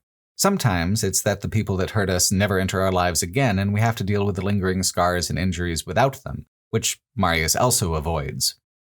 Trauma is such a complicated thing and such a worthy thing for dramatic work to tackle, but if it's going to tackle a complicated subject, it's better to stay complicated throughout instead of wrapping it all up with a nice little bow. What works better for me is how Marius is treated by the dwarves. It depends heavily on the choices that a player makes, because you can absolutely ruin the Pragrunan's chances by selling them out to a deer or destroying Keep completely. But if you try to help them, if you can soften their opinion towards you and open up their society to the outside world just a little, they are willing to bring Marius back into their fold and heal the rift. Marius feeling doubly orphaned is part of why he was so miserable for so many years. Giving him back a home, redeeming even a part of his childhood, that seems so much more healing than leaving some wizard to rot in a dungeon. Overcoming childhood trauma makes most people who go through it something of a survival expert. But eventually, surviving isn't enough. A person has to find a way to thrive. And it's hard to do that without first finding some path to a sense of peace and belonging. In Fior Averno, the cowardly mayor is opposed by a young animancer named Giada, whose brilliance and backbone stand in sharp contrast. He exiles her for her impudence, freeing her up to join you on your quest, where she can actually effect change and do some good in the world. Giada also has to deal with a significant amount of childhood trauma, but front-loads it into her story instead of saving it all for the end like Marius. It gives her story a better sense of flow and more narrative traction. Where Marius as a character felt like he was just spinning his wheels for a lot of hours, Giada feels like she's learning and growing all the time. Giada lost her parents in a magical accident. They were both extremely accomplished animancers who died in pursuit of their work. This has left Giada with the weight of both their loss and their legacy. Even with them alive, she would have felt pressure to be some sort of golden child, to equal them in talent and drive. With them gone the way they are, the pressure is cranked up even higher. To preserve their memory, she perceives that she has to finish what they started, and unfortunately, what they started was nothing less than a revolution within the field of animancy.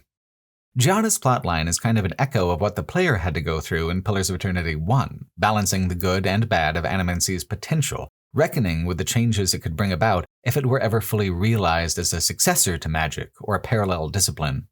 But it comes from a more focused, directed place where Giada is at such an extremely personal crossroads between animancy's harms and gains. Her recruitment quest has her asking you to go all over the region talking to other animancers, some of whom are good advocates for the science, some of whom are rude and poor advocates for it. There's a particularly fun conversation where two animancers want to interview you about your experience as a godlike, and all of their questions are extremely rude and invasive. Plus, you find out for the first time that your heritage has made you infertile, which is another fun data point for them. How will the godlike react to such a wounding revelation? Scientists can be assholes, but that doesn't make science an unworthy pursuit. Balancing understanding of all that is such a fun part of the setting, and Averno as a city, I think, is the most interesting and vivid in the game because of it. This is a city where a genuinely new way of living is being stress-tested, and Giada herself represents the best of it. Which is why her being exiled and the city being either burned down or laid siege to are such fantastic plot beats. Progress is fragile, tentative. When it goes wrong and gets broken, what is the worth of sweeping the pieces back up and starting again? Giada's parents dying as they did was the first test of this kind for Giada, being exiled as the second test, and the city's destruction is the third. Your role as her friends is to try and help her sort through the effort and ethics involved in that process of starting again and doing better this time. Giada's personality factors into this as well, because she is not really a sour or overly serious person. She's compassionate and, when she wants to be, extremely funny. In Shatterscarp, there's a quest to track down this weird drug being made from Dream Scourge victims, a slightly cannibalistic psychedelic. I expected Giada to condemn it or something along those lines, but instead she suggested that everyone should try the drug just a little and no one would have to know. I agreed, and she said good, awesome, because she already had her portion. Giada is scholarly, thoughtful, but that girl also parties. It's not just the wide range and unique texture of the setting and its lore that makes these games so evocative, it's the game's ability to make the larger world vivid through small and humanistic portraits, moments serious or silly, characters both grounded and absurd. All four of the companion characters are so vivid in their humanity, even when they're 4 feet tall and covered in fur. Yatzli, the final companion, is also a scholar with a taste for the nightlife, but as a mage, she represents a vastly different perspective on how power works in the world and how to wield it. Animancy is new, so Giada's focus is on the future and her role within it. Yatzli is a historian, in addition to being a mage, with a focus on the Akedan civilization. She knows just about more than anyone else about it, which is still not very much. Which is very useful to the exposition. If something is a revelation to you, it's usually a revelation to her as well, so she can get excited about it the same way you're supposed to get excited about it, while also providing some extra contextual details to improve both of your understandings. It's a better feeling to discover something collaboratively than just to have it explained to you, I think, especially from a companion character. Yatzli's character arc is different from the others because she's not really defined by any kind of pain or tragedy. Her life is pretty great. She's got a great husband, who's just a regular human, which is kind of fun. She's very good at her work and satisfied with her hobbies. She's cute and confident and takes no shit. I can see how some people might find her a little irritating because she is very extra in some ways. She has a lot of affectations and exaggerated mannerisms, but I enjoy them all quite a bit. She just has big diva energy in a small Orlin frame. Something I like particularly is that she's quite flirtatious and sexual, but genuinely loves her husband and isn't a romantic option. Characters within that archetype, like Isabella in the Dragon Age games, are usually not only conventionally attractive, but also very player-oriented. Their sexuality is another way that the game flatters a player particularly and feeds into the overall power fantasy. Yatzli is more like an adorable Muppet in appearance, and her being so irrepressibly horny about things is much funnier because of this. And it makes her devotion to her husband much more interesting than just the factoid of having a husband and being married. She's a firebrand, and he's much more stable and stoic. Together, they have a very compelling opposites attract kind of thing going on. Her lack of friction or peril at the beginning of her character arc works so well because of everything that comes up over the course of the game. Like you, she is affected by events and her future is altered by them. Yatsley is presented by a multi-forked crossroads. On one path is the life that she has already chosen for herself, an amateur historian, a successful mage, a wife with a partner she loves, and a home that truly feels like home. A good life, one that's far better than most are able to achieve in the Living Lands. But then there are the temptations. Ringrim, Archmage of Terror, takes a particular shine to her. Yatsley could be her apprentice when all of this is done if she wants. She could become a mage of greater power and renown than she had ever previously dreamed. She has the talent within her to eventually sit on the circle of Archmagi. But these, as you know by now, are not the most happy or stable people in the world. Ringrim would need Yatsley to fully devote herself to the apprenticeship and leave her home and her husband behind. Ringrim is a very severe person. She teaches you a lesson about how important it is to be dispassionate or even cruel, and use utilitarianism as a philosophy as a mage. So she will teach Yatsley magic, absolutely, but she will also teach Yatsley a lot of things that will change her. Things that will make her a better mage, perhaps, but almost certainly a worse person. A colder, more egotistical person. Then there is the matter of her recurring dream and her final possible path. All her life she has dreamed of a library. It influenced her fascination with the Akita, her practice of magic. It's been a lingering and insoluble nostalgia her entire life. It's not just a dream, though. It's an awakening. In the final area of the game, the garden, you come across a tower with the library that she's always dreamt of. And there's her corpse, her past self, the last guardian of Akitan knowledge. She has a chance, going forward from the game's climax, to fulfill a promise that she made centuries ago, to finally realize this itching, gnawing feeling that she's had her whole life. But this is another place that she can't really take her husband or transplant her life. So she's pulled between her current self, a potential future self, and a distant past self. No answer is right, no answer is wrong, but they are all mutually exclusive. All these companion stories are relatively universalist. We all have to deal with grief, like Kai. We will have to respond to trauma, like Marius. We will have to reckon with our legacy, like Giada. Yatsley's story might be the most relatable, though, because more often than any of the other things, we have to make hard choices in our lives that determine our direction, balancing love, passions, careers. There is never enough time to do it all and be all the people we have within ourselves to be. And making those choices is scary. Making those choices hurts. RPGs, from a storytelling perspective, are largely about the catharsis of navigating those sensations within a fictional frame. Ironically, with Yatsley, I think the emotions of it come through a little better at a slight remove, to watch her have to decide her future and stick with it. Making these choices for kingdoms and factions is easier in a way because there's always a clear moral or practical axis on which to judge, and making those choices is part of the power fantasy. It is always to the protagonist to make these choices, but only Yatsley knows what's right for Yatsley, and that kind of defeats your protagonist's prerogative, although you do in the end influence which choice she ultimately makes. Yatsley is the silliest companion, no doubt, but she is also to me the most vivid. Her choices are magical, but they also feel the most real, which has always been the real strength of the storytelling across all the Pillars of Eternity titles, and Avowed besides. Avowed does not have as many side quests as the mainline Pillars games, but they are well curated to provide as much additional context and world building as they're able to in short little bursts. Not all of them, but most. Even stepping right off the docks at the very beginning of the game. There's a locked warehouse down there that can be accessed in a number of different ways, some of which do not even require skill checks. There's a lockbox within, which will stay in your inventory until you discover what it's needed for. The quests are very flexible that way. If you find an important piece of them out of order, they don't break, they just bend a little so that you can complete them as you find the other pieces, or the interested parties who want the found object. The interested party in this case is the madam for the local brothel in Paradise. Inside this box is neither gold nor jewels, but a contraceptive drug that Adir has made illegal. It's critical for the health and well-being of the sex workers that it's available. Adirans are the primary customers, but because of Adiran colonial control, the whole thing is a delicate house of cards balanced on black market transactions and secrecy. It's an early test of your character's values. As envoy for Adir, it is your job to represent the laws of Adir and enforce them and treat the Living Lands as an extension of Adir. Or, perhaps, is it your job to improve relations between the colony and the colonists even if that involves bending the rules and recognizing that the rules of one society might be inappropriate or onerous for another. Kai comments on the quest resolution specifically, drawing conclusions about you based on your willingness to find sympathy for the working girls. It's cool to see a game like Avowed taking a serious interest in sex workers as people with lives and needs, not just as decorative texture for the world.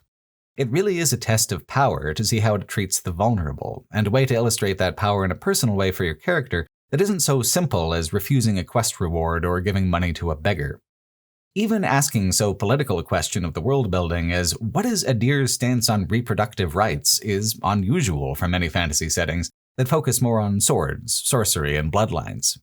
On the one hand, it's a simple fetch quest. A million other games have asked players to get a million other lockboxes out of guarded rooms. What makes a game unique is the meaning it can layer on top of such a common task.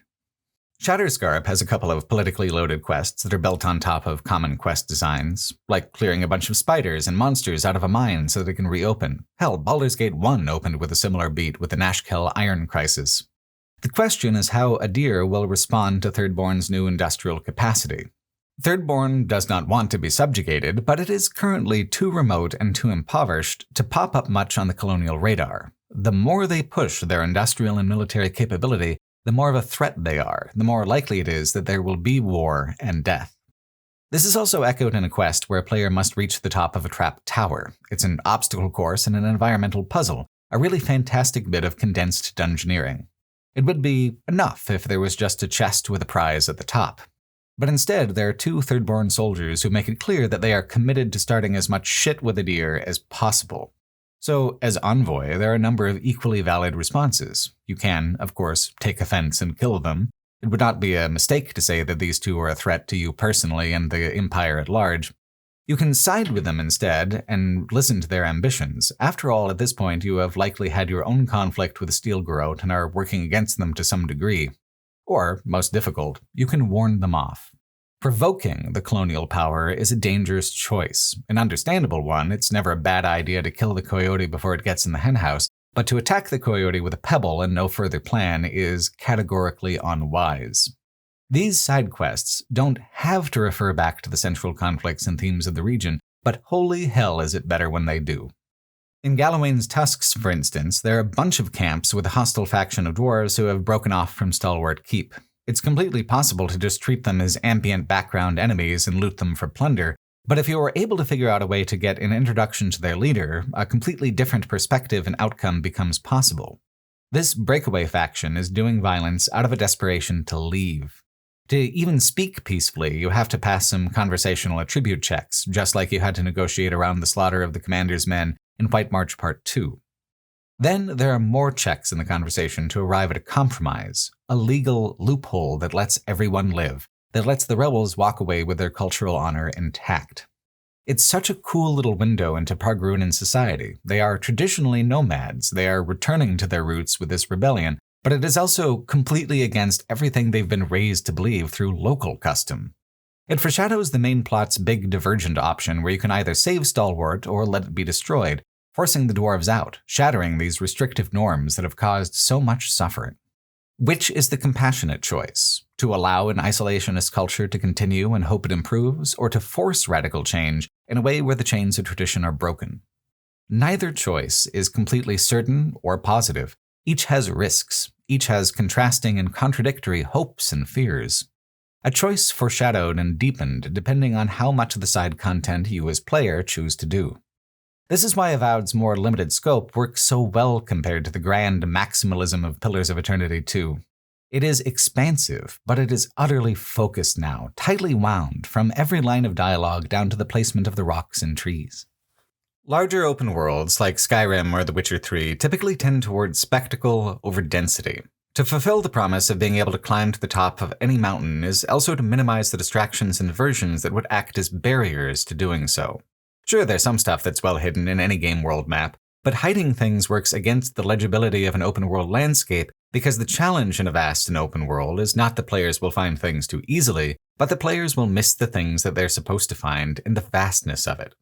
Avowed's open world is largely inverted from these AAA principles. The playable space never radiates very far out from the main cities. These provinces are extremely small compared to what a sprawling AAA experience might try and offer. You not only cannot climb every mountain, you generally cannot climb any mountain. You exist only within the sightline of the area's most prominent feature. But this is mitigated completely within the actual gameplay experience by the density of it all. You might not climb a whole mountain, but any given hill typically has a ruin up top, a farmstead on the slope, and a cave down beneath.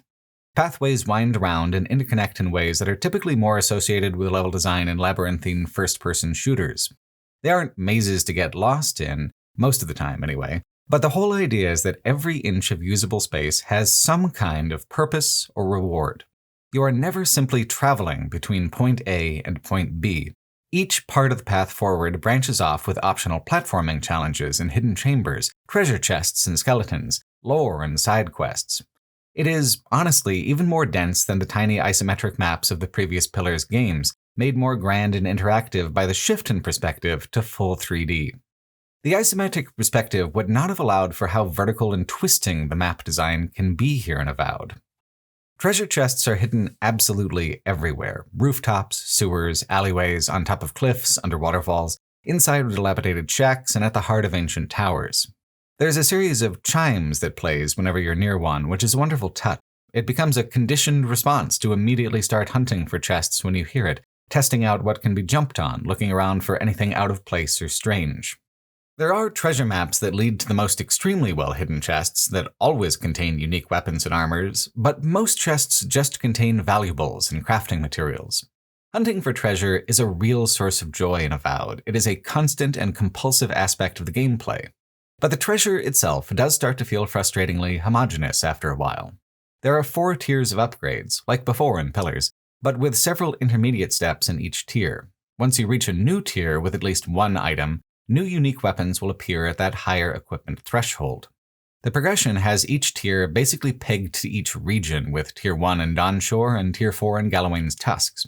You can condense the materials and use a lot of lower tier materials to make the upper tier stuff early, but this adds a kind of off-balanced rhythm to the experience. In the early game, if a player does not focus on a particular set of items and spreads resources out too thinly, it's very easy to feel behind and underpowered.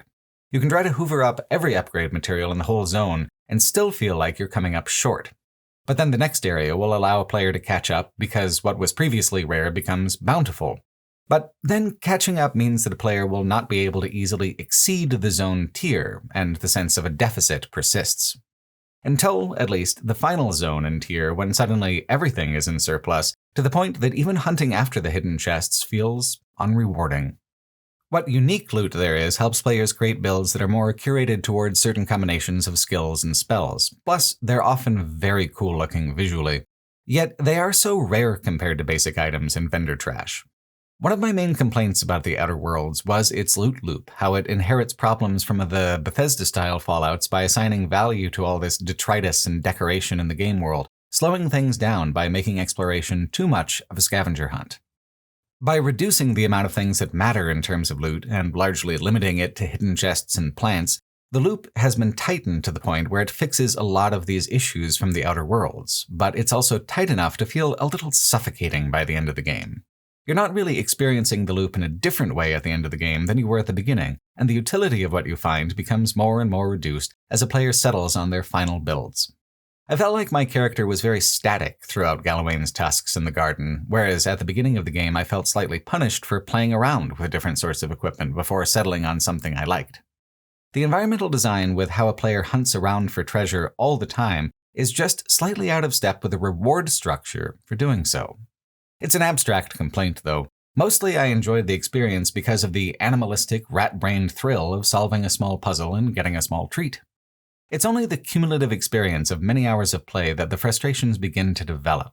To this end, I wish there were more rewards like the totem pieces. Each zone has a scavenger hunt for a totem dedicated to a god from the Ingwithian pantheon, 6 pieces each, 4 totems total. Ordinarily, I don't like scavenger hunts like this. I never really cared about the bobbleheads or snow globes in Fallout, for instance. But here the totems not only provide powerful build-changing bonuses when complete, they also provide exposition it would be impossible to get otherwise. You get to hear echoes through the totem of the Nguithan gods debating between themselves about what to do regarding Sapadal, what they are, if they should be integrated or destroyed. Ultimately, it's Wodika who decides on destruction, but she is hardly alone in feeling this way. The totem conversations are key insights into the deep lore, invaluable connective tissue to the storytelling that Pillars 1 and 2 accomplished. The totem pieces are usually also placed in some of the most scenic and interesting parts of the map, using a player's curiosity to draw them in. Sometimes it even connects with other lore revelations. In the Emerald Stair, one of the pieces is entombed with what remains of the founder of Fior Massaverno. His going missing is a primary motivating factor in what makes the current leader such a cowardly little shit. He feels thrust into a situation where he must be just as grand and impressive of a man as his father, without any understanding of what made him a good leader in the first place. He could never ask for advice, he could never seek reassurance, because the man was a skeleton lost in a cave for pretty much all of his adult life. It's not even marked as a quest to discover the body, but you can follow up on it with special dialogue anyway. Avowed is full of amazing little details like this. The exploration is further rounded out by a return of bounties, which are really the lowest and simplest kind of quest, but it's hardly necessary to seek them out as a quest marker. If a player is thorough in exploring, they'll all come up naturally, a confrontational little pop of spice layered into the landscape. They usually appear in areas that are particularly visually dramatic, intensifying the thrill of exploring them.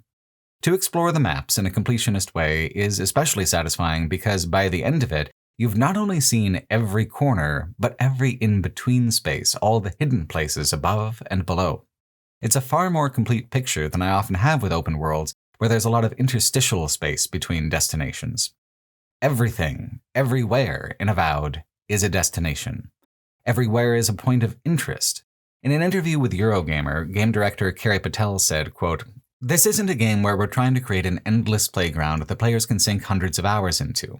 This is something where we had a very clear experience in mind. We had a story to tell. We had several corners of this very beautiful world that we wanted to take players through. And we wanted to make sure that experience was dense, entertaining, and varied. And then players are going to roll credits and maybe they'll start a new game." End quote. They succeeded so well on making the experience exactly that, beautiful and varied. My only point of disagreement is that having explored everything, having solved every quest I could find to my satisfaction, and even finding meaning in the ones I failed, I can't really imagine taking it from the top with the same sense of curiosity and wonder. Where Pillars of Eternity 2 has an absolutely preposterous amount of variation in how it can end, Avowed narrows down into two primary possibilities: side with Sapadal in the Living Lands, or side with Boudica and Adir. You could potentially cross allegiances with nations and gods, deciding to destroy Sapadal while preserving the Living Lands, letting Sapadal live while advocating for Adiran social control, but these variants just aren't as thematically or dramatically strong as choosing them as a block. The reasoning behind these compromises feels odd, considering that one of the main points of the game is that Sapadal is the Living Lands in most ways. Their freedom and the freedom of all these small and fragile nations go hand in hand. Boudica and Ludwin's will represent the Adiran imperial ambitions. The only reason why you wouldn't represent them together would be personality conflicts with them and not political disagreement. So this is a narrower scope than the Pillars games would have offered, but it's also a hedged bet for future titles.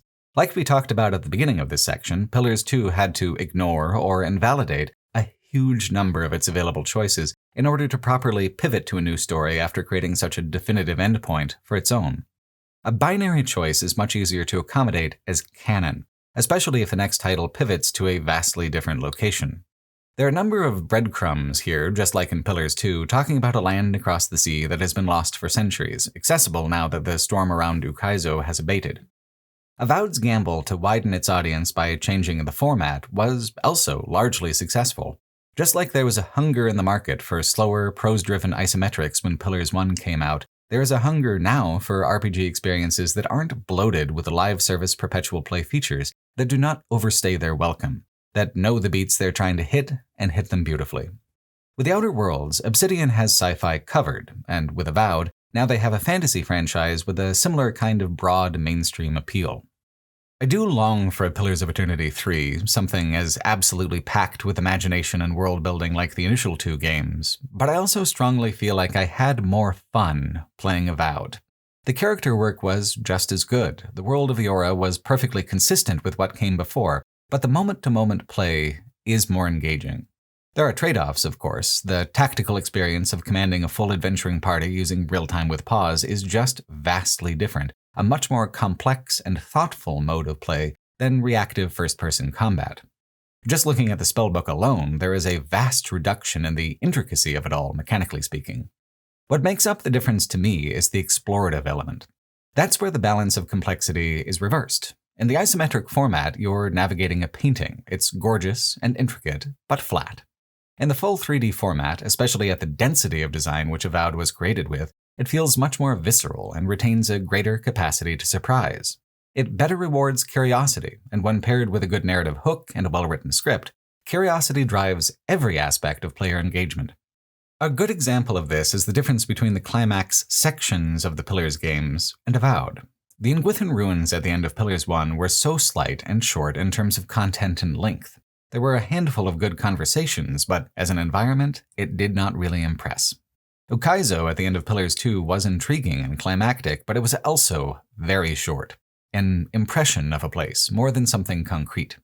In Avowed, Sapodal's garden is both climactic and impressive. The only thing holding it back is all its hidden treasures still conform to the loot systems and player economy past the point where you're dealing with vendors, upgrades, or experience progression. As an environment and a narrative experience, it's gorgeous. It's big enough to feel real and so visually distinct from everything that's come before that it feels like an appropriate escalation. Even the navigation and platforming elements are intensified. It is harder in every way, and not just because you have to fight the Megfolk. The whole section is just wildly more engaging than previous climaxes in every respect, save that confronting Sapodal is not quite as complex or philosophical as confronting Aethys. But that's story-driven more than design-driven. Sapodal and the player have a relationship that's been self-determined and repeatedly refined all game long.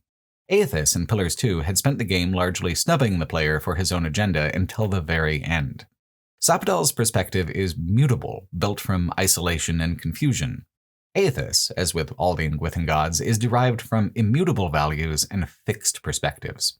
It is only because one of those values is caring for your opinion on the matter that he was even willing to hear the player character at all. The only awkward thing about Avowed's climax is the way it's bisected. After the garden, the player returns to Paradis to fight, or potentially assist, Ludwin and resolve the political questions of the game. There's a large round-table conversation with all four of the town's leaders you've encountered, and then a long fight through the ruined town. It's kind of a simplistic way to do it. Rather than being fully derived from your actions so far, the future is determined by this final summation pretty much alone. For all the complexity that preceded it, it just feels so straightforward, although it does offer 4 distinct choices and not just 2. And the drama of it all is a little off rhythm. The garden was the highest escalation of environmental novelty and mechanical aggression. This, by contrast, feels like miscellaneous wrap-up. Which it shouldn't. It's hardly miscellaneous. It is the culmination of your game-long personal character arc, wherein you determine what it means for you to be the envoy. It's not an easy question of what to do in terms of game design, though. Political consequences after supernatural consequences does seem like the narratively better way to do it. If you have already determined the future of the continent's colonization, the question of what role Sapodal plays in it all would feel more set in stone, maybe more slight of a choice. You can't solve the issue of the bisected climax with a simple reversal of order. The one thing I will say it does perfectly is the boss fight with Ludwin, if you have one. You've already fought her once at the end of Galawain's Tusks. Just straight up doing it again wouldn't be all that impressive. So instead, this time, you can talk her to death through a wide variety of skill checks. Pretty much any build except the most generalist spread-out point distributions will be able to find an angle to get her to doubt herself. And since she only lives based on the fires of her conviction and devotion, doubt is utterly fatal to her. And isn't that really the joy of victory in every single one of these games? After dozens of hours of weighing evidence and people's opinions, you know who you are, you know what you believe, and you believe it's stronger than those who would tear you down. Arriving at a conclusion as an RPG protagonist is also arriving at a conviction. It's why getting detailed feedback through the epilogue slides matters so much and leaves such an impact. It feels amazing to think that the choices you made and the beliefs you embodied mattered, that they will continue to matter once the action is over and the credits roll. You were part of the world to the point that you helped shape it. The more complex the world, the more intricate the changes, the more rewarding this process is. The morally gray and deeply political world of Eora is precision crafted to make this experience as deep, and therefore deeply satisfying, as possible. It's nice to be the hero of a world with unambiguous good and evil, but that really isn't much of a hard choice. It isn't really a familiar sensation. To navigate a world of money, power, and compromise and come out on the other side in a way where you can feel proud of yourself, well, that's a little more aspirational and cathartic. That's a little closer to what's real, even in realms of magic and gods. Through the metaphors of magic and gods, it can even cut towards the feelings of real life a little quicker and sharper than something truly realistic and familiar. Pillars of Eternity evolved in such a fascinating pattern, a nostalgic reimagining of Baldur's Gate that by necessity had to work its imagination a little harder to distinguish itself, a sequel that had to push its scope even wider and harder to top itself, and then a new recontextualization that had to dial that scope back to the things that feel personal, individualistic, and vital. All of them are such wonderful games, some of the very best the genre has to offer. Their differences unite them into a tapestry that really does transcend their influences and peers, and still, so much room to grow. Fantasy fiction is not the sum of its tropes, its imagery, the mechanics of its hard magic system, or the lineage of its kings. Fantasy fiction is about the world we live in, and all its horrible flaws and conflicts, made unfamiliar to us just enough that we can find better footing within it. Theos was right in that none of us can help how our world was shaped, the power structures that surround us and define us. We can only determine how to wield our truth and determination as we navigate them. Aethys was right that these systems do not have permanent control over us if we do not want them to, that existential self-determination is a matter of consent, and all living creatures deserve a chance to make these choices uniquely for themselves. And Sapadal was right in perceiving that this world is too vast and too confusing to ever truly understand completely, that as we wield our power within it, we inevitably make mistakes and cause hurts, but it is how we overcome those hurts and apologize that defines us in the end. One of my favorite ending slides for Sapadal is if they are able to incarnate themselves within a statue meant to be inhabited by Aethys. He was uninterested in it, but Sapadal loves it. Ask Sapadal what they really want, and they tell you that it's to feel the earth, to swim in the rivers, to feel the difference between sunlight and moonlight and wind and rain. The world is beautiful. We belong to it as much as it belongs to us. And to go out and experience that beauty is the heart of any adventure, whether in person, in our imaginations, or on the screen of our televisions and monitors as the title screen appears, and we begin the process of determining what new selves we might like to be in these new worlds that unfold before us. Thanks for watching.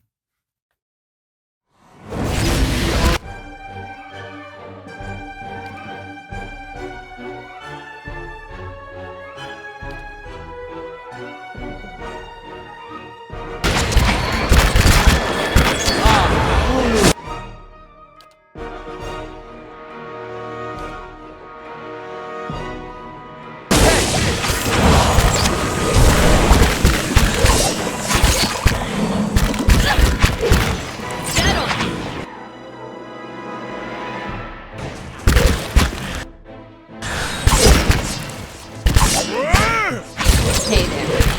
Bullseye!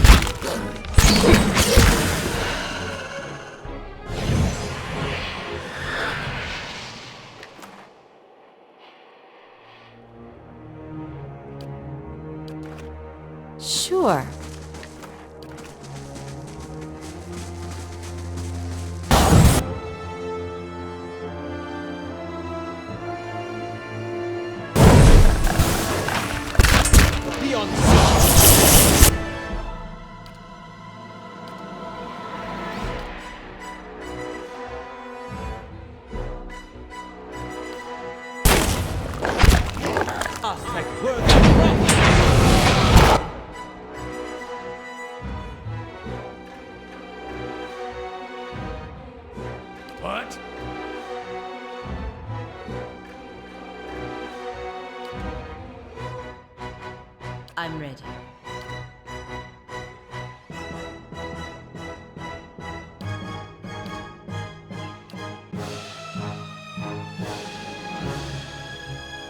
Hey there.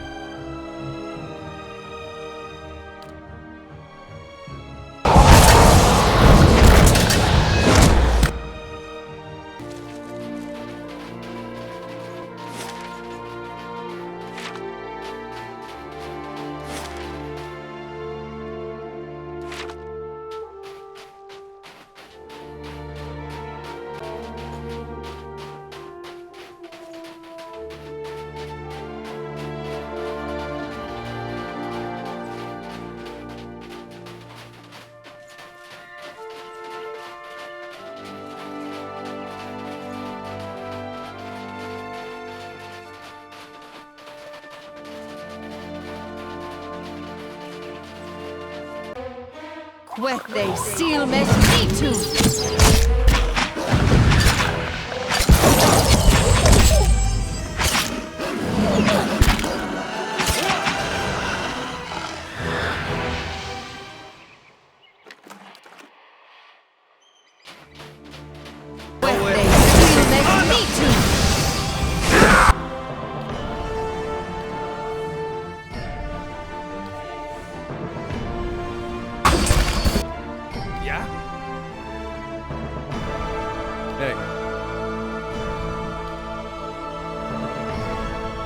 Yes.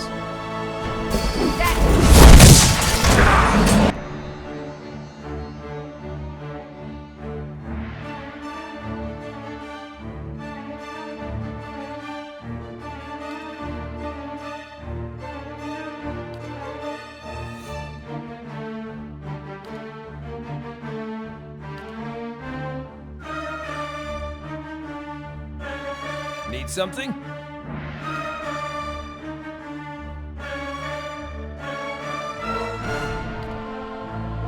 I'm here.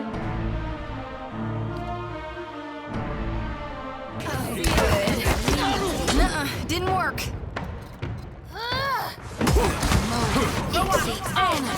God darn it!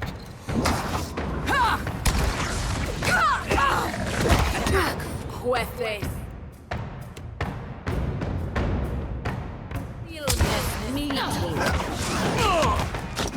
Just like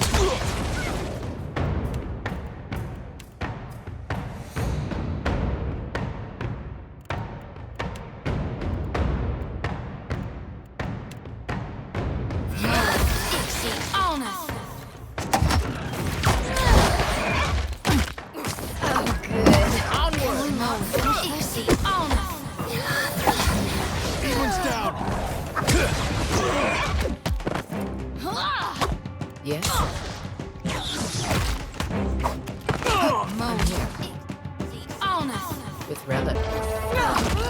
That's the stuff.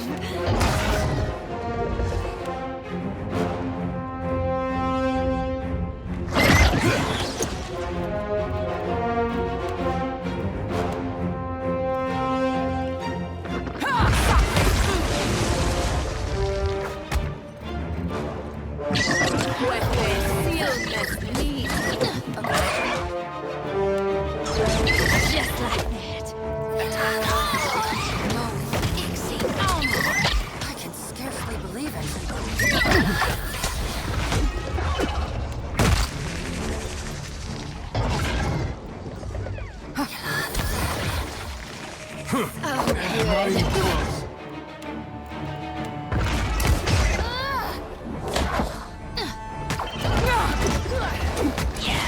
Onward.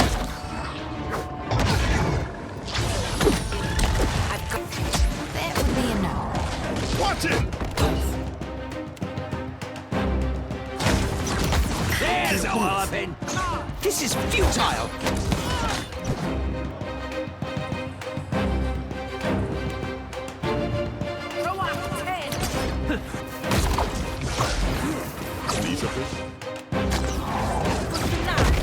Watch your fire, Jueces. Seal me.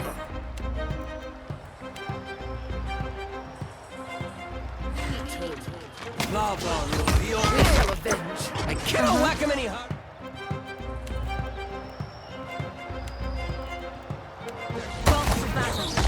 Bridge through leak now. Tell me.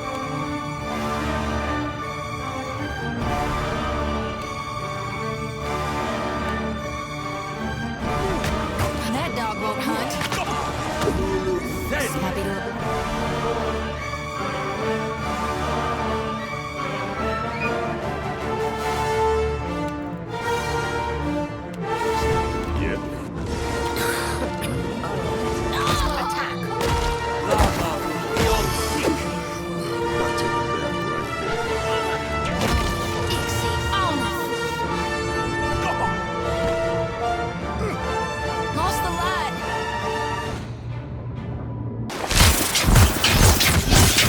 Worse than rough!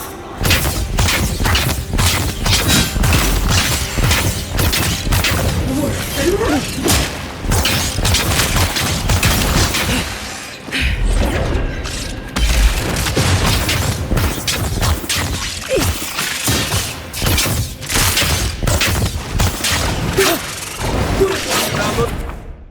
Looking so good.